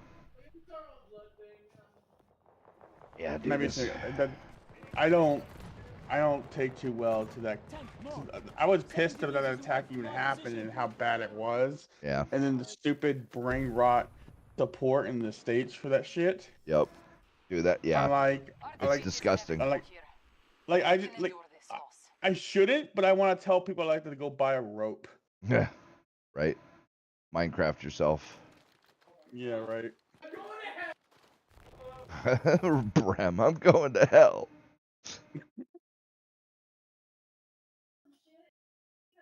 Yeah, oh my god, dude, this cinematic. Like I don't understand all the I'll admit it, I don't read the terms of service of these platforms really. Yeah, no, right, yeah, But, nobody does. I mean, but I feel like with YouTube, I've seen more flexibility with that than I've seen with Twitch, especially in the last few years. Like, come on, like that's kind of sad. Where Google will allow you to do a lot more. you Yeah. know? Okay, let's see. Where do you go on YouTube to find your stream link? If you mean the code thing for the, or do I even have to use For it your OBS channel anymore? or for your actual, like, the individual stream? For my, well, say if I'm streaming to my YouTube channel, right? Yeah. I forget where to go for that. Or do I In- even need that with YouTube OBS now? No, you can log in straight to YouTube with your OBS, and it automatically sets up the stream code and all that shit. Okay, does it like set up the settings on OBS, like change it around or something? Because if it does that, then I'll mess with it. What settings? Like your... My settings are the same settings I use for like do recording or what I was using doing streaming on Twitch, right? I don't think so. No, I don't think so. The only thing that changed... Okay, so you go OBS settings. Oh god, yeah, now, I'm already now it's setting gonna it. I know how to fucking do that. lag. I know. No, I know. But stream, you go to stream. If you select your service as YouTube, RTMPS, which is the newer one, the one you should do. Yeah. Primary YouTube ingest server. Connected account, you can connect to your account, which you log in, and then that connects OBS to your YouTube, which automatically gives you... You don't have to mess with the stream key or the site or the server or anything like that. It also gives you options where in OBS you can create a stream, right? Through you've got the YouTube live control panel and the chat as options for like sidebars on OBS. If you hit start streaming when you're logged into YouTube, it will pop up a window that lets you choose your stream settings and shit, like the name and all that stuff. But I don't think it'll mess with your output, your audio, your video. Certainly not your hotkeys. All it does is change the service, right? The stream settings, like the stream key and the server and all that. Oh yeah, YouTube chat. Once a broadcast has been created, your live chat will appear here. Private broadcasts are not supported. Okay, so just I see it. Yeah, and then the control panel lets you either choose the stream if you haven't, but then once you have it, also gives you the name, the current like excellent or good service, and then it gives you your views, your chat rate, and shit like that. Yeah. Yeah, so it's super handy. That's super easy to stream to YouTube with OBS, and OBS allows up to a 25,000 megabits of or no, I'm sorry, 40,000. I have 2,500 or 25,000. I have it set to 6,000, but it allows up to 40,000 megabits of server of bandwidth for your stream. So you can fucking crank up the because Twitch only allows it's 5.5 if you're not partnered, but really it's more like 4.5 to 5 because you can't let it spike over 5.5, right? So you got to keep it low enough that it won't ever spike over 5.5. Yeah. So like Makes I sense. didn't turn it like I could crank it up to like 15, 20, something like that, but I keep it at 6 and it'll spike up to like 7. But I'm doing that with what are my settings? My output. I'm using it with the built-in AMD hardware H265 encoder with my video card, which is really efficient. If you're doing CPU or if you're doing one of the other like the older hardware encoders, you might not be able to get away with 6K because like my stream is actually really for a 1080-60 at 6,000 KB. That's really good. But if you need to crank it up to like 10 or 12 or something like that, you can, which is really fucking handy. Because like, yeah, if I was doing CPU and if I didn't have my GPU that I have now, if I was using my old system, like with my brothers, it didn't have the H265 hardware encoder. It only had 264, which is still good. It's still a really good encoder, but it's nowhere near as H265 is way more efficient than 264, so it needs a lot less bit rate to maintain the same quality. So if I was stuck on that, I'd probably have to up this to like 10 or so, or 12, or maybe maybe I could get away with like 8 or 9.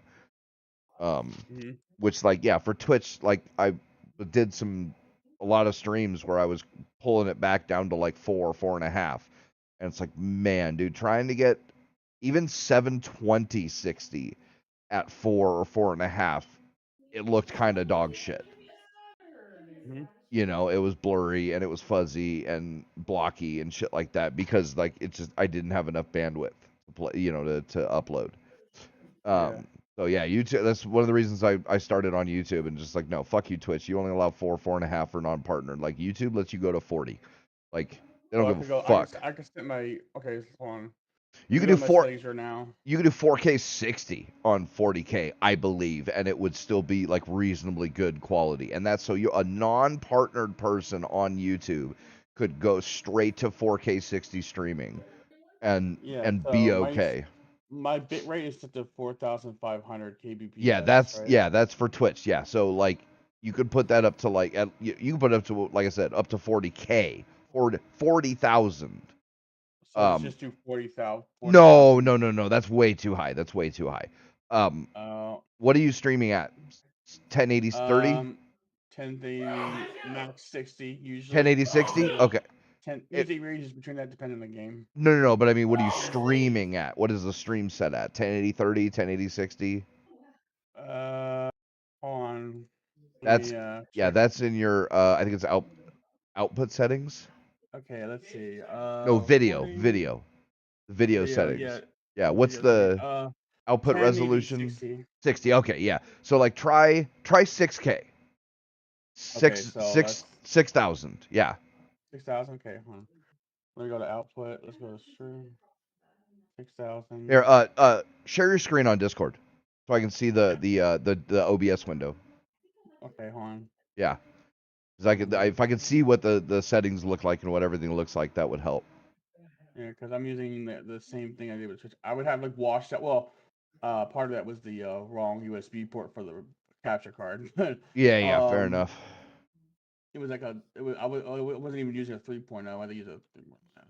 Let's see. Setting. Okay. This is you see it, or you see the game? What are you seeing? No, I see the game. Okay, hold on. Let me fix that. Yeah, change the what it's grabbing to the OBS screen. Yeah, hold on. I didn't mean to do that. Okay, settings. Let's see if this works. Wait, it's up. Damn it. Hold on. I'm messing it up. OBS profile. Yeah, unit. give me that. There we go. Okay, so right now this is. Yeah, I see your OBS. Okay, go to settings. Yeah, I'm here right now. Or is it only showing the front page? No, it's only showing the front page. Okay, share the monitor that is on. Yeah, that's Yeah. a better idea. Yeah. Yeah, because if it won't show the other that's stupid. If it won't show the other settings windows that OBS is opening, then that doesn't make a difference. Here I'm we go. not. This will work better. Okay, Okay, yeah. never mind. So Video encoder, This is not- NVENC, yeah. I didn't mean that's set by default. I didn't mean to set it to that. 450? No, I deleted it and then default when I clicked off it defaultly. Okay, added there, 450. yeah. So do that to 60 or 6,000, 6000. 6000. There we go. Okay. High quality, preset, slowest. That's probably all fine. Two fastest, profile high. Oh, check look ahead Where's that? at the bottom. Check Check look look ahead. Down, top to the right. Right here? Look ahead. Yeah, that helps. What does that do? It enables hover over it, the little question mark. Right. It disables the encoder. If disabled, the encoder will... Yeah. If enabled, to increase the visual quality by only using however many B frames are necessary up to the maximum at the cost of increased GPU utilization. It uses the GPU to look at frames that are coming, right? Mm-hmm. The frames that haven't yet been rendered by the encoder for turning them into the video, and looks to see how much change is there and tries to it tries and usually succeeds to make up the lack of something else fails, right? Well, no, it doesn't bother utilizing rendering to render things that have already been rendered. So if you're just sitting there staring at a perfectly non-moving screen, right, in like a shooter or something, a whole bunch of bandwidth and GPU encoding resources are being wasted rendering things that were in previously rendered frames. Oh, so it takes right? that out of it. Because like nothing changes, right? Your weapon is just sitting there. The background is all static, right? So it's basically just keeping on rendering the exact same things over and over again. If you with stuff like that, the look ahead, it's called something else in my renderer. What it does is it looks at previous frames and then looks at the frames it hasn't yet rendered. And if there's anything that's exactly the same, it doesn't bother rendering it again. It just takes it from the previous frame and plops it right onto the upcoming frame. So use up less resources. Well, more and less, right? It's like it's a swap of different resources, but so it's just a good thing if your GPU can handle it. So basically, what if you notice that your frame rate on the stream starts getting choppy, or if it starts losing frames, right, dropping frames because for rendering, which OBS has that stat, then you can disable it again. But as long as your GPU can handle it, which it probably can, because rendering this kind of stuff isn't that difficult, then it's a good thing to have it. So it should be able to do it just fine. So yeah, just hit okay. Your stream is all set up, right? I mean, this is all my settings. No, I meant your stream in the stream settings. Oh, here? No. Okay, yeah, you're logged into your YouTube. Yeah. Okay, you're good. Okay, so like if you hit start streaming, or you can either start streaming or manage broadcast. Manage broadcast lets you set one up and not that. Down. Up. Stop. Those two. Yeah. So here, see how it's set up like your That's select existing broadcasts, right? So that's do this a one. broadcast you've already created. Or you can go to the next tab up at the top left,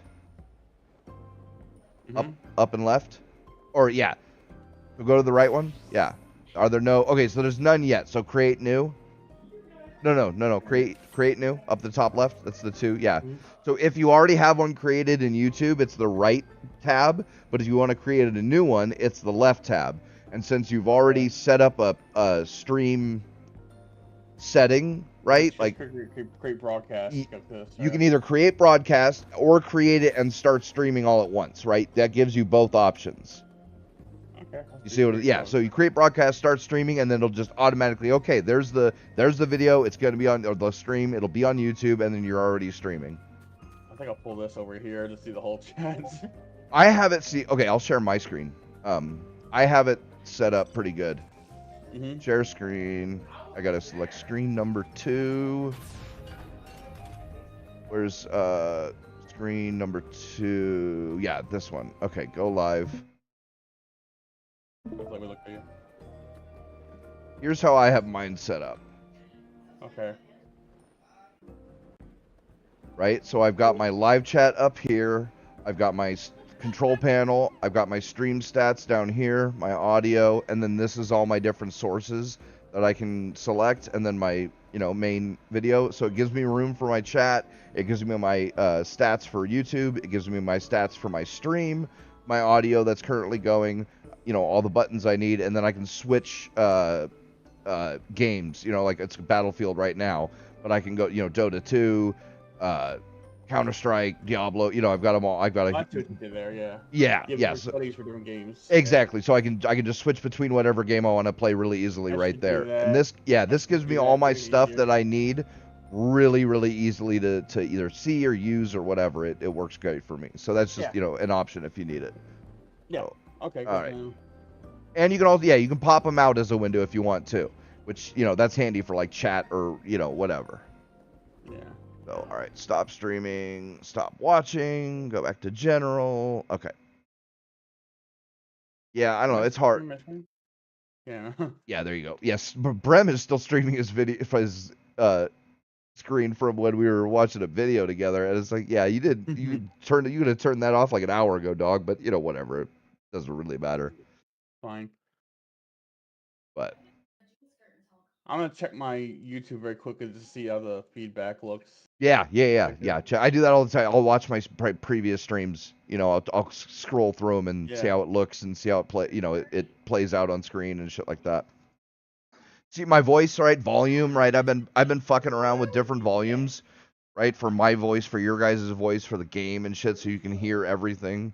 Like it's important. Oh, the quality looks pretty good. It's not as washed out as it used to look in the past. See, yeah, you're golden, bruh. I mean, when you turn, there is a little bit of pixelation, but apparently that's what you deal with when you're. You could turn up the bitrate even more. You could make it like 8 and see if that helps. But like some of that might be just straight, like your GPU's encoder, because the GPU has a separate part of the chip that's for encoding and decoding video, and that has a maximum amount of processing that it can do, right? So it might be that you just reached the maximum amount of what your GPU can do. You don't know until you mess around with the different settings and stuff, Yeah.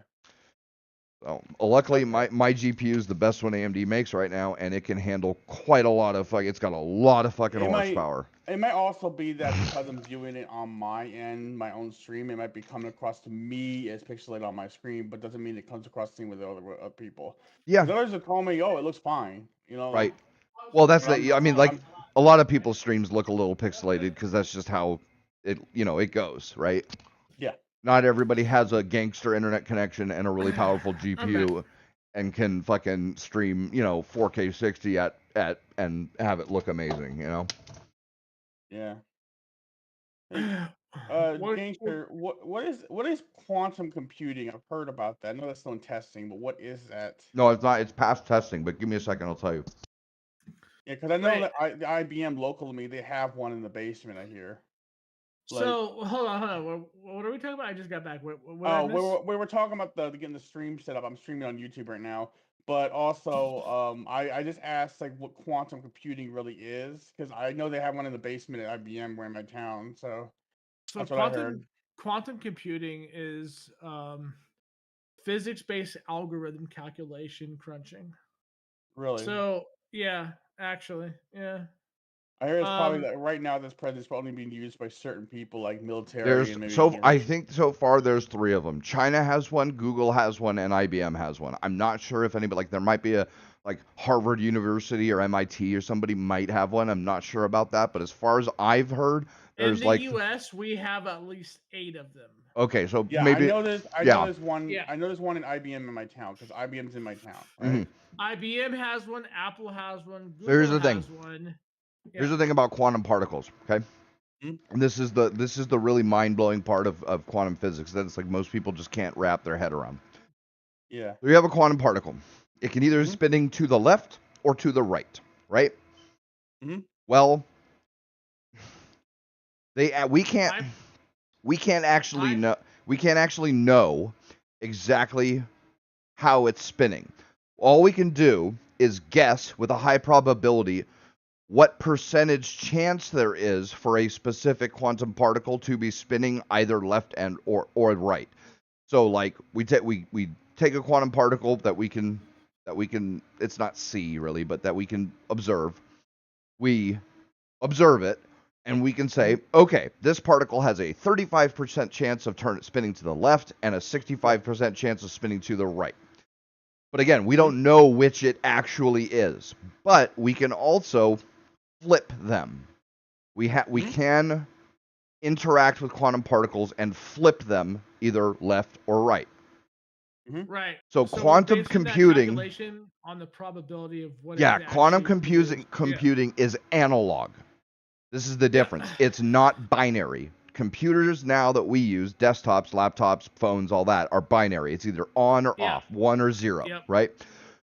So they can't really do like, okay, if you want to understand how like a game works, you have to think about it as everything has to boil down to a yes or no question. Mm. So like if you're talking about shooting a gun that has a magazine that's got a capacity of like 10 bullets, if you want to know how many bullets are in that gun, Mhm. you the engine has to keep asking, okay, are there 10 bullets in this gun? No. Are there 9? No. Are there 8? No. Are there 7? Yes. Okay, there's 7 bullets in the gun. You fire one. Are there 10, 9, 8, 7, 6? Okay, now there's, you know what I mean? Like, and then not really, because you can have counters that count down and shit like that. But that's like, it's a way to visualize it, right? So like everything has to boil down to a yes or no question, right? Whereas with quantum computing, like I said, it can be 35% to 65% yes or no, right? It's analog because it's percentage based, and it can go the full range of from 0 to 100, right? Or 99. I don't think there's actually 100%. It's either or a 0. It's either 1% or 99% for one side, and then the rest for the other. Which means you can do algorithms that are based on analog, things like that, and it's the computing power you can extract from that is like they can break the bit code algorithm. It's literally it's a variable based on it's a variable for the outcome of a probability based on the manual input. Yeah.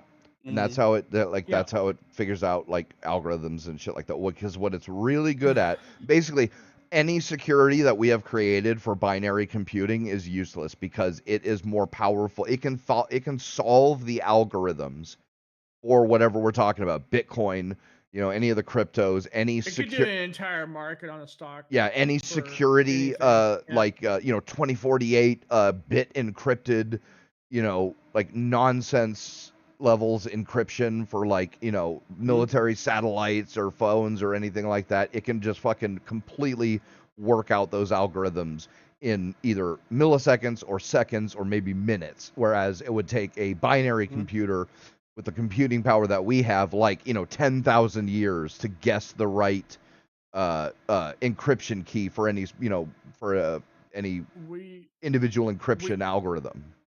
we didn't discover quantum tunneling until like the last 10 years. No, I think we discovered it like 20 years ago or something like that, or maybe Was it 20 25. years ago? I thought it was in the last 10 I years that we discovered it. I thought it was somewhere between the late 80s and the mid 90s or something, right?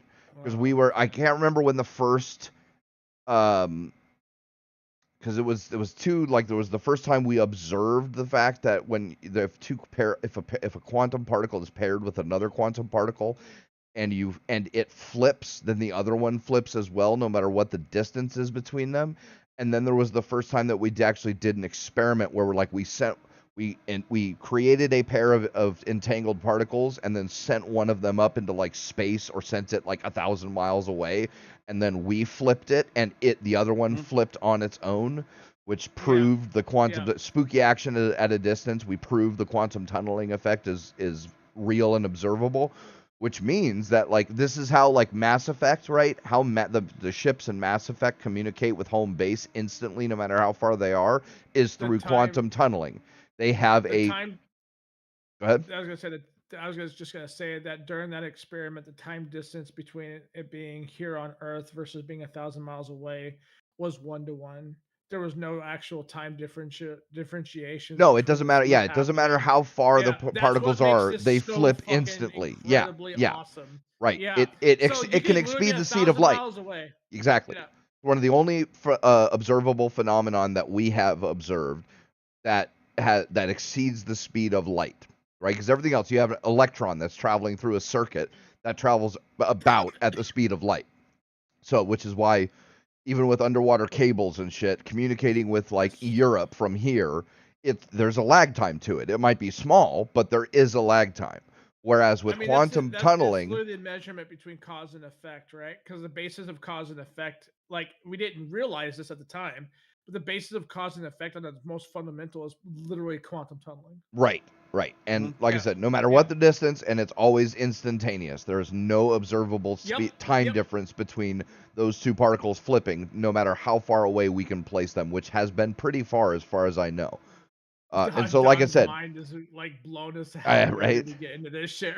So, like I said, but I only got one question. Can it run Doom though? Yeah, right. Can it run Doom? Yeah, bro. It can run Crisis, and it can do it at like 10 million thousand. Computing could tell you exactly the down to the millimeter as to like how much time it took to develop Doom, how it was developed, why it was developed. It's like I said, like everything, dude. Like you can go into the milliseconds as to how like it's Doom nuts. was developed. Yeah, It's but anyway, insane. like I said, Mass Effect, right? The ship in Mass Effect, the I can't remember the Nomad. What the fuck is the name of the ship in Mass Effect? The one you pilot.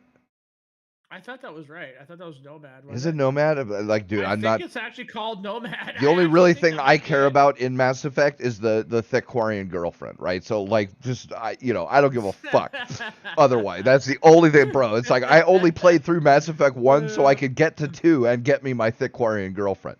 But that ship communicates with home base, and it does it instantaneously, right? Like visual or holographic or whatever. FaceTime back and forth, real-time communication, no matter how far away they are. They do it with quantum tunneling. They have a quantum entangled particle on the ship, and then the paired particle is at home base. And so it can only communicate with itself, right? Because it's the paired particles are only flipping each other, but it can communicate with itself with the other particle instantaneously, no matter how far away they are. So no matter how far you jump, no matter what world you go to, you can always call back to home base, and you can talk with them. Which, like, that's theoretically that is a perfectly viable solution to the fact of electromagnetic communication only traveling at the speed of light. So if you send a ship 150 light years away to whatever star, well, if you communicate with like whatever, a laser beam or a whatever, it will take 150 years for messages to go back and forth. But with quantum entangled particles, you could do it instantly. So, but here's the thing, right? So, where you have traditional CPU calculations going into real world applications, right? Mhm. So like your current CPU or my current CPU or Pete's current CPU. Right. The quantum tunneling usually happens when you overclock your CPU, and what happens is your overclock goes into its No, no, its no, top no, no, notch, no, right? no, no, no, no, no, no. You're not quite. You're right and wrong. You're right about that. So a quantum effect happens. You're wrong about what's happening. It's not tunneling. So Well, I was thinking of the article that we read back in the day when we were talking about this before, where they were saying that when you overclock a CPU, the amount of data that it crunches for it, when you're saying like, let's say like we're running like, I don't know, 13 fucking windows of Minecraft, right? That's a huge amount of data, right? Like that's a sure. massive amount of data. Yeah. So instead of resetting per window, each window would reset at a normal base clock. What was it? I think we fucking actually figured this out. It was like 2.9. So 2.9 per window. The reset for each window Good morning, Nazi. How are you? would be considered a, because I think we were looking at it wrong at the time then, and I think that's probably why I'm probably getting it wrong now. It's because we were looking at the overall time for a reset of the window for the refresh, because every game that you run on your PC has a refresh on it. So, if I remember correctly, if the clock doesn't actually lose its hertz and it stays consistent for the numerical values to which the refresh happens, that was a quantum anomaly, right? I think you're drunk and you're mixing up a bunch of different. I could have sworn we were talking about this before. I think what you're confusing is, hang on. I think what you're confusing is we were talking about what's happening with chip manufacturing and how we're getting to the limit of what silicon can do, where right. Okay, here. Okay, no, The yeah. clock would kill itself, and then Here's what. Okay, here's instantly refresh itself. No.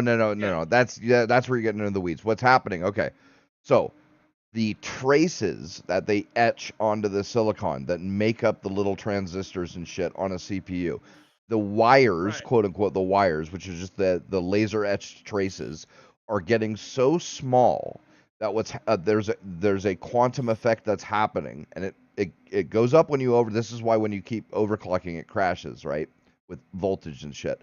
It's getting to the point where sometimes the electrons are outside of the physical area of the wire. And they'll actually jump to the next one. On this. No, that's why I'm saying you were confusing like a couple different things, right? But yeah, so the two transistors that are etched next to each other, they'll have the little wires, and those wires are so small and skinny and so packed close together that an electron sometimes will actually be outside of the one wire and it will go into the next wire. Right. And then come back. But that little transfer fucks everything up, because if you have a 1 and a 0 right next to each other, and an electron from the 1 goes over into the 0, that could activate the transistor and make it a 1 when it should be a 0 before it goes back.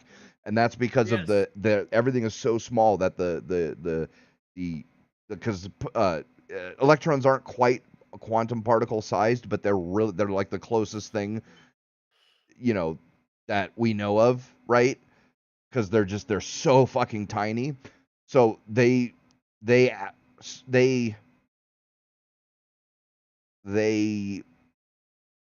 it's not activate. For those that don't understand what we're talking about right now, we're talking about the very basic fundamentals of transference of energy. Yeah, like electricity. Yeah, we're talking about smallest fucking the scale. physics of literally the physics of electrons traveling down the traces of a CPU and shit. And that's the thing. The electrons, it's not activate. It's not behave.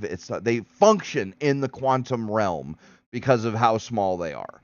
Right? They're not not entangled like quantum particles. They aren't quantum particles themselves, but they function. They're that weird in between. Yeah, they function within the quantum realm because they are so small and so fast that they kind of straddle the difference between the two. And so, like, yeah, they can do weird things where, like I said, they'll literally leave the wire, the quote unquote wire, the trace that they're in, and go into the next one. Now, see, back in the day, when we only had like 20 nanometer or 14 nanometer processes, right? Which that's the size of the wire, right? That's the size of the trace that the laser is etching into the silicon. So the thickness of the trace would be 14 nanometers. When they were that size, even if the electron left the wire, the traces were far enough apart that it wouldn't matter. They wouldn't interfere with each other, so it wasn't a big deal, right? You lose one electron, it wouldn't do much. But back then, even on the smallest input, would have the higher output. That's why we had that measurement. Yeah. But nowadays, we're getting into like 4 nanometer, right? And I think they're even trying to do 2 nanometer, which that is so tiny that the electron is literally leaving the wire, and sometimes it gets so far away that it ends up on the next wire, the wire next to it, the trace next to it, which is that can cause a problem because, like I said, it could activate a transistor that shouldn't be or whatever, right?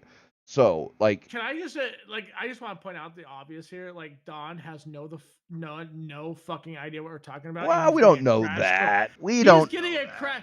No. He's getting a crash course about basic fundamentals of physics. I love this. Well, this I is love it. That's okay, Don. We're getting deep. See, okay, this is like. This is why me and Pete get along so well. Well, this is why I love computers, because my knowledge of computers, I mean, it's fairly deep in some places, but I'm not like a fucking true master expert at hardware or software or anything like that, right? No, but you understand the fundamentals. But my counts. Well, that's the thing. My knowledge it's not the deepest. It may be shallow in some places, but it is very wide because I understand how the basics of software design work. I understand the basics of how operating systems work. I understand that. But like hardware engineers that design these CPUs don't even understand the limits and the power limits. Yeah, sometimes, right? But that's the thing. And then I understand how the overall architecture of the hardware works, like how the GPU and CPU and RAM and all that interact. Yes. And then I understand the actual architecture and hardware of the individual, the GPU itself, the CPU itself, the motherboard itself, the RAM itself. And then I go down to I understand the physics of how the electrons move around in, the traces and all that shit of a CPU and the motherboard and all that shit. So like I have an eagle eye view, a bird's eye view of how computers work, right? Which gives me a lot of understanding about how. This is why I get really pissed off with people when they bash Bethesda and all their bugs, and it's like, bro, like you don't, because I do understand. I understand how complicated all this shit has to be in order to make all this work, and it's like you cannot and like I said, I understand it in a shallow way, but even that shallow understanding gives me the knowledge that, bro, you have no fucking clue. No human on Earth could possibly understand all of this stuff working together at the same time.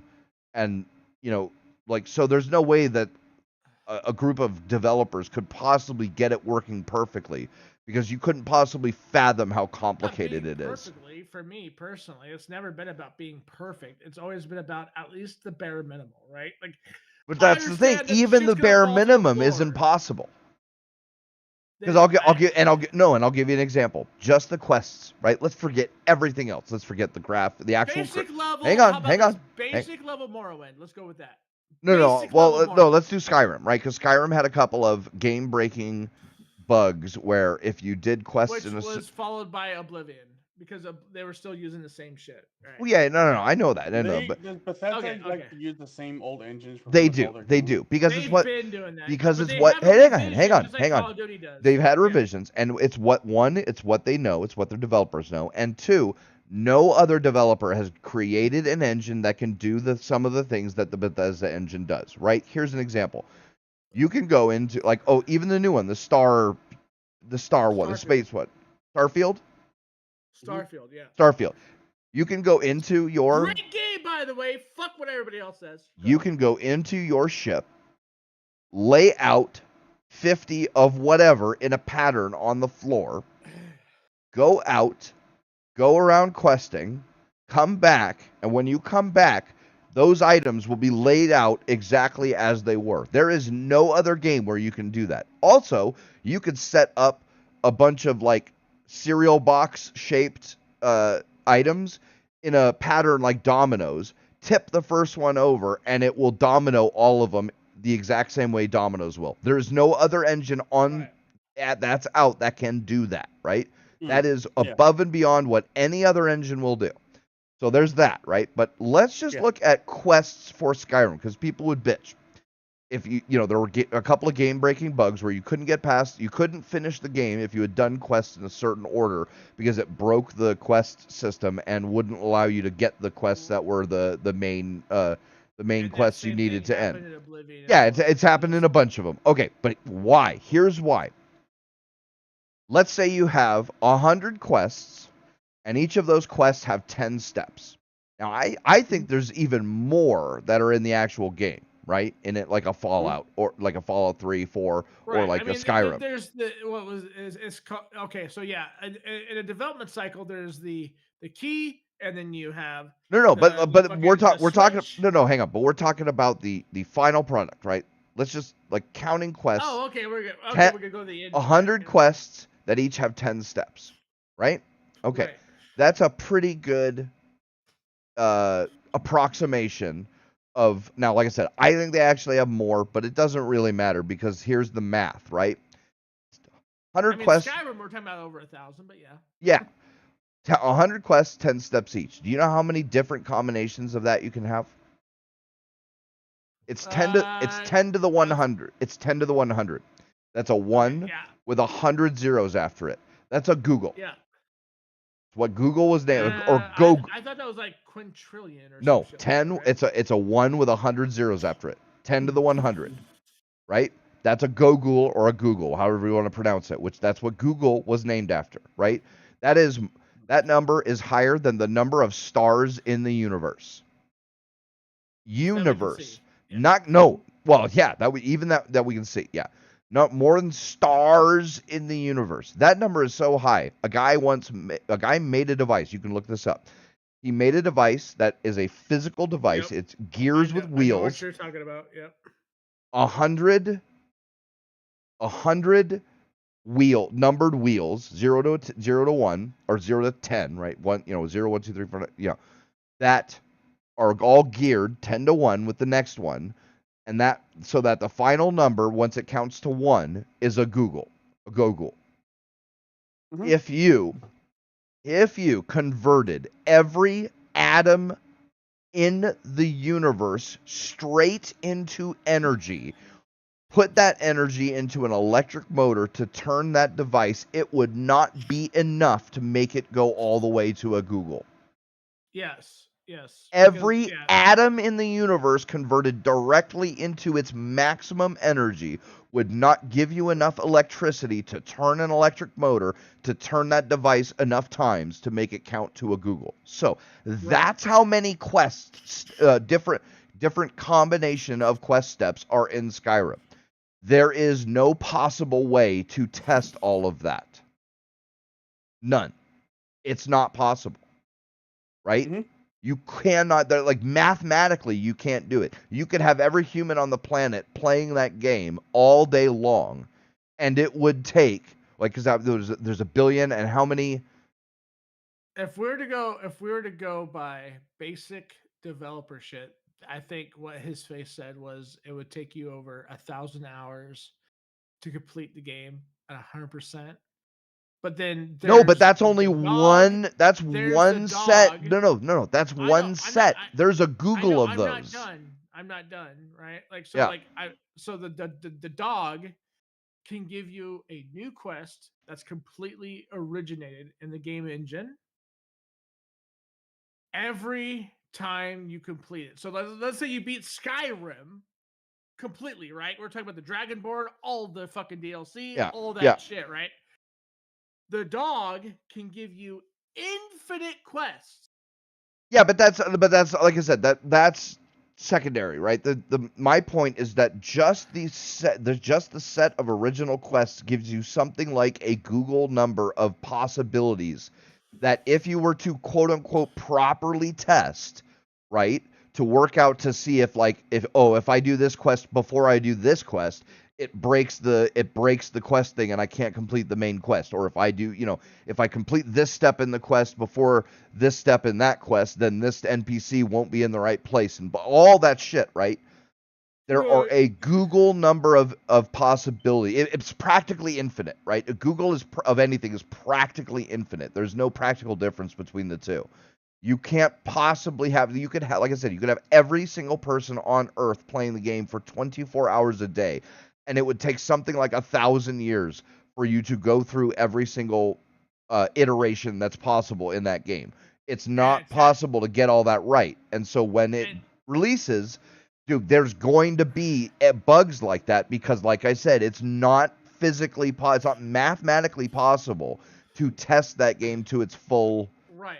I was just gonna sit there and like this is actually kind of glazing Bethesda right now. Currently, I think we're at like 3x of that minimal, right?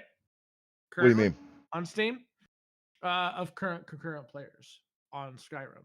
Like Oh, it's a pretty high number still to this day, and that game is what over 10 years now, right? yeah, Like yeah, it's pretty old, right? And we've had over 3x of that what your minimal was for that yeah. study to actually take place. So yeah, no, yeah, I'm agreeing with you. And And that's I'm it. kind And of like I glazing said, Bethesda. that is I literally. hate Bethesda for their marketing, but Yeah, right. realistically, I know what you're saying, Yeah, and but I that's the get thing. what Like I you're said, saying, and it makes sense. here's the thing about that. That's just quests. That's not weapons, armor, combat, spells, skills. You, Right, yeah, because like they put the all of freedom these of little choice on all that, individual right? things Yeah. interact with each other. Like this is the Right, thing. you could be an alchemist, you could be a warrior, you Yeah, could be a warrior with a and all that stuff psychokinesis interacts and all and that other shit. exactly. Mhm. And we're getting to the point where these games are getting so complicated that they are approaching the complexity of real life, and there's no possible way. Like I Baldur's said, Gate 3. Yes. mathematically you can't even test all the quests properly, so testing the whole game properly is just it's a mathematical impossibility. So when people And complain about games like this, like they'll compare it to a game like Counter-Strike, and they'll be like, "Oh, Counter-Strike can be tested properly," which, well, actually it can't because there are still bugs. But there are games that drop that are like Ori, right? Ori dropped and it was pretty damn bug free, right? Yeah, but that's a game like Ori where it's unbelievably simple. Games like Battlefield, Bethesda games, Baldur's Gate, anything like that, dude. Those games are at they've been at a level of complexity, which means that they are mathematically impossible to completely test, right? And Bethesda games are the worst, quote unquote, worst of them all because they're even the most complex. So it's like you can't, like, what do you want? Do you want a complex game or do you want a game like Ori? Because if all you want is a bug-free game, okay, then you're getting games like Ori. That's it. Because there's no it's way. not about being bug free for me personally. It's like for me, it's always been about the bare minimal for me. Like Yeah, I'm not gonna sit but there the and be bare like minimal is. Bethesda. But that's the thing. The bare minimal is still mathematically impossible. I really feel like as if they're gonna be developers of this sort of project, like they should be competent enough to take It's that into not a. consideration It's not as they're about developing competency. it. Like I said, it's about mathematical impossibilities. Like I said, just quests would take all the people on Earth all playing it for like thousands of hours straight in order to go through every single different iteration of what the quests you can do So are like and find I all feel the like different bugs in the quests. I feel like there's like multiple things here that are true at the same time and they exist on the same playing field. So like I look at from a developer standpoint, and I'm just like, okay, so we understand coding, we understand how compilers work and all these different things when it comes Yeah. to calculations for triggers and event times, right? Yeah. So are we throwing those triggers and event times into a random generator? No, what Or are it we is okay, going no. Here's what it is, right? Okay. There's two quests. One's the main quest and one's a side quest. Both of them involve a certain character. Yeah, but but what I'm saying is like, could those be could those two different things be like generated into their own fields and then here's what how we it get works. is produced at the same time now. You know what I mean? Like that. It just Here, I don't no, know, it just here's feels what it weird. is, right? Okay, both. So you got a main quest and a side quest. Both of them use the same character, and they both need that character to. You need to interact with that character in order to Right. progress, right? Well, Yeah. with the way the scripting goes, if you're on a certain point of the side quest, it wants that character over in X position, which is over somewhere. The main quest wants that character in Y position, right? Well, if you get to that certain point in the side quest, the character is in the X position and they won't move to the Y position when you want to do the main quest. Now, what you can do is have a priority thing and like exceptions in the scripting where okay, if you're in this mode of the side quest and you start going on the main quest, it says, well, fuck the side character being in the X position. If the character goes towards the X position, we'll put him back over there. But otherwise, we're going to put him in the Y position so that they can complete the main quest. But that has to be done for every one of those kinds of things that happen, which, like I said, is a Google number.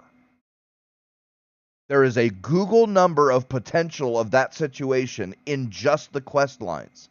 You cannot possibly test all of those. So when it drops, when we play there's Skyrim, we're not taking these into like. Here's the thing, right? Like when I'm just trying to come at this through a very basic mindset, right? yeah, I get you. So when you're playing Skyrim, Right. you're not taking all of these calculations into effect. No, of course right? not. You're just doing one of those infinite possibilities. Yes. Right. Exactly. But that's the problem, right? Okay. So, even if you have 10,000 testers, right? They can only go through so many of those possibilities. So they go through them, they find out where the bugs are, they let them know, they fix them, right? But they can only do so much. And like I said, it's mathematically impossible to do all of them. And when the game drops, now instead of 10,000 people going through the game, you've got 500,000 people going through the game. So they're going to go through an order of magnitude more of those numbers of possibilities while they're playing. And especially because it's a lot with a lot more people, you get a lot more creative differences, right? Whereas like a whole bunch of people in the 10,000 testers might go through some of the same or similar possibilities. With 500,000 people, there'll be a lot more odds that you'll get people who will say, "Oh, I'm going to go on this weird way," right? I'm going to drop into Fallout 4 and I'm going to go straight for the fucking wasteland where the death claws are. Right? Which no tester did, because why would you do that? It's like, well, why not, right? Because it's a Bethesda game. But that's the thing. They're going through weird ways and different things that the testers didn't. And so they're going to discover quest line instances where it bugs out for the main quest and some NPC or whatever it is in some place that he can't be for you to finish the main quest, and there wasn't an exception written into the scripting language because they didn't discover it. It's like I said, it's a mathematical certainty that will happen. You cannot avoid it if the game is going to be that complex. If you want it to be able to be tested fully before it drops, then you would have to have something like where it's only 20 quests that have 10 possibilities each. That combination might be possible for 10,000 people to work their way through in the few years they have to develop it. But 100 quests with 10 steps each or more, like you said with Skyrim, like 300 quests with an average of like 10 steps each, bro, it's, like I said, it's mathematically impossible. So like I said, if you want a game that complicated with that many different side quests and that many different characters and all these different interacting things, you will have bugs like that happen that they can't flesh out before the game drops, because otherwise it would take 100 or 1,000 years to develop for them to test all those different bugs. That's why I'm so forgiving of Bethesda games and games like that, because I understand, right? I've done the math in my head, and it's like, oh yeah, there's just simply no way you could possibly test all this. Like, even with everything that you just said, then why does the Bethesda Nexus exist? right? Because like that's the thing, right? Well, but If that's you're the gonna thing do a because patch, or if you're gonna do a mod, you would have to take all those calculations into consideration. no, you're not, to because you're adapt. no, you don't have to, because you are just modifying one small piece of it. Right? Modders, if they find, like, if a modder finds a bug that in a quest line or something and fixes it, all they're doing is changing that one little thing. They don't have to take into, they're not doing Okay, all that makes those different, sense. yeah, they're not That doing makes all those. sense. They do one way of doing the quest lines, and they figure it out. Oh shit, if you're on this quest at this step, then this NPC is where he's not supposed to be for the main quest. Okay, I can go into that part of the quest script, the quest line script code, and do a little exception change to where, okay, if you're on the main quest here and you're here, yank that NPC, put him over where he needs to be for the main quest, because the main quest needs to be done, and you can fuck the side quest unless the character goes into that area or something like that. They can change that Right, one yeah. little thing, put it into a mod, and then you can do it, and that fixes it. They're not dealing with the whole, right? It's a ground up, uh, uh, uh, it's what's it called when mass computational, right? It's like the nerds of Reddit Yeah. being able to find something because there's just thousands of them and they're all going, looking for it. It's mass computational effort by hundreds or thousands or tens of thousands of people, right? And so that's what it is. That's the only way to even come close to fixing something like that. And that's why people, they let their players fix the game. It's like, yeah, of course they do, because it's not possible for them to fix it fully while they're dealing with it, because you can't have 500,000 testers of a game, right? I mean, that's your player base, right? If you wanted that many, you'd have to give it away for free to every one of your players and have them all test the game and then fix all the bugs. To be fair, they were probably around what, year 5? Well, that's what I mean. Like I year said, 6? that's what happens, right? They launch the game, and then the players find all the bugs that they weren't able to because they simply didn't have the manpower and the time to do it. And then they individually do the little fixes, which then get compiled into a big, mass patch, right? Some modder will take all of them. That the fucking marketing team needs to chill. They are, yeah. They need to, yeah. So, I mean, the marketing team, bro, homie. Like, listen, I respect homie when he was coming out with the Oblivion remaster, fucking what was it? Yeah, PS3. I remember that whole press thing, and I was like, yo, homie had you believing you could do whatever the fuck you wanted. He was probably right to a certain degree. Sure, yeah, within the bounds of the game's coding, within the right? bounds of the PS3 and its limitations, right? Like, yeah. So here's another great example, right? Okay, Battlefield, right? So many different interacting systems. You've got bullet drop, you've got physics for players, you've got physics for objects, you got physics for vehicles, you got the vehicles themselves, them driving and them flying and them doing that shit. You've got all these different things. So what they all interact, and each time you add another, say, destructible environments, and that creates, rubble that, you can't move, you have to climb over. So that has physics and objects and all this shit, right? They all interact, and as you keep adding more of those systems, it increases the complexity of the engine and the game exponentially as each one is added, right? Because if you have two systems interacting, okay, you figure out where they interact, and you can deal with whatever the weirdness is that happens. Well, you add a third. Well, now each one is interacting with all the others.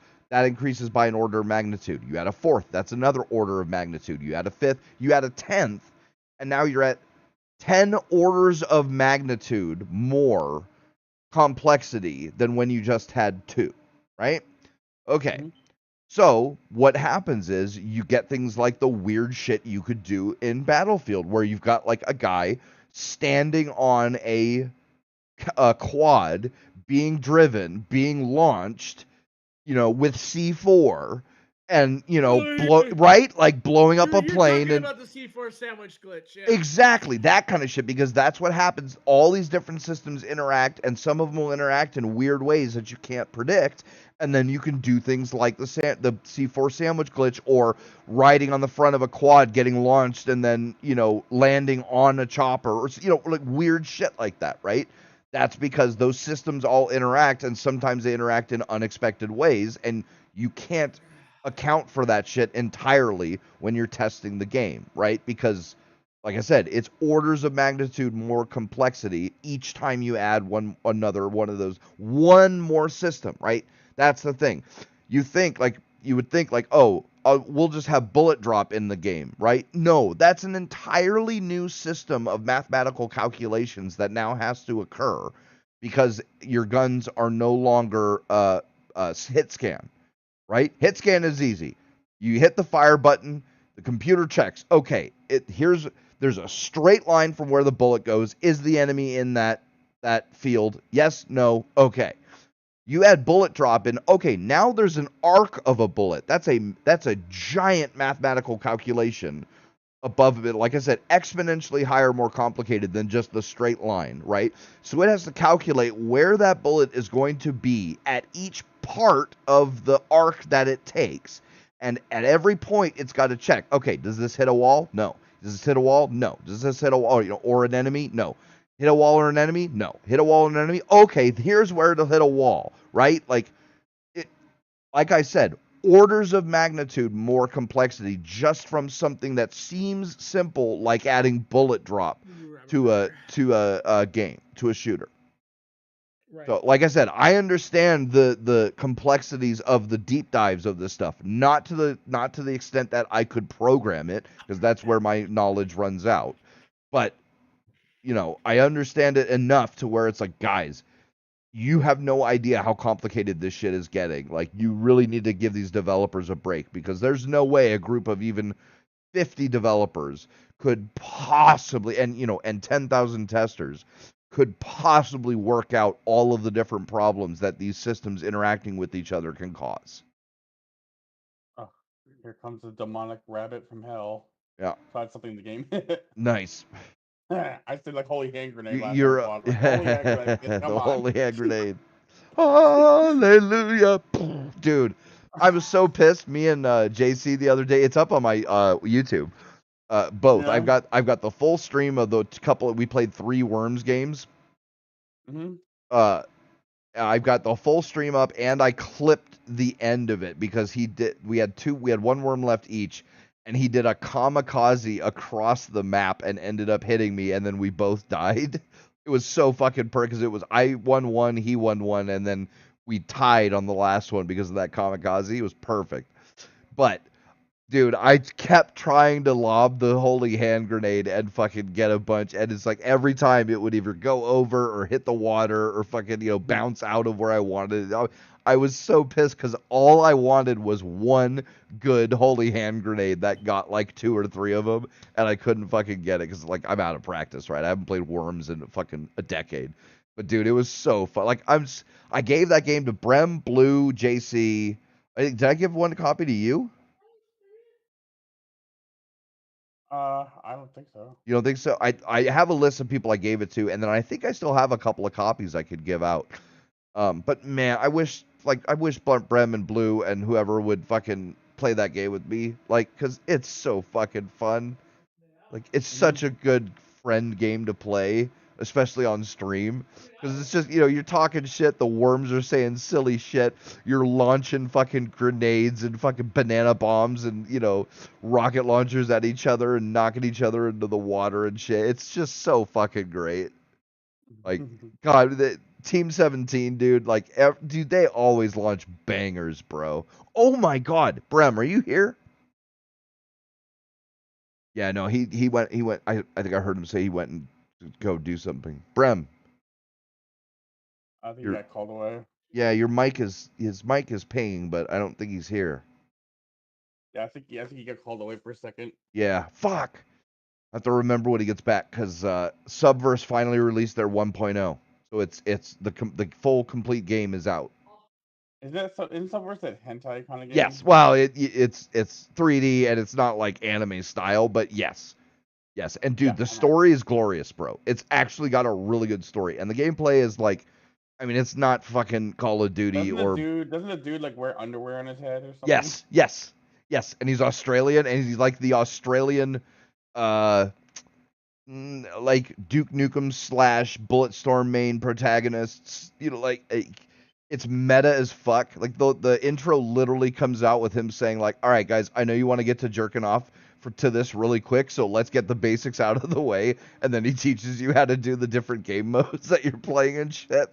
Like, dude, it is so fucking hilarious. And like I said, this story is actually like it's a StarCraft-esque story of several different races, like, all trying to, with one that's kind of above the other that look kind of a little like Protoss, but not really, similar but different.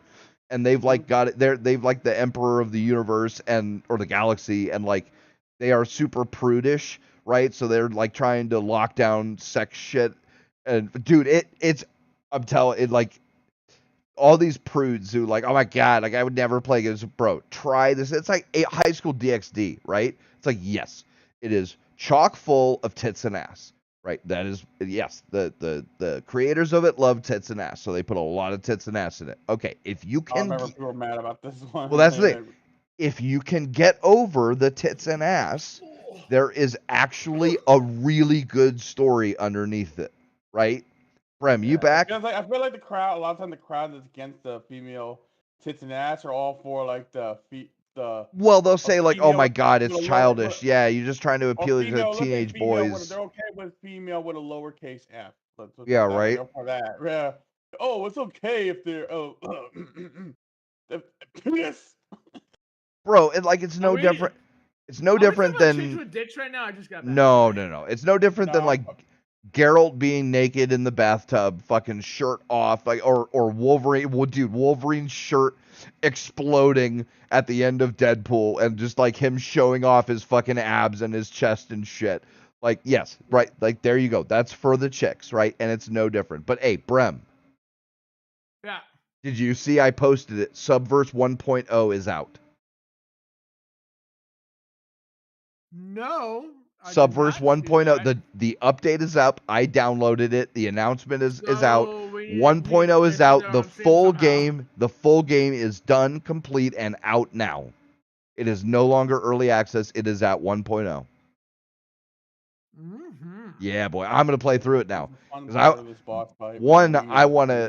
want to fucking rail that the Empress's daughter, right? Because she was thinking that. I was like, bro, I want to fuck lizard. she was smoking hot, and I want to fuck I want to get my me, right? No, not me, but I am placing myself. I am inhabiting the main character, and I want him to fuck and rail that chick. But two, I want to find out like what happens, right? Because like I want to see if the Empress gets her fucking way and like everything sexy is abolished. Yeah, I know, bro. I know. That's what me and JC or Don were just talking about this. We're like people will be like, "Oh my god, I'm not gonna play that game. That's so disgusting." It's like, it's like, yeah, but if you get over that, there's actually a really good story there, just like High School DxD, right? If you can get over the tits and ass, there is a fucking amazing story underneath it all. Bro, Issei is a G, dog. Yes. He's a pervert, like most. It was the same way for me with Love Hina, the manga. Yeah. Exactly. There's tons of them, right? There's a lot of examples. Mine is DxD because it's so obvious. But yeah, Love Hina is a good one. There's others, right? Yeah, Subverse is another one. I read that whole book. It's like, did you see I didn't really care about the tits and ass. I was more. That's the thing. Who's this girl he's talking about? You know, I know. Like, this shit's actually kind of funny because I literally like just tagged Pete in a Facebook post saying that he is Himothy, and the dude like takes this girl's underwear and puts it on his face, bro. Nice. And I was like, bro. Subverse. Yep. Subverse. Yeah. Yeah, but like I said, DxD for me is the quintessential example because, bro, there is some real storytelling in that show. If you can get over the tits and ass, if you don't like it, right? I don't mind it because I'm a guy and I love tits and ass. So, like, who cares? Mm-hmm. It's the same thing with Game of Thrones, right? I mean, it's the same thing, man. And here's the thing. Kind of avoid stuff.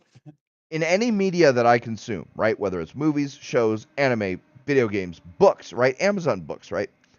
I tend to gravitate towards the ones that are explicit, right? They have They have nudity yeah. or explicit sex in the books or shown or whatever. And the reason, yes, I like tits and ass, right? But I really don't, dude. If I really wanted to see that, I could just boot up porn, right? Pornhub is free, and there's several dozen different variations of Pornhub, right?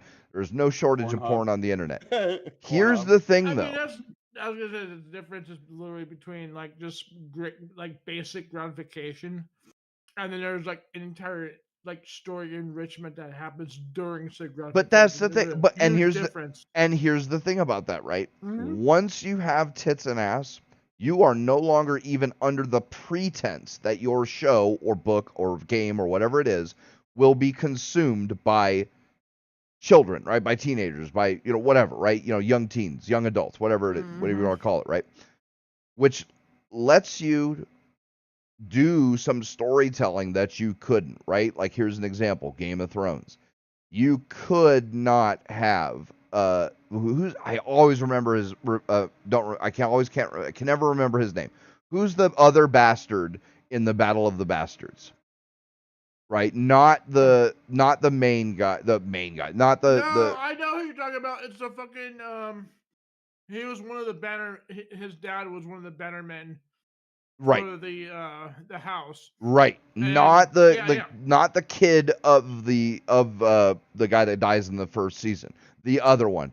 The one that tortures Greyjoy. You cannot have a character that evil doing that much evil shit like torturing Greyjoy in a young adult novel, right? Or a TV show that's not rated MA, right? You can't do it because that shit is so fucking twisted and devious and sadistic and fucking just nasty that like you can't have it in something that's meant even ostensibly meant for children, right? For young adults. It's only you can only do things like that in something that has given up the pretense of being for kids, right? Yeah. And so, and tits or an ass, right, or sex, explicit sex or whatever it is an easy marker for that. Because, like I said, once you have that, that's it. It's game over. You have completely given up the pretense of being for children at that point, right?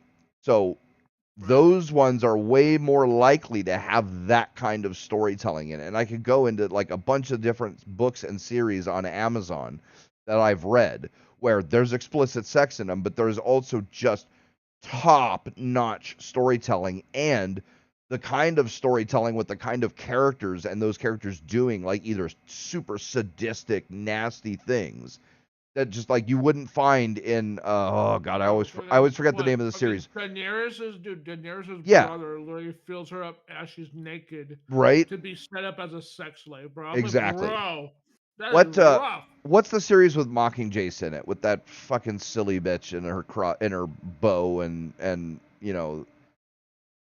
I always forget the name of that series too because I just don't care about it because it's so far inferior to other YA series. I can't believe they made a fucking movie about it or a movie series about it. Excuse me.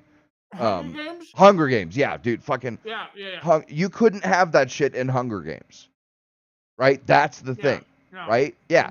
Like the bad guys in Hunger Games. Yeah, they're evil, but they're like, they're Star Wars evil, right? They're the Emperor. They're the like they're just the generic evil that does nasty things, but like they're like Disney nasty, right? They're like Bambi's mom dying, Right. right? You know what I mean?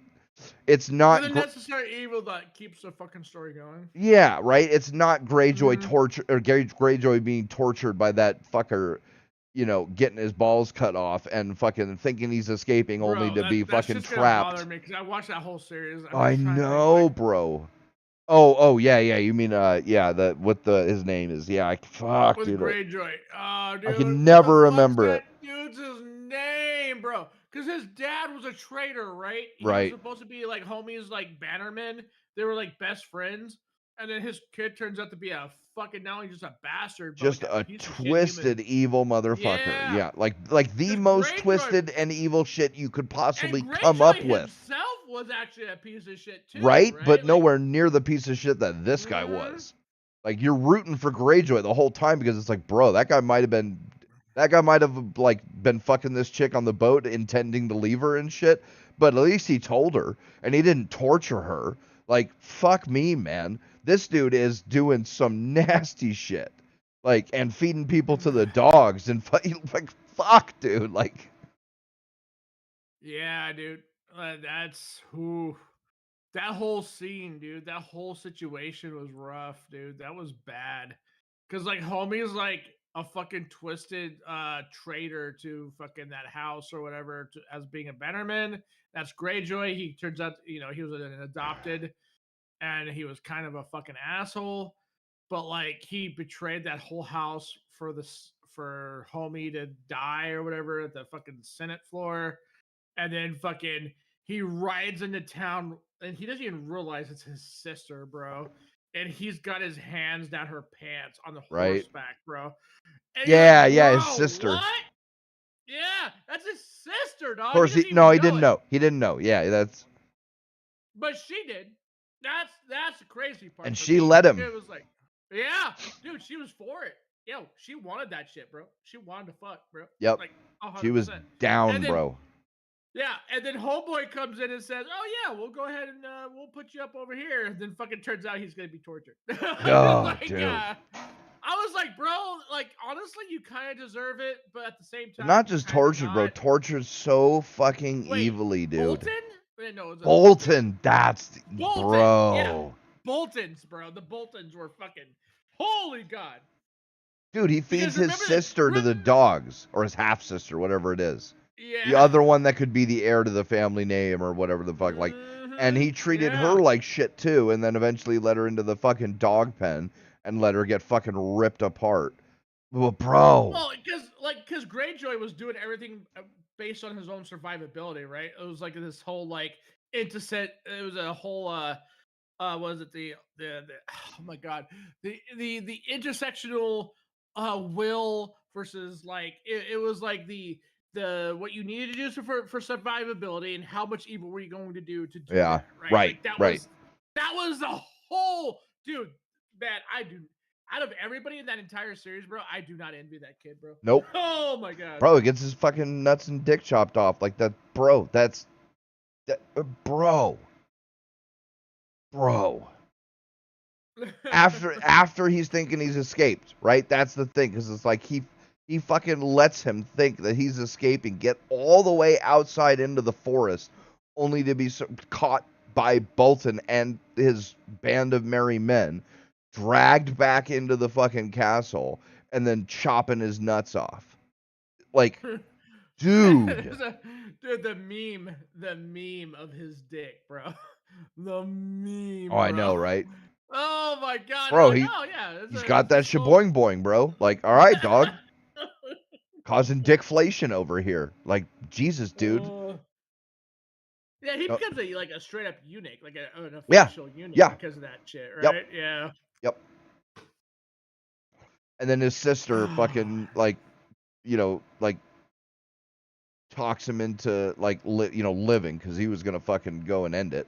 His sister talks him into living, and then but like dude, he's done. That's it.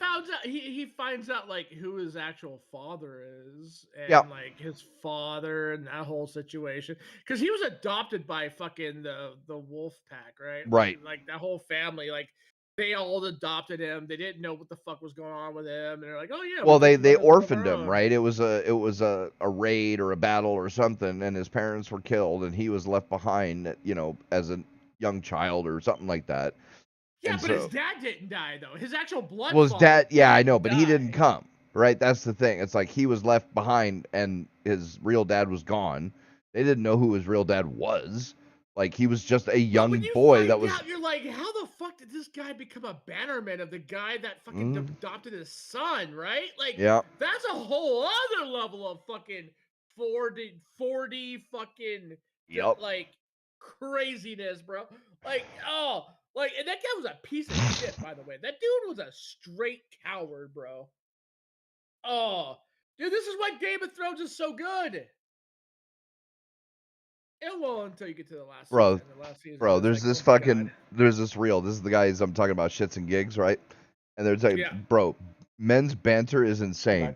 You could have a life-threatening situation happen, but as soon as that you've uh, uh, verified that everybody's still alive, bro, the jokes will fucking fly. It's the replies, right? True, actually. This is Right? all actually true. Right? Yeah, And this is here's the how we are. replies, right? I was feeling depressed, and when I hung out with the boys at a coffee shop, they used to ask if they could order a depresso for me. That's pretty What? light. I mean, it's Right? funny, but it's pretty light, right? It gets better. It gets I was better. expecting to be far worse than that.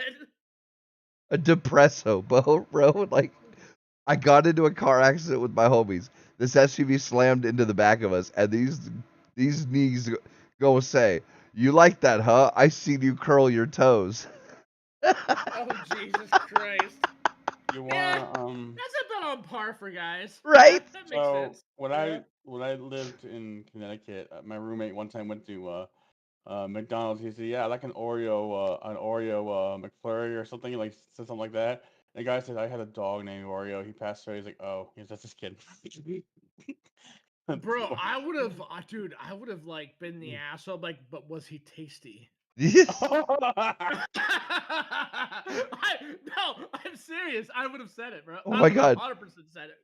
Dude, men's banter. Try my lovely pals. When I was in the height of chemo, they're telling me I looked like a lollipop that fell on a carpet. Jesus Christ! Oh no! Oh my god, bro!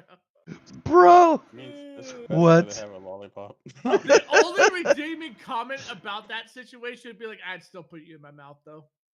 Oh. Oh my god, dude. Oh, dude, I'm so pissed. That's Oh, funny. that's how fucking uh Facebook short videos don't have a volume slider, so you can't adjust their volume. I have to adjust the fucking browser's volume in Windows to get them at a reasonable volume because they don't have a volume slider for their own shit. It's like you fucking motherfuckers, dude. I Like, just thought of something gross. Like, what yeah. if there was a challenge where you have to eat down a whole lollipop covered with chest hair?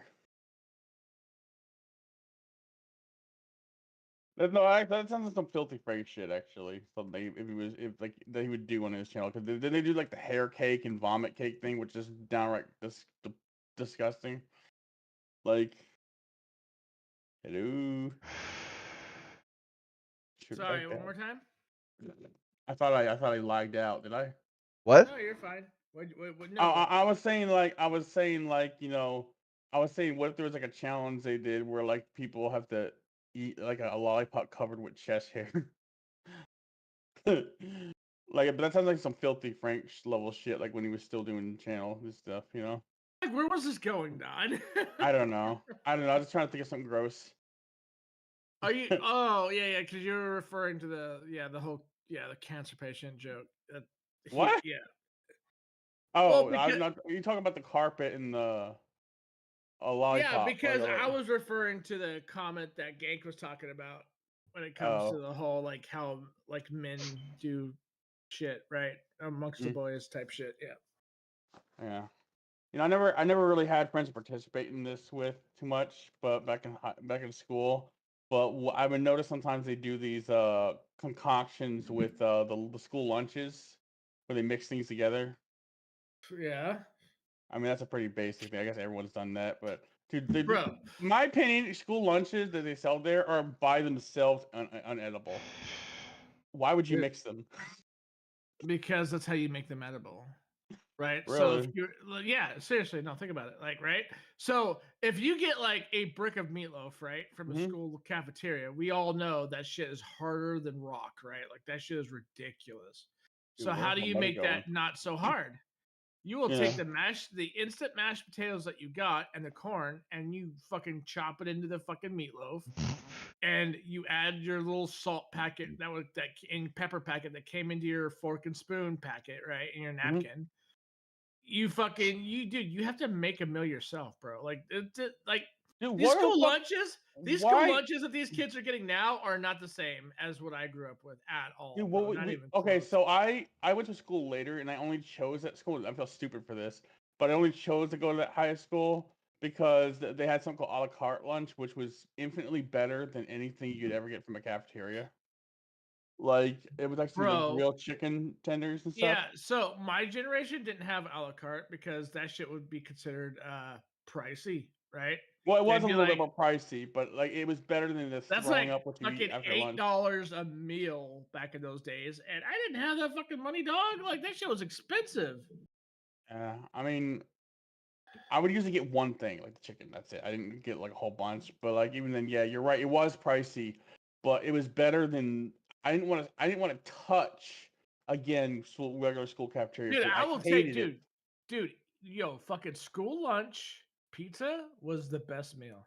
I Dude. look forward to that shit To every me, it was school fucking lunch, Friday. and by the way, I hated this when my mom would give me a salami sandwich and it'd be in the bag all day, getting warm and then getting greasy. Mm. Like that was Bro, infinitely we had better that. than the school lunches. We had that greasy pizza, dog, and that was Bro, what. yeah.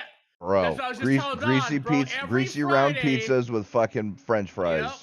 And I'd make Dude, the Mad Munchie Fridays? surprise by folding it and putting the fries in it and making a sandwich out of it. Yes, Yeah. sir. Yes, sir. Bro, Fridays was this meal in my school. Don't know if that was the same for Pete, Mhm. but we come from a similar generation. And bro, I'm not gonna lie, dog. Like, yo, cafeteria pizza was so good. Like, it was actually above the bar when it was the standard for Domino's and Pizza Hut. Like, we're talking about that kind of good shit, right? So you would take the French fries, or better yet, how's this for a fucking instance? You would have your veggie sometimes. Don't know what school you guys went to, but I went to an Arizona school when I was a kid, and we would have a mixture of shit. And sometimes every Fridays it would bounce between the French fry for the starch or the veggie, and it was usually fucking I don't know, like carrots or some shit. And I'd be like, you know what? Let's just throw that shit on the pizza fold, right? Like we turn that pizza into a taco, and whatever was on the side, that was the secondary, and we just made that shit work, bro. Like, yo, I'm not gonna lie, I looked forward to Friday lunches at school. Have you ever That seen shit was someone so dip good. their French fries in chocolate milk? Yes. Yeah. I just didn't do the chocolate milk Yes, I because I have. didn't like milk, but yeah. Where do you think the well, I don't know if you actually experienced this, Don, or not, but I know I did. I don't know about you, Pete. And at that point, I was going to school in California, and you would get soft served ice cream instead of chocolate milk, and that's where the whole Wendy's thing came from, where you would dip you have to dip it. You just eat the fry and then slurp out of your fucking shake to get that same sort of gratification. It's the same Huh. thing. Yeah.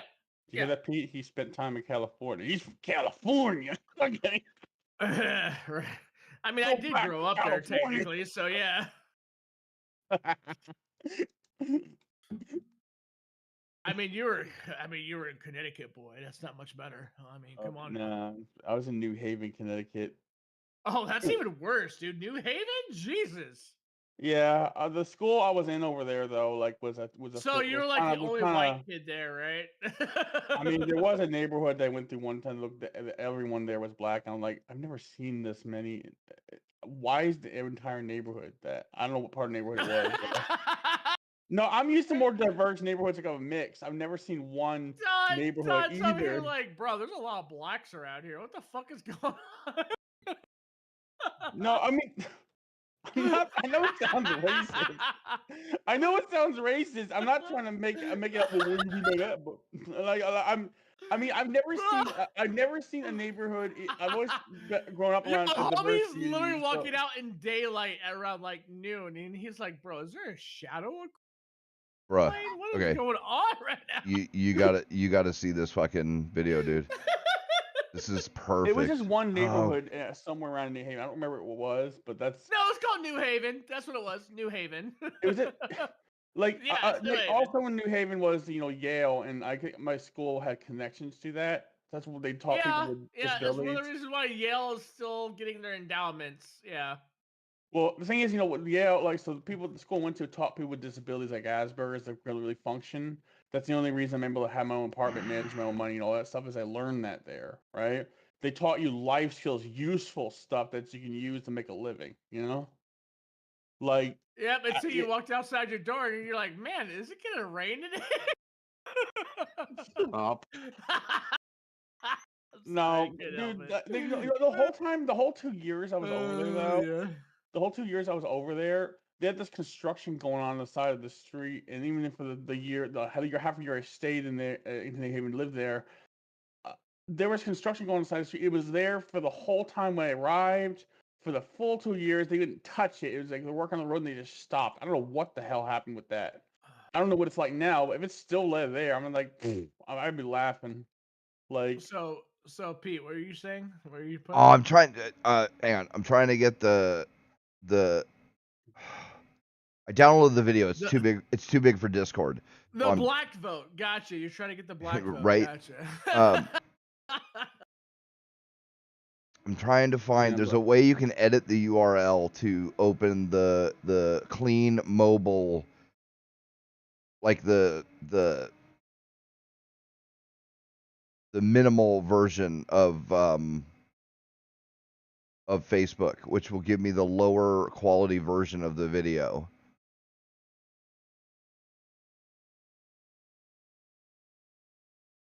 God, if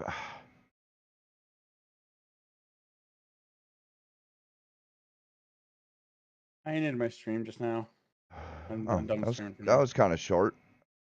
Yo, No, I'm getting ready Is to it go work in because the of that shower. 50 Shades of Grey that you experienced in New You're Haven? right. No, dude, like so by default my audio's when I'm streaming on console, the audio comes to the capture card for the game, and the only thing that's heard on my mic is my mic. So And basic, that's it. Fuck, how do I always forget that? Yeah, it's the basic so version of next Facebook. time I'll try to unmute the chat audio. And basic. Don's over here like, the next time I'm on, I might be less racist today. Okay. Let me see. I feel like society is too concerned Don. with pseudo races or what is Why do technically you- considered pseudo racism, not actual full blown racism. Why do you think I was laughing so hard when I was in New Haven, bro? Fucking bro, I hate this so much, dude. When I was a kid, conservatives used to joke about everything, right? Like they would say some of the most off the wall shit on late night TV, MTV, fucking Comedy Central back in those days. Like we're talking about some off the wall, crazy racist shit. And that shit was funny. It even got fucking the racists that they were making fun of laughing, right? Like that's why they got their high. What was it? Their it's not reviews. It was like something else that they were measuring their fucking constituencies by. Anyways, whatever the case is, they were funny, right? There we go. And Okay. then Things the women liberal media kind of came in, swooped in, and hijacked it to the point where like the same Bam. conservatives that were finding this shit funny are now being offended because liberals didn't see the same point of view as conservatives, right? Like it was just stupid. It was like, bro, All right. like For a liberal to say the same All right, here. point as conservatives is offensive in I've itself. I've posted it in general, but I'm gonna stream it so we can watch it together. Cause dude, oh fuck, I gotta do this on. I have the Discord up in my stream. You're not putting the Discord though. I thought you said you were streaming it on Discord. Okay. I will. I can. Okay. I just have to do it on Edge because fucking for whatever reason, not Chrome, Brave, the browser I use, Brave, it doesn't. Oh, dude, get fucked. Don't tell me. Yeah, Brave Discord can't capture the audio for some stupid fucking reason. Other browsers it can. Like I'd use Edge and it will. Like and fucking the audacity of Edge asking to be my default browser. Like, bro, if Edge can ask to be my default browser, you can ask that girl That I out. don't realize is rude. Your dick is I hear the audio though. Okay, you hear the audio? It's running? Yeah. Okay. Yeah, it's running. Yeah. You gonna watch, Don? Also, hold on a second. Let me go. I'll go see it right now. Hold on. Yeah, Don's still stuck in New Haven right now. Yeah, so right. Dude, never going back to New Haven. I'm sorry, no more Comcast. Fuck Comcast. All right. Y'all ready? Yeah, let's do it. say to men that they don't realize is rude. Your dick Things is the women perfect size. Bro, Ah. is it wham or is it small? What is it? I don't want to hear perfect size. I don't want to hear this is easy stuff. Yeah, I don't want it to just fit. Yeah, bro, I it's need perfect. some. You're telling me it doesn't matter if you're exhausted. You can still go for it because it's not that much effort. Right? Truth. I love Dude, my me a girl dad was. I bod. said this to my girl. She's like, "Fucking A." Of course, she Cool. said this I to me. understand you're trying to boost my ego, but you're also slapping me on the floor. Yeah, you're slapping me down, bro. I love me a dad Because bod. you really don't. Bro, You might like a variation of a I dad love me a bod, but you dad don't. bod. like Right? a variation Right? like that's to like me ourselves. saying, I love me some wrinkles. Right? I love me some crow's feet. Crow's How about feet. that? I love me some about crow's Don't feet. worry, babe. I hate thick lips. I want them paper jaws. Yeah, I love Damn, feeling what the fuck? spine in doggy. And that's what you got. Yeah, I love hitting hip bones. So pretend I'm your girl. Jesus I'm the guy in this. Christ. You're the guy in this, for once. I was waiting for someone to talk. I'm playing. You're the guy in this, and Yeah. you just come home with a fresh trim, and I'm the girl. Hey, Yo, come downstairs. I want to show you something. what go on? Look at this fresh waves, man. Look at the trim. What we saying? What we saying? Ooh, Lineup's crispy, no? he cut it different this time. Yeah, he cut it different this time. How asked many him to. souls just left his Explain body? yourself. Just Bro, cut it a little bit different. a little different. Is that side supposed to be higher than that side? Cool. Is that corner supposed to be higher than yeah. Cool. You asked for the hypotenuse. Yes, for the hypotenuse. Ooh, he cut your hair different this time. That bar right there Yeah, that will sink keeps me up at night. If you can't do it, I'm sure I can find someone who can. Wow. If you can't do it, it's fine. I'll find someone. Yeah, I'll just find someone who can do it. They know the emotion that will bring out in a male species. Yeah, of course. And that's what I don't. There's one thing that I don't let that bar phase me, and that's with DIY. I never claim to be Okay. Mr. Hammer and Nails, bro, because I hate it. I remember I can't even remember what Same, the device was, but I was putting something together and I was looking through the brochure thing. Yeah. One Jornino said, "Do men need to read instructions?" I didn't know men needed to read the instructions. Oh, I was literally on my knees. Bro. I've never felt so low. I was literally on my Never knees. felt so low. It's like, why? So unprovoked. bro. So I'm helping you. Yeah. I didn't know men needed to read the instructions. That's the whole Yeah, fucking layered. hate, man hating Yeah, shit layered. right Put your there, hands bro. up. Right? Bro, and there's more of it too. That This is is just funny. like the highlights, but yeah, bro. No, dude. I'm very familiar with these guys. Yeah, Right? Yeah.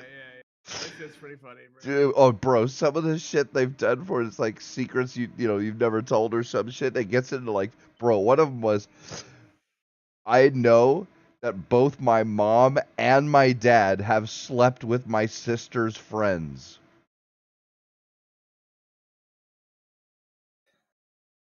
Huh?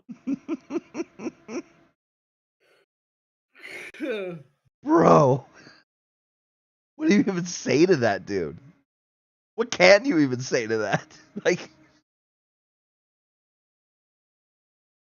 bro, both my mom and my dad have slept with my sister's friends. I don't know how I feel about that. Bro. That's making me face some very philosophical Bro, questions. yo, and it I makes don't me feel like some I'm kind of actually way. That's for equipped- damn sure. Yeah, Like, right. Like I don't think I'm equipped to answer that shit, bro. Like, Right. what the fuck? bro, I mean, I watched bro, Game of Thrones. I already felt some philosophical way at the very fucking first season, bro. Like, huh? oh my god, dude, if one of my friends told me that, I was like, all right, I'll wash my hands. I'm out for today. Like, bro, I'm not equipped to help you deal with this shit. Like, Bro, dude, that's how I felt about Game of Thrones, dog. Like, seriously, I see Jason Momoa fucking just taking Daenerys on the volcano, bro. I was like, bro, I'm done, bro. I don't know how I feel about this. Like, I'm just like, because like I've always had those like, here's the crazy shit, bro. The craziest thing, right? When it comes to women and like their sexual proclivities, I know for a fact that there's a rape fantasy there, right? Mm.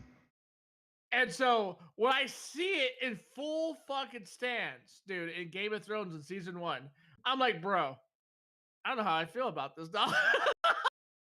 Like, not so much that was like it was a forceful thing, but the fact that like not only was it a forceful thing, but like she started enjoying it, bro. Like you saw Daenerys' face, like about I would say the first 5 seconds. The first was like, yeah, you know what? I don't accept him as my husband.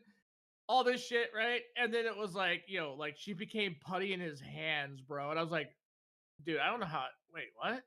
That shit had me asking myself some existential questions. All right, like I was like, wait a minute. I knew this shit was done in fantasy and stuff, but when you see it in act, I was like, bro, like this is kind of wild, bro. I don't know. I thought the brother shit was bad. I was like, bro, like her brother, like literally just fucking filled up her fucking tits, her ass. She was full nude on the fucking slave trade. Like that was wild to me in itself. But then fucking Jason Momoa comes out of nowhere as a dragon guy, and he was like, "Yeah, I'm gonna fuck you on the volcano." I'm like, bro. And then like it didn't become like she loved him. She was like, "Hey, first off, homie, your dick is good." So yeah, at first I was like, "Ew," and then secondly, like you had the O face. Now I'm trying to like figure out how I'm gonna dominate you in the bed because you're my now husband. And I'm like, wait a minute. Hold on. I feel like we missed a plot here on morality. Like, what the fuck? But it turns out that's actually true. Like, this whole thing is actually true. Like, I think Game of Thrones, like, actually sort of painted the picture for a lot of men and women in this case, where it was actually pretty accurate. And I'm like, that's kind of a scary place. That's kind of frightening to be. It's obviously the fantasy of it, right? It's not everything that goes along with it, like the beating and the. No, like he didn't hit her, bro. Like that's the thing. It's like Jason Momoa's character, he didn't hit her like ever. Well, that's He grabbed her by the throat and fucked her aggressively on a volcano. I'm like, bro, that's wild. Yeah, but that's like different from the actual reality of it half the time, No, probably. no, but that's the thing is that there's women that exist that want that. In fact, one of the biggest contributors to Game of Thrones success is the female audience because of their fantasies. Like we actually talked about this a while back when Game of Thrones was sort of like becoming a big thing again. Because like Game of Thrones has been out since I was like when I was in my teens, right? So yeah. And then like I said, Jason Momoa, he was barely in his 20s when that whole scene happened. So I was like, bro, what the fuck is going on? And it turns out that the majority of the support for Game of Thrones in the first season was literally women carrying those kind of fantasies. And I was like, bro, that's wild. I don't know. I think Game of Thrones is my sort of like extreme turning point because like I didn't really watch the series as it was coming out. Everybody and their brother around me was telling me you should watch it, Andrew. Andrew, you should watch Game of Thrones. It's so good. It's so good. I didn't start watching it until like 6 or 7 was out. And then I started watching from season 1 all the way up to those times. And I was like, this is actually a really good series. Demented touches on a lot of social issues and it touches on a lot of sexual deviancy. But it was good. It was actually really good. However, what's burned in the back of my mind is Daenerys is being hard fucked over a volcano by Jason Momoa. So I'm just like, yeah, that image is never gonna leave my mind, bro.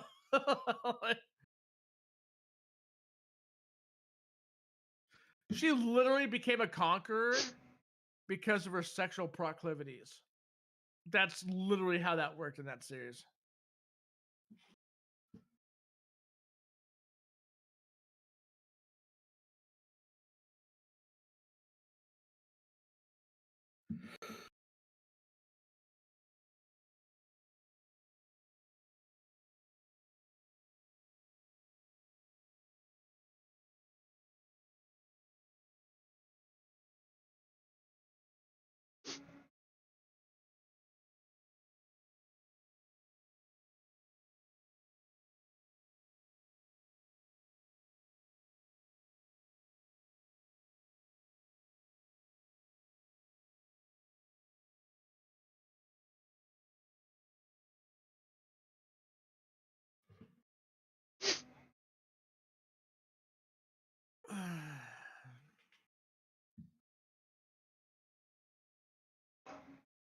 Yes, Destiny. How the fuck, dude? Like, come on, dude. There's no way he just asked that question. Oh, I didn't realize I was muted. Sorry. No, I'm watching the Destiny and Young Ho guy. Oh or Jesus. PF Jung. PF Jung is a centrist, like more so than I've ever claimed. And he's debating or talking to Destiny, and Destiny, it's like Destiny hates Trump so much, and this is how I know Trump derangement syndrome comes into play here. As much as everybody hated Moderna, as everybody hated the Johnson and Johnson, as much as everybody hated these vaccines, okay? Mhm. If it wasn't for Trump, those things would have never existed. Mhm.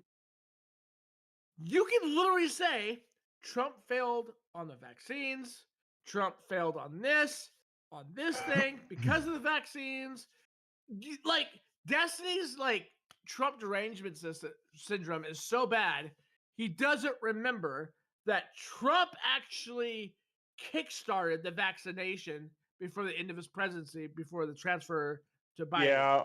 Watch what happens when we get if an official release that we actually know the vaccines were causing issues, and then they try to blame it on Trump. Well, Trump started this, and they won't at all address the fact Oh that it was yeah, mandated. all the bad things, dude, is Trump's fault. None of the good things is Trump's fault. Yeah. Like this weird situation that like, and this is something that Destiny I think has even said. He's all, well, yeah, fucking of course Russia was gonna come in and invade Ukraine after Trump left office. Like, what does that even fucking mean, dude? Like, no, it wasn't after he left office.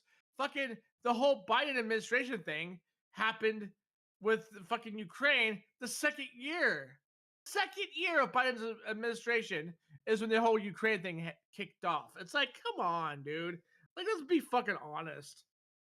Like, everybody looked at fucking Biden and was like, oh, yeah, we have a vegetable. We can do whatever the fuck we want. And that's exactly how the world leadership looked at the guy. Like, I'm not shitting on the guy. Like, there's a lot of good shit that he actually passed that a lot of people don't know about. Like the CHIPS Act, the chips fabrications, transferring them as a main source from fucking Thailand or Taiwan or whatever the fuck to here in the United States. He started that shit. Like, that's a good thing, right? Those are good things. He extended Trump's tariffs, which, by the way, if Trump was such a bad fucking guy, why would Biden extend those fucking things if he didn't have a fucking point behind it, right? Like, oh, dude, there's so many fucking things wrong with how Trump's being perceived by these fucking left wingers, dude. Like, yeah, it's idiotic. Actually, it's actually stupid. We're not even going to talk about the Middle Eastern fucking treaty that actually turned out to be the most successful treaty. And when it comes to all the other fucking like the Oslo Accords, the Camp David situation that happened, all that stuff. Like, come on, dude. Like, Trump actually did a lot for this country in his first presidency. Not dealing with any of the Senate, by the way. He never was a Senate man. He was never an establishment Republican. He was literally the dude that came from a fucking hit TV sitcom and became famous because of said hit TV com. Went bankrupt afterwards. 4X, right? He went bankrupt 4X prior to becoming a president. And you later found out why he was still financially stable, because all of his donors were the same people that were backing Hillary are backing him. And he admits that shit on national television, bro. And somehow Trump is the fucking the villain here. Like, dude, I can't. Yeah, no, no. It's just a nut check. This is one of the reasons why I don't think I could ever agree with Destiny on a lot of shit, because Destiny is willing to omit actual information.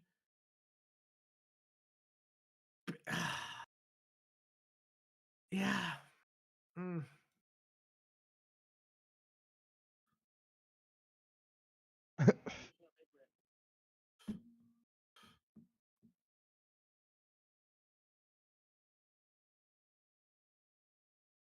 Oh, and by the way, his rape case, by the way, Twitch, if you're here and you're watching, hey, By the way, the rape case that there was never any actual thing done for the investigation to take place to actually substantiate the claims. You know what happened to substantiate the claims? Because he never showed up, and the money she was asking for was literally inconsequential as to what his overall goal was.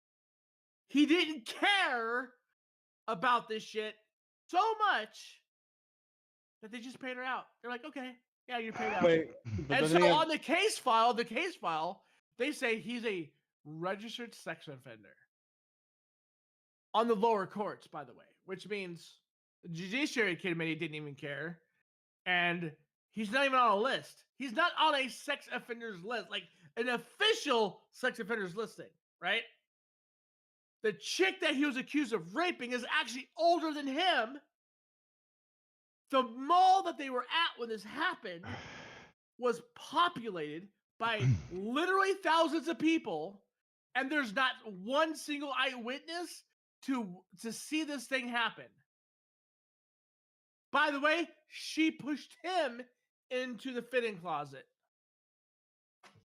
but he raped her. Yeah, that makes sense, right? Yeah. I'd actually look into this case because, like, somebody was trying to debate me about this shit, and I was like, this doesn't make sense. What? Huh? So I went to look at this, looked at the name, the person, looked into the story, looked into the mall that they were at, and there was like over 4,000 people in his vicinity. If he was to have actually sexually harassed somebody or assault somebody, they would have been there. But he was like, this is such a nothing burger. I never did this. I don't give a fuck about this. It's only going to cost me about $74 million. Who cares? Fucking A, pay her out. Let's just be done with it. To be fair, that's not exactly a statement of a fucking guilty man. That is a statement of, I never did this. Most of, if not everybody knows I didn't do this. Fuck it. I am not going to be there for this. I have other things to attend. If you got fuck you money like that, you know what? Fair enough. That's not the plea of a guilty person. By the way, she wrote a book on this shit, and it was a pretty big seller to the liberal media because they hate Trump so much that they're willing to support lies and fabrications to help better their narrative. And I think that's disgusting. I think that's actually disgusting. I try to be all fucking, hyperbolic and pedantic and be like, oh my God, I'm proper, blah, blah. No, like this. But yeah, this particular situation was really gross. Mm-hmm.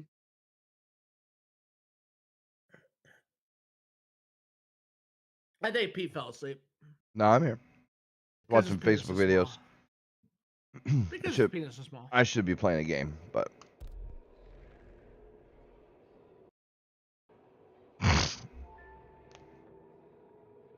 Okay, he's vindictive and he goes after people, and I hate that fucking PF Jung didn't push him on that. I would have said, oh yeah, he's vindictive and he goes after people. Can you give me an example? When did he do this?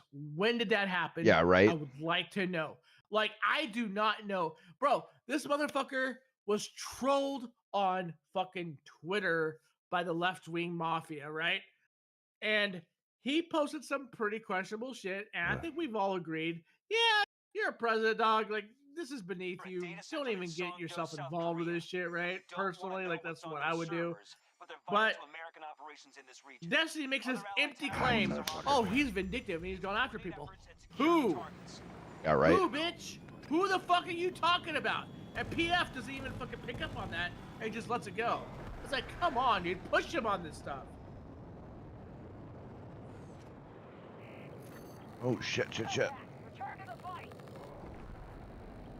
I wish they give you more time outside the limits of the plane. Oh, what? Oh, you gotta be shitting me. Oh, fuck off, game. We've lost Sector Alpha to the enemy.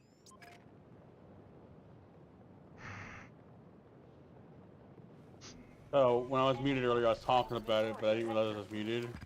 But I'm talking about like an interaction I'm having on. I was talking with someone on threads about retro consoles, right? And they're like, my gaming retro game collection. They have a list. They show an old TV. They show a PS2, 360, what's it called, a Genesis, and some and 64. But they also have a PS4 up there. And I'm like, personally, I would not count. PS4 is Personally, retro, yeah. yeah, I like personally would not count the PS4 as retro. And someone's like, easy man, no need to choose violence. And like, yeah, I kind of went with the jugular in that one.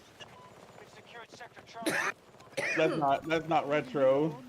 But the guy that commented that could have been the original post was like, what's crazy, the system's 11 years old already. Oh, dude. It's still last gen though. That's not considered retro. Yeah. Last gen cannot be retro, bro. You got to be more than 1 gen old to count as retro. I'm sorry. I don't care if it's 30 years old. Like that ain't retro. Bro, I feel old in the conversation. I would say because bro, you have to be when I was a little kid to be considered retro, bro.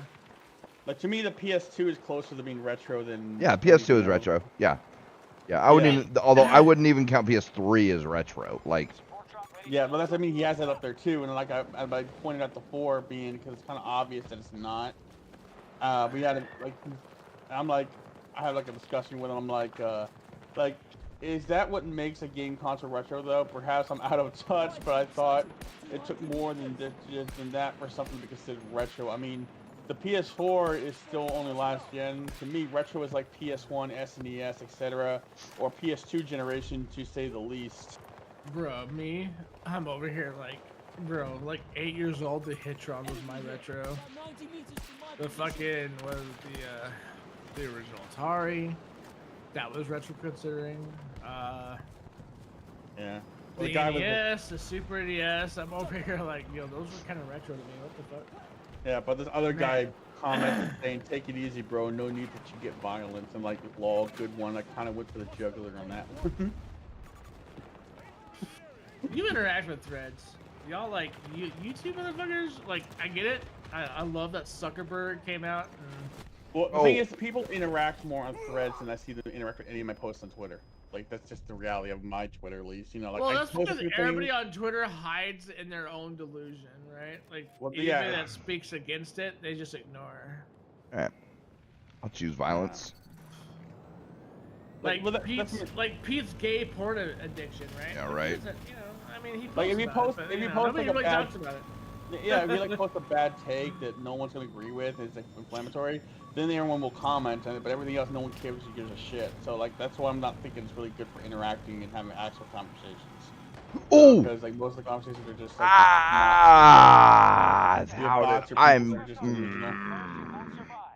You know, it's funny. Bro. I haven't posted my opinion about the Middle East stuff on Twitter.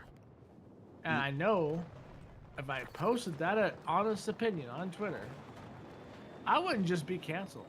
They would come after me. Why don't you just post 2 words? Why don't you just post 3 words? Gaza deserves it, and that's it. Just let that. Right. Or how about U.S. glass industry? Uh-oh. Wait, provide context to that. Oh wait, no, I get it. What's going on? Gotcha. Yeah, there you go. I was gonna say, what's happening in the Middle East right now, Don? Connect the dots. Yeah, turn the land to glass, right? Yes, sir. Like, that's an honest opinion. Like, I know it's extreme and I know it's unhinged, but you know what? I fucking own it, right? And this is a stance that I've taken since 9/11 happened when I was a kid. And funny enough, the liberal part of me, or what's considered the liberal part of me when it comes to today's day and age, I said when I was a kid to my dad, which my dad's in my stream, and he knows about this, and we've covered this a couple of times already. I've already spoken about this, so my dad's probably tired of this already by now. Sorry, Dad, if you're still here. I told my dad, because my dad was like, you should join the Marines, because of what just happened. And I said, you can take your fucking warmongering industrial complex and shove it up your fucking ass. Like, I actually told my dad this. Like, I was very against the military because I understood what was going on when it came to Bush administration. At least I thought I did. Okay, to be fair, I thought I did. I think we all thought we did. Yeah. It's way more complicated than we thought it was way back then. Yeah. But like, so I was already thinking ahead, like, okay, so this isn't just this black and white, right? Like, there's a reason why they crashed that plane. You don't just choose one day, hey, you know what? I hate life. I feel like killing Gotcha. myself along with, you know, thousands of people, right? Like, that doesn't make sense to me. And that's something that I thought and struggled with when I was a kid. So when my father said that shit, me and my father kind of grew apart from that point on. Let's just say that. And rightfully so. He has every right to believe what he believed at the time. And I feel like, as a kid, Gotcha. I was pretty close to the fucking truth as a kid. Because you look at the political climate, you understood who the leaders were, you understood where they came from, and then you understood the political climate in the Middle East at that time versus the Bush administration. Bro, this was a very fucking, like, it was such a firecracker thing to have happen in your lifetime, right? You just witnessed tons of people die. Then you realize, oh, the Bush guy, your president, is kind of a fucking moron. Attacking randoms in the Middle East, stoking the fucking flames.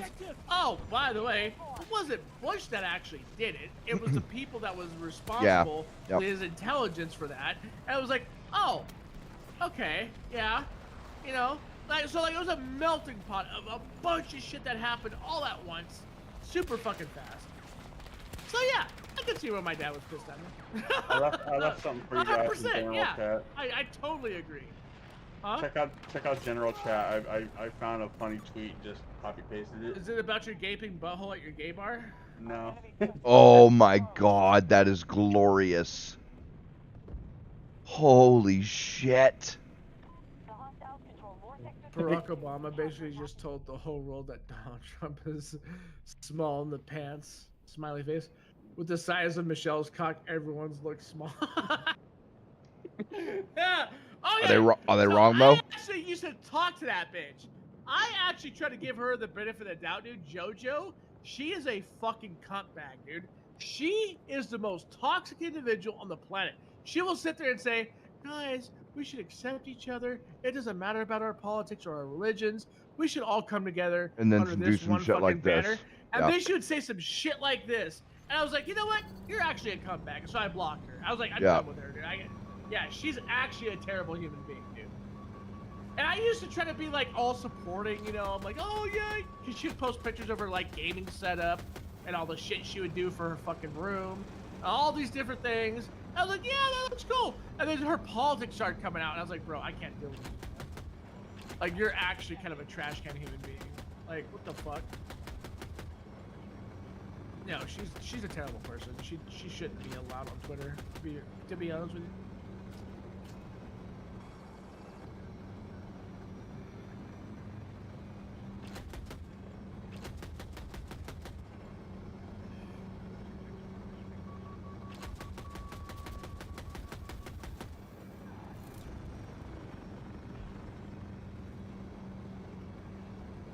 Allies engaging at Charlie 1.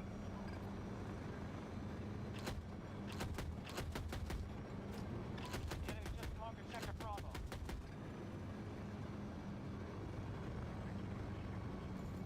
Oh shoot, I can't. The enemy has secured more sectors than we have. But yeah, I've been like just talking a little bit on threads. I've had more conversation, more feedback on there, like on Twitter. Twitter just I just don't fuck with Facebook like that, dude. I post memes and food videos, animal videos, and some raunchy humor shit every now and then. Like, that's what I use Facebook for. I mean, like, I do see some. I'm not sure it's the issue that they're hidden, or some of these tweets. This site doesn't work well. Some of not always do the comments come up, right? You have something to come back later, or I don't know. It might be that some of them are hidden, but the problem, the plus side is that, you know, if you, as long as you're not like, you know, you can at least still like get an interaction. Like versus Twitter, it's just like no one gives a shit, you know. But that's what I mean. I'm sort of noticed that. I don't know. Maybe it might. And of course, that might be because I got a bunch of stupid bots following me on Twitter, and no one wants to interact with me because they're afraid they don't want those bots following them now. Like, so it could be that. Which I don't blame them. Like, I fucking hate those DFX bots. the GFX accounts. Oh, we'll make you art, dude. Like, okay, you and Dude, I 1 have billion. like like half a dozen people that are like doing their bot shit on my DMs, and I just ignore it. I don't click it anymore. Cause I thought I was dealing with actual people the last couple of times, and they were like, "Oh yeah, fucking your artist isn't really that good. I could do better." And I'm like, "Okay, well send me your fucking art shit." Turns out it wasn't the person that was doing the art that I was talking to. It was the organization that helps publish those artists on Fiverr. And I'm like, "Yeah, this is not it, Chief." I get like links sometimes. I check their art out, but a lot of times it's most below basic bitch stuff to get from any website. And I'm like, yeah, no, thank you. Listen, I appreciate the offer, but I'm good. Like I trust more myself making my own stuff on pictures I find online, combining them like, and I'm better with that than paying money for something that's probably either stolen or just something that was from a template that's already pre-made by someone else. You know? Yeah. Mm. Yeah, fuck that. Come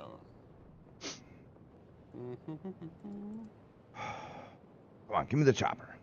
I need a good chopper run. You need a good sniper run. You fucking. I did. Bruh. Sector Alpha just fell to the enemy.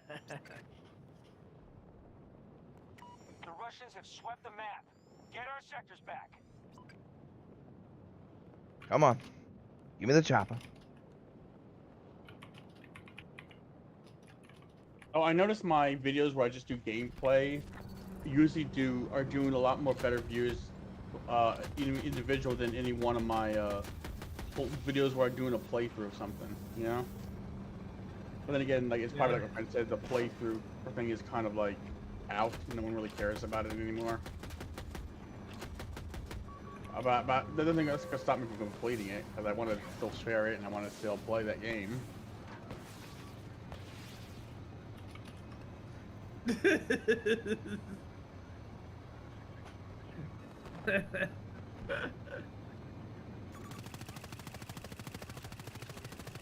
Oh, this girl's smart. She has a she hides her real phone. She's in a bus and this guy's going around robbing people to bust their phones. And he gets off the bus and he takes out a real phone. He took a fake phone. So along the same videos of those videos, have you watched the Karma videos, dude? They're pretty good. Oh, I'm not sure. Is Karma like someone getting their head knocked off or something by the? Not literally their head knocked off. But like they'll be in the middle of trying to rob somebody, but someone behind them will take them out or whatever. I just don't like the ones where someone gets killed. You know? I mean, I don't like those either. But it is literally like, I think it's, I mean, we are overdue for a fuck around and find out generation of people, right?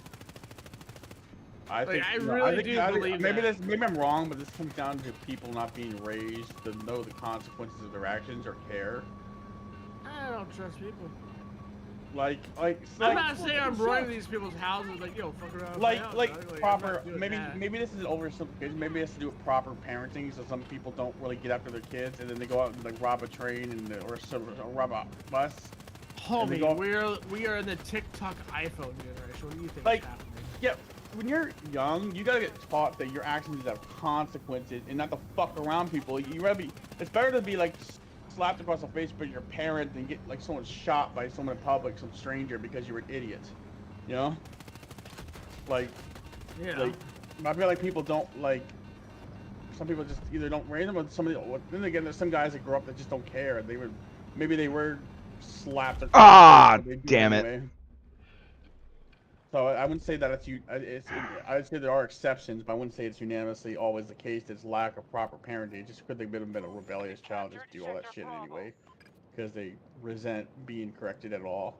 And there's people like that, so they take it out by doing stupid stuff. If we don't stop them, they'll take every sector. No. I don't know. Maybe I'm wrong. Maybe I'm wrong.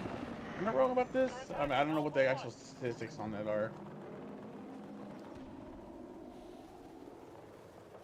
Turn my way, you motherfucker. Your butthole? Huh? What? No, I'm listening to the music from Log Horizon.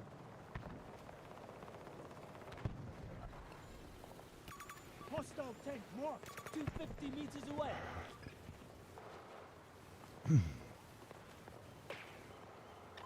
Troops just captured Sector Charlie.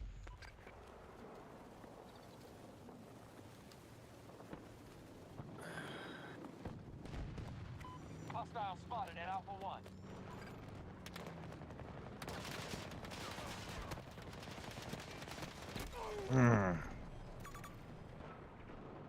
Feeling pretty good right now. So am I. But I'm actually mean- getting tired too, though, because I have to get up Well, early. And I had my an early coffee. schedule Usually I'm this whole tired, but I had a multivitamin with this. But I bought some also B12 recently, which they told I could mix the. Even though the multivitamin has some B12 in it, you can mix the. Yeah, there's certain Yeah. vitamins that are water soluble. You don't have to worry about like overdosing them on anything. See, vitamin C is like that. I think B is like that. Yeah. But either way, I'm gonna go to bed because Really? Oh. dude, I have to get my shot tomorrow, bro. This is my shot day. Not to mention, bro, like I have been going to bed super fucking early this week I'll because be right my back. sleep schedule's fucked. So like I've been coming home from work. We watch about an episode or two of Lucifer, and then I. Oh yeah, crash you've been out. going through that. Yeah, yes sir. I'm trying to catch up. Like. Yeah. We started from the scratch. Oh, you're and starting she from the doesn't scratch. remember half of it. Yes, Of course sir. not. Like, we couldn't remember a lot of it. I was like, wait, like, when did this happen? Like, did I watch this shit so passively that I forgot, like, all the good shit? Like, what the fuck? So, yeah, we started over, and we are... Fuck, where are we? Oh! Fucking, what's his name? Linnadale, fucking Amazakine, like fucking gets pinned up against the wall. She licks his face, and he's just realizing that, like, yeah, he likes her. I was like, yo, that's kind of dope. So yeah, that's where we're at right now. Yeah, season 1 started over. Oh fuck. Our troops have secured more sectors. I couldn't than the remember shit to hostiles. save my life, so. Man, dude, I've been doing terrible in the chopper this round. It's because you're gay. That's Yeah, fine. yeah. I mean, obviously, Shit happens. your last comment literally sets that shit up for you, so you're good.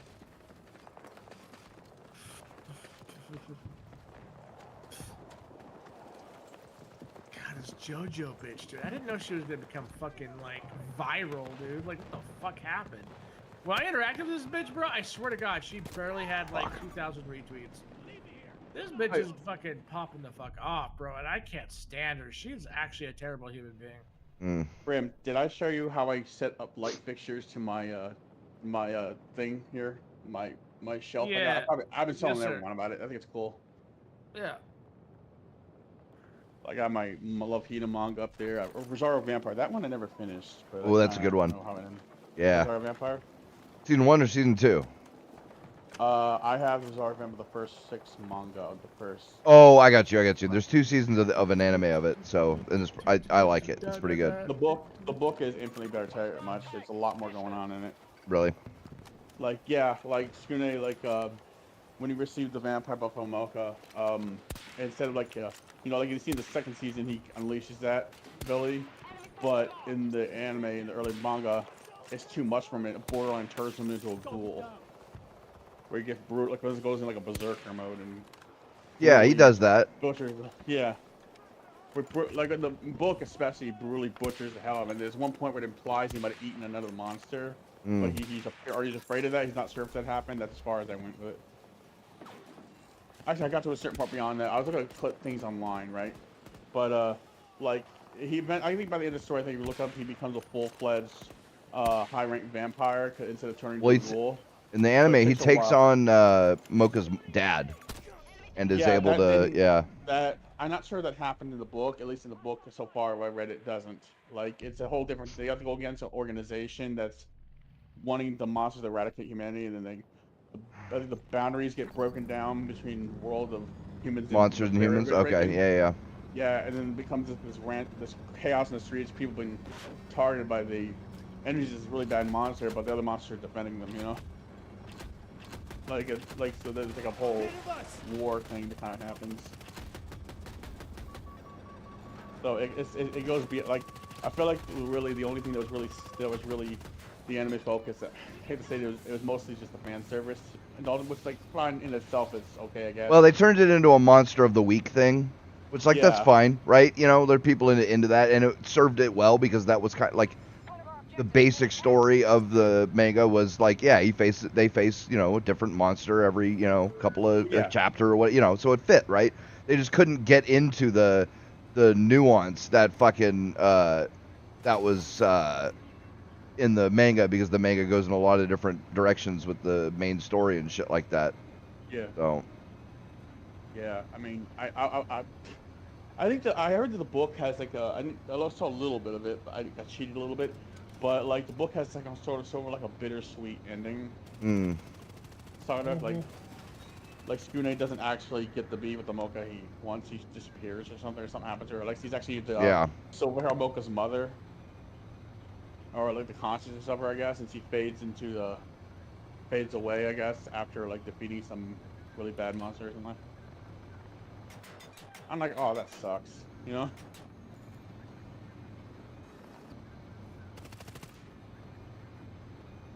Like I think Mocha's mother, like back in the day, like she was killed, wasn't she?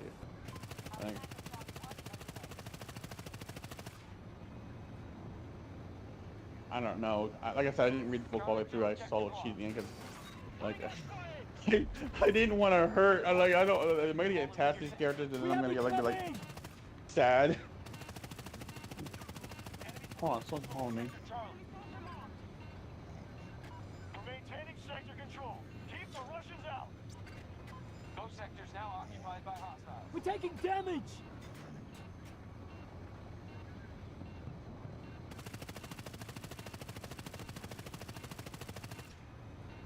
We just secured Charlie 1.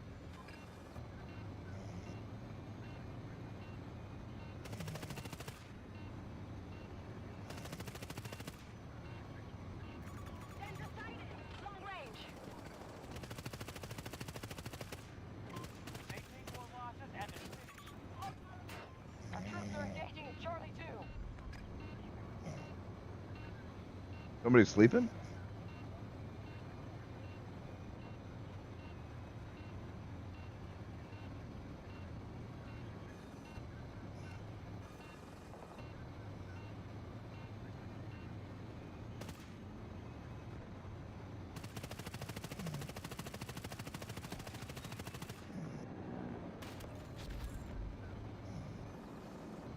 Bram, go to bed.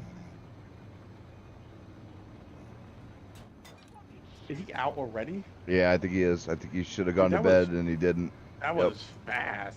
Dude, I can't, even when I'm tired, I cannot fall asleep that quickly. Usually. Yeah. I remember one time I fell asleep playing Destiny 1 on a PS4. I was playing with friends. I was like half asleep, falling in and out. I was like, oh, I get like blasted by aliens. Right. I was right in the middle of gameplay too.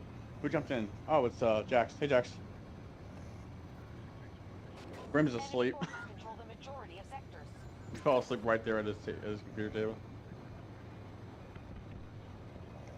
I can't hear him. Sector Bravo is now under hostile control. Person. I can't believe that I'm hearing Fractures sleeping. Yeah. Yeah. Yeah. He just passed out sleeping. He was gonna go to bed, but I guess he didn't walk away with his computer in time. He just kind of fell asleep at his computer. He must have been really tired. He told me he was saying he was really tired. So, but it only took a few minutes for him to come pass out. God damn it. Well, we were talking for a while. I've been in for a couple of hours, but like he just finally just all that lack of sleep, I guess, caught up on him once. Mom, he did told me that he's gonna be free for the next several days. So yeah, it's almost his Friday. Oh, you I didn't catch that at last few didn't catch that last few sentences. You were saying, gangster? It's almost his Friday. Yeah. Technically, that's something that should have been clarified, but it's all right. Oh, but yes, gangster, if you did notice, I had to push the button to talk, so you don't have to hear me hearing the keyboard noise. Oh, do you have a mechanical keyboard? Because I mean, He I don't does. have. Yeah. Yes. I should probably get one. I have a Corsair. It works fine, but it's just Dude, I can't Corsairs are clean underneath awesome, them. bro. They last for forever. I love them. Well, the problem is I can't clean underneath the keys. I can't pop the keys out. Yeah, you can. I've tried. You want the keys out or the switches out? You get to pop the keys out so I can clean underneath them, but I can't get them out. Like if I'm afraid of breaking it, that's how much force I gotta use this to kind of pull it. It doesn't really... I've never heard of a mechanical keyboard where you can't pop the keycaps off. Oh like no, that. this is not a mechanical keyboard. That's why. Oh yeah, that's why. Yeah. You can give it a shower or a bath or whatever you want to call it. You just got to make sure you absolutely clean it perfectly, 100% dry afterwards. Yeah, I've done that before. I wish I could do it with a vacuum, just to suck everything out of there. Yeah, you can do that. Grab it. You can buy a mini vacuum off of Amazon. Can you send me a link to a good one? I'm gonna mark it. I don't know of a good one personally, but I can look for like one that's look like it'll work. It's powerful enough, but also it's like maybe there's an attachment where I can get in between the keys or something. Yeah. Jesus Christ, he snores louder than he snores louder than my dad with some. I just realized something, Gangster. You are streaming, correct, I Gangster? am. Yep. Hold on a second. Be right back. Okay.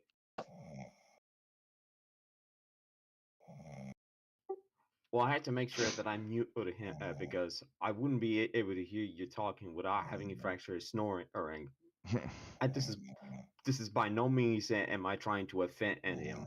That's cool. Yep. He just said he was going to go to bed too because, he needed to wake up early and and now all of a sudden he's snoring and it's like, bruh. Well, all right. Does this rarely happen? Pretty rare, yeah. Yeah, I've never seen Brim fall asleep in the call like that. I mean, that seems like something I would do, but I usually mute my mic for it to happen.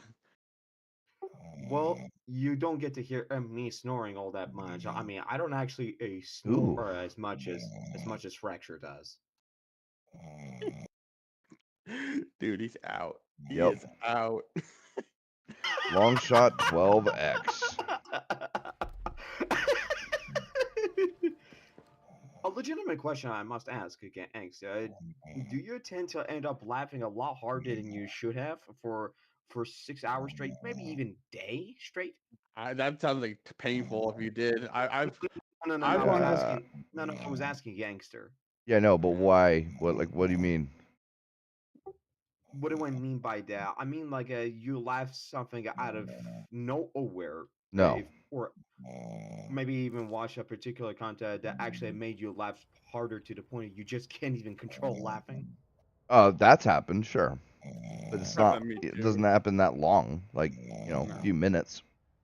I had that where I couldn't breathe. I was watching a clip from, my friend thought it was nuts, but I was watching a clip from, what's it called? It's Prison School, where he wants grasshoppers over rice, and I'm just losing it. Oh, God. No, the one that got me in prison school was the one where the dude shits his pants in the middle of class so he can record it, so that the one guy can...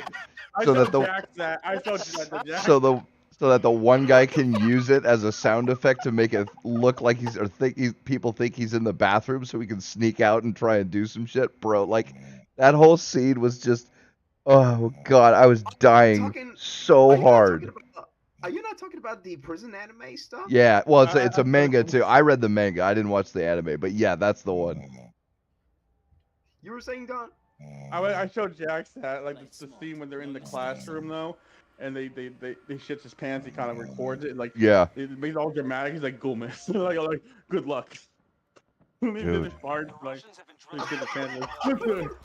just hilarious, bro. I told him I'm not sure Jack saw it, but I told him the clip with where they shave the dude's head, but they make it look like she's pulling a dildo out of the drawer. They censored the razor. They kind of lead the audience to believe one thing and say that she just shaved his head. Yep. Let's go. I got the chopper. Yeah.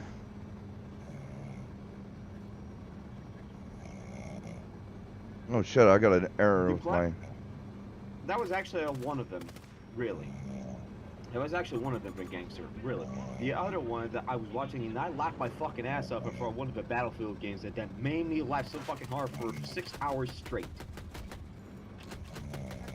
6 fucking hours straight. I couldn't control it.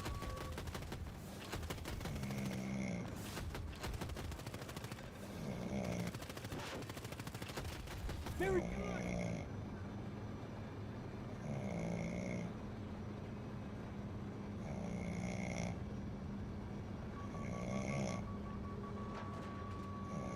They control more sectors than us. Move to counter. Our troops have full control of Sector Delta. Oh, I'm right now. I'm going through I'm looking at the pages in my Lapina manga, and I remember when I got book 10. Now I didn't have my own money back then. My mom had to buy it, but I hid the cover by putting it face down when I get at Barnes and Noble, so she wouldn't see the cover of book 10. Because the book 10 I got it was the only one they had, but it was like kind of the sort of partially uncensored version of the cover art. Like, so I didn't want her to see that, because I was only interested in completing the story and what happened next. It had nothing to do with the fan service, right? And people might say, "Oh yeah, sure, you care about that plot." Enemy No, it really vehicle was the destroyed. plot.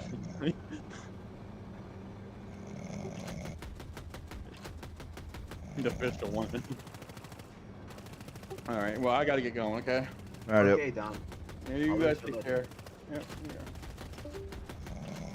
Oh man, it looks like I'm gonna be hearing him snoring all the damn time. But Yup. for the time being, I had to mute him until he actually not snores.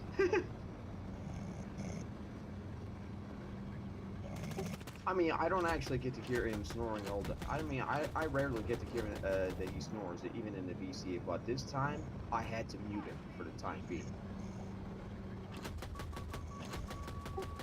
Because this is a rare case that even for me to have it muted. So the next time something like this happens, I'll mute him.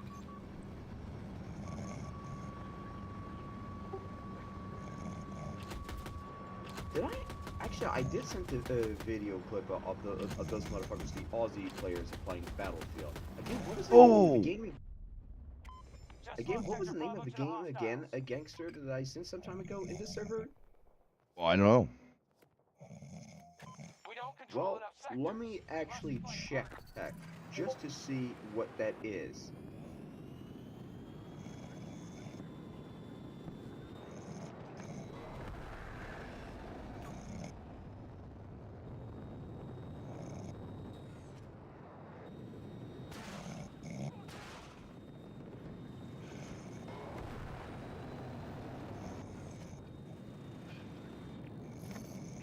You're lost. Get back to the engagement.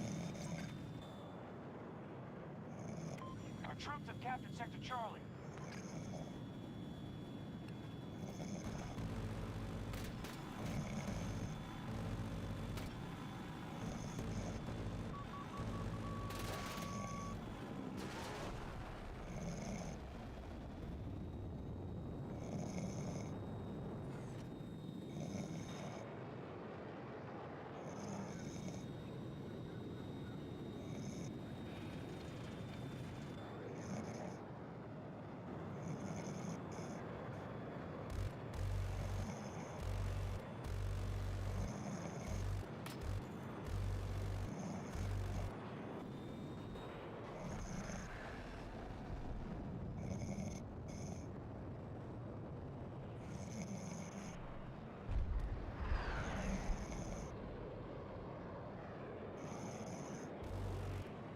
Give me an update.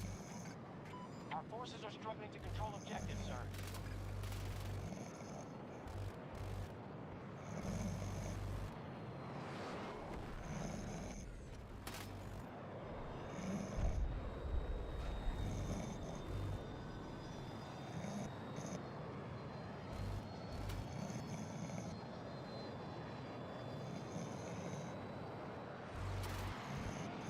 Package ready. Call if you need support.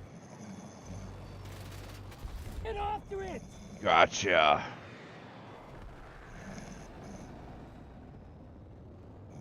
That was a nice jet kill.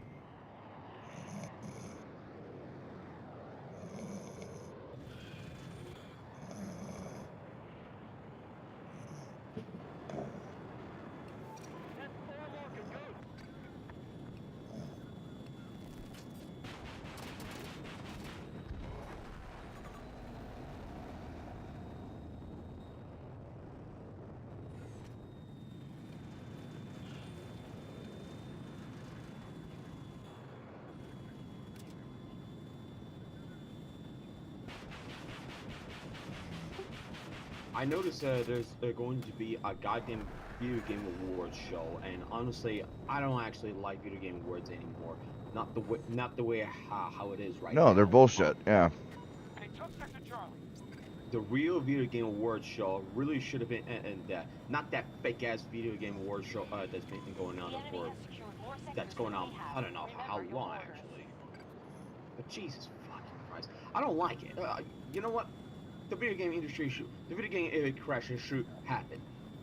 No questions asked. You can't say it's never gonna happen because that's just flat out no.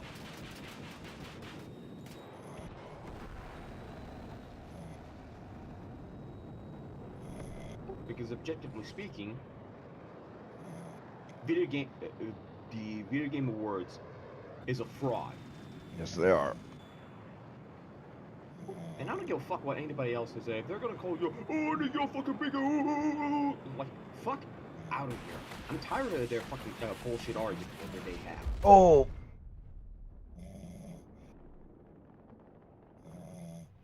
Well, that sucked.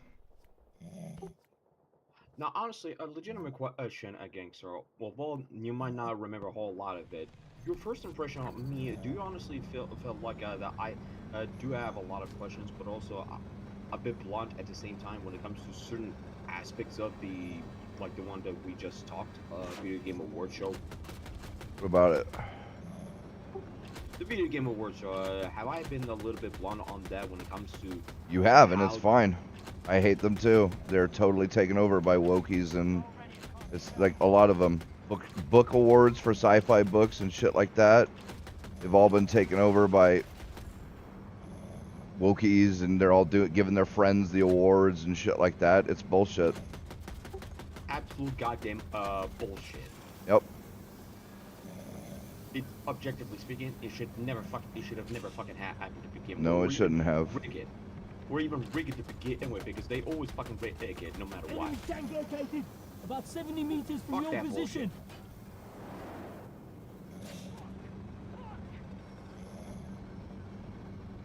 I had to change the set again. Like I said, I don't think I need to repeat it myself, but Nope. I have put the settings for the what's it called? A push to talk because you don't have to give me Yeah, type that's in cool. game. I appreciate it. And that's something that I really need to do that every now and then. Unless, of course, if we definitely need to play the game, but I don't think we need to because you play different games. Do you actually play on an Xbox or No, PC. on PC? Okay. I don't own any consoles. Okay, so you play mostly on PC. Okay.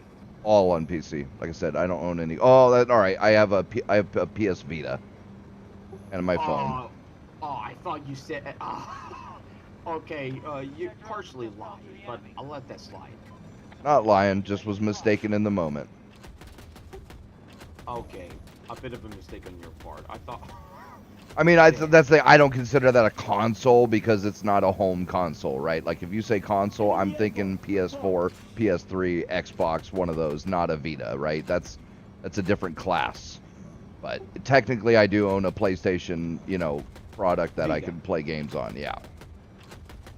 You could also consider Nintendo a handheld. The Switch, sure, yeah. Although that one's more home console than a Vita, right? That one you can plug into the TV and it's got a dock and it's meant to be played that way. Oh yes, that certainly is true. Well then, now that I think about it, I don't actually think I would have to get at a Nintendo Switch at any time, especially now with the announcement of the Nintendo Switch 2. I don't know if it's going to be any better.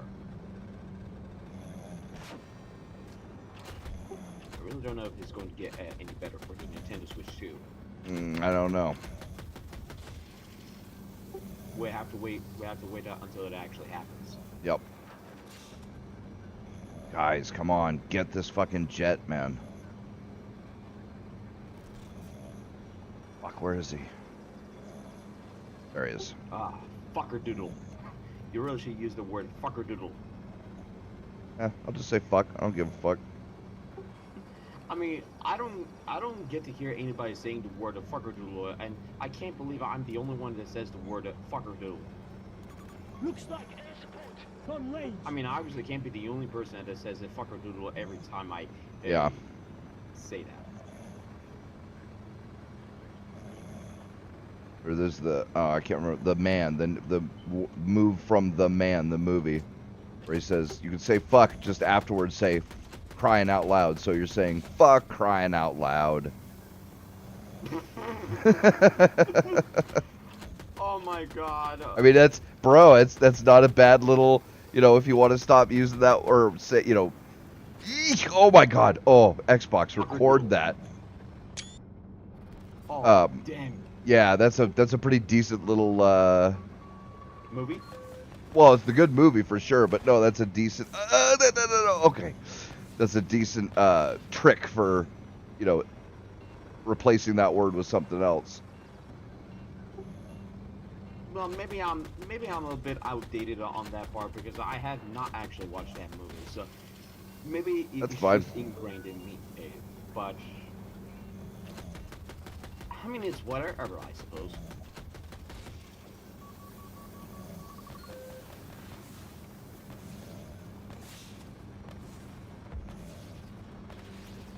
Oh, the fucking yes, the fucking.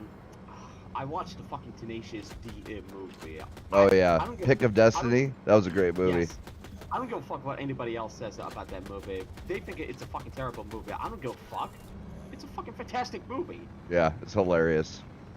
Hilarious as fuck. There's no way that they can argue against that.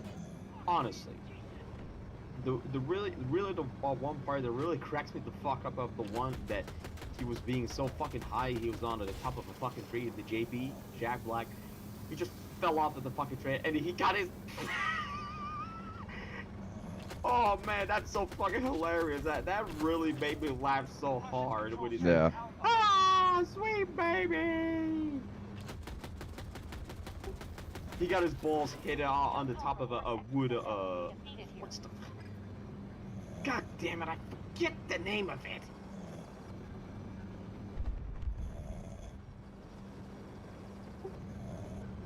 But it was still hilarious the way how Ebi was doing. Oh my god, he got his balls hit in the wood lodge. Like, god damn.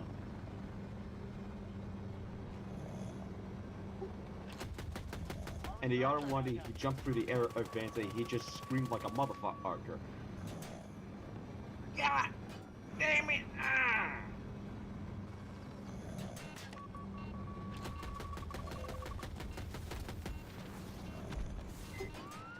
I mean, honestly, I mean, honestly, do we have to ask the question? Would you be willing to watch the movie together?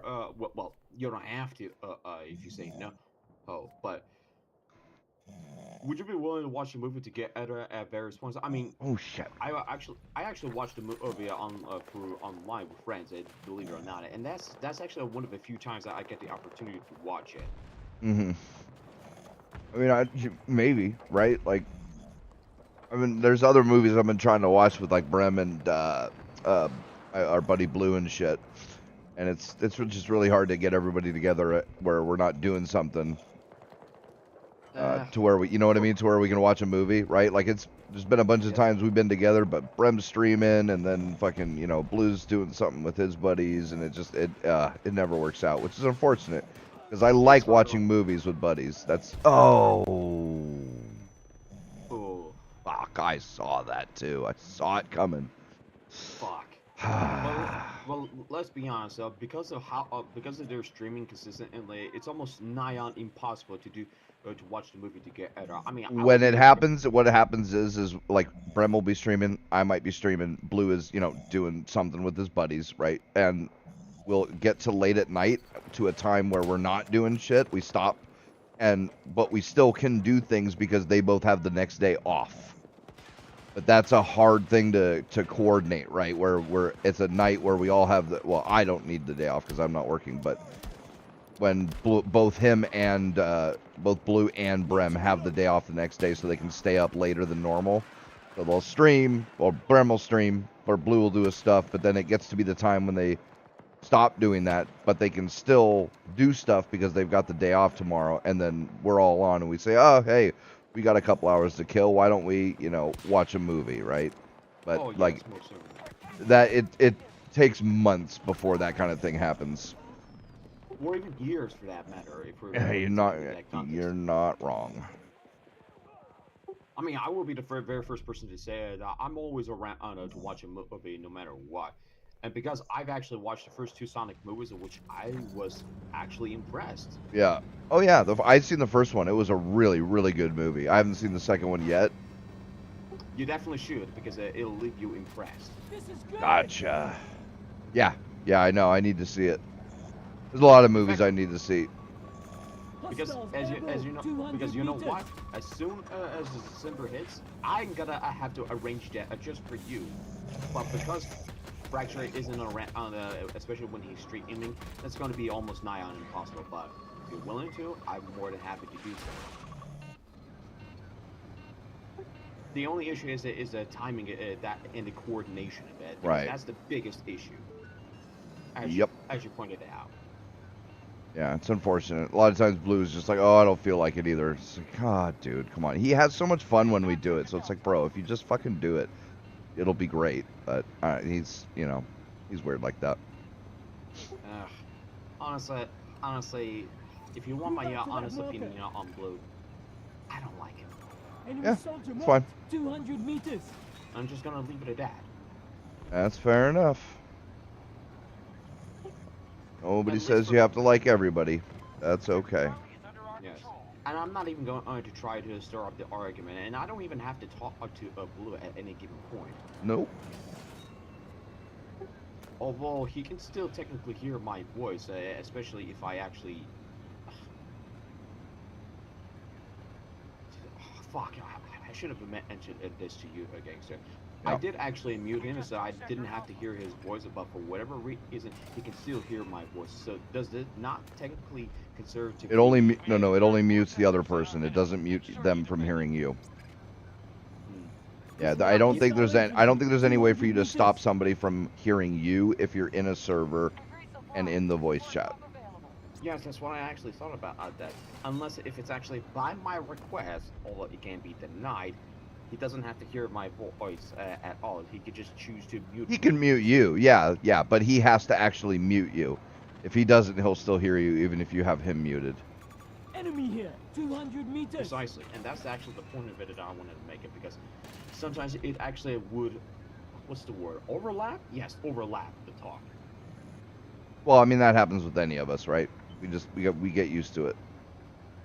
Because you can still hear the other like 2 people overlapping. Usually everybody can still hear what's going on.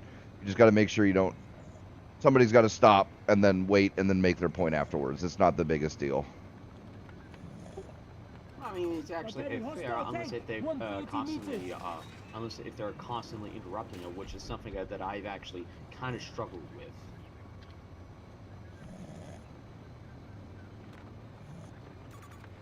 But yeah, I think we definitely need to watch a second Sonic movie, because I really would be willing to let you watch a Sonic the Hedgehog. Gotcha.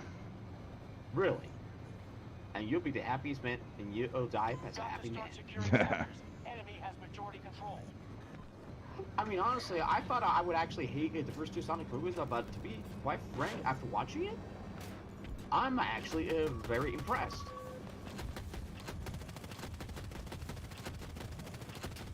I'm really impressed with the fucking movie.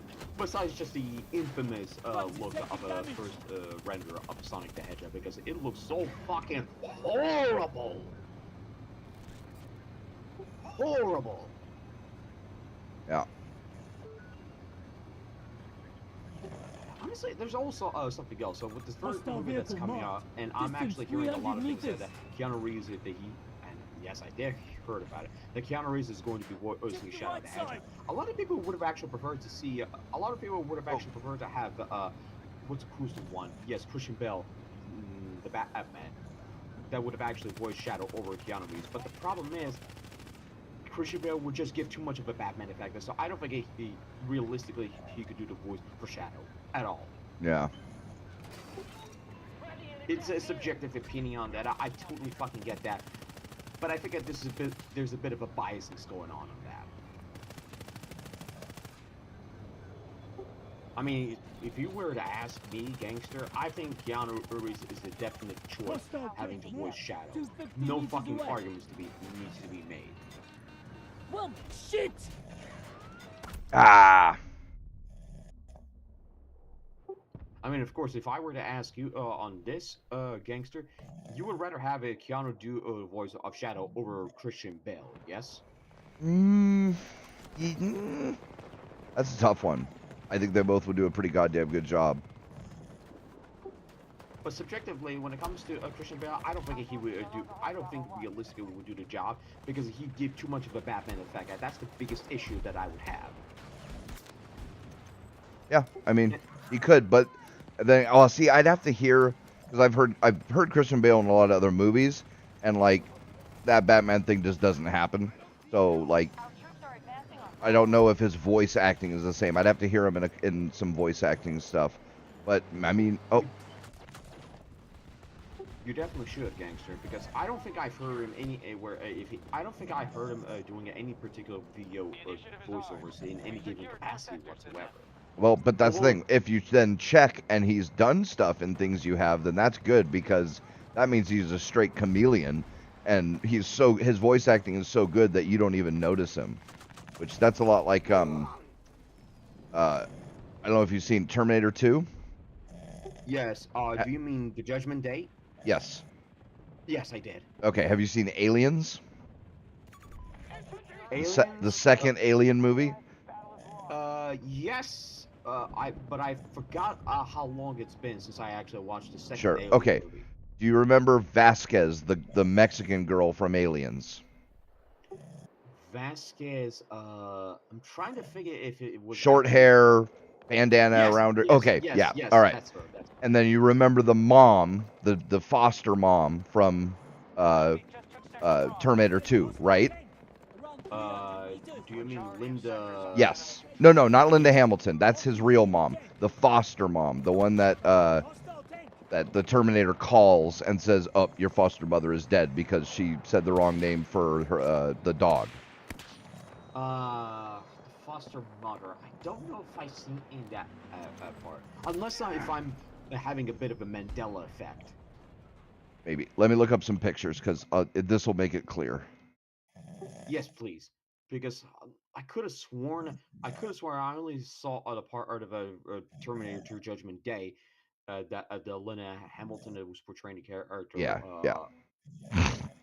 But if I did not see the foster mother, then I must be having a Mandela effect, or I just never saw her at all. You might just not remember her. She's not in a whole lot of scenes, right? She's in the few in the beginning, and then the Terminator kills her pretty quickly. So, all right, copy this image. Here's Vasquez from Aliens. Yes. I mean, my DM is so open, so you can actually send it over. I'll just put him in general. It's easier that way. Okay, makes sense. Okay, so that's Vasquez. Okay, That's Vasquez. Now I recognize it.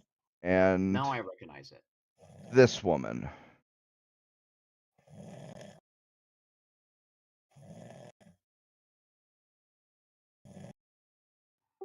Oh, that's the foster mother. Yeah, those are the same actor or actress.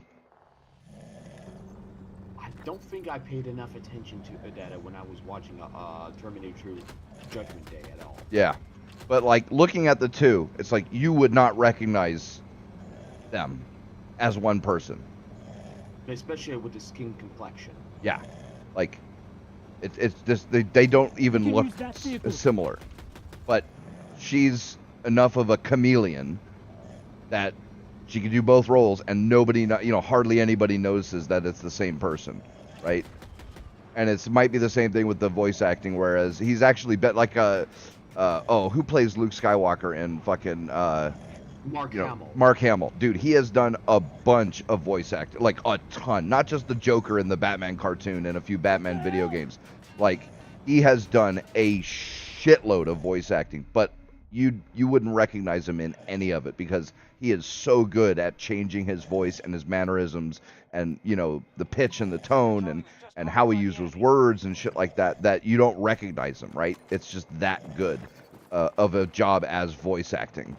And so Christian Bale might be the same way. I don't know. I don't know if he's done a lot of voice acting work or not, right? If he has, then that's great. If he hasn't, well then I mean, yeah. I'm checking it up. Gangster. In fact, I'm actually looking at the page of it right now. He actually did done a few voiceovers that he did. In fact, the one movie that I can think of has to be Pocahontas. No shit. 1995 movie of a Pocahontas. Well, who did he play? Must be the minor character, but I would presume it has to be Thomas. Even still, like, I didn't recognize him at all. Well, neither did I. Even Yeah. when I was watching the fucking Pocahontas movie. So, And like, then, he's probably really good at doing different voice works without, bringing in,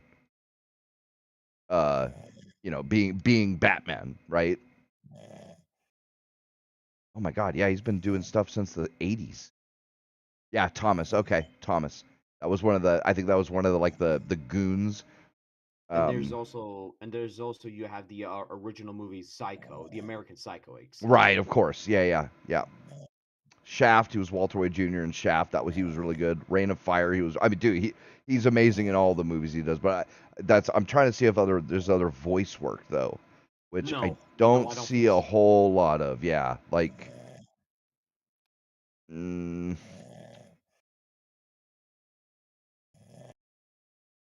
There isn't a whole lot of it, to be perfectly honest with you. In fact, the Pocahontas is the one movie I could definitely think of off the top of my head, but as a minor character in some level of capacity.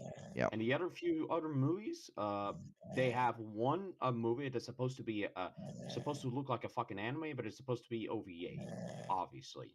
Mm. The one that came out in 2005 movie, which actually that's one of the very few areas that Christian Bale was able to do that, obviously.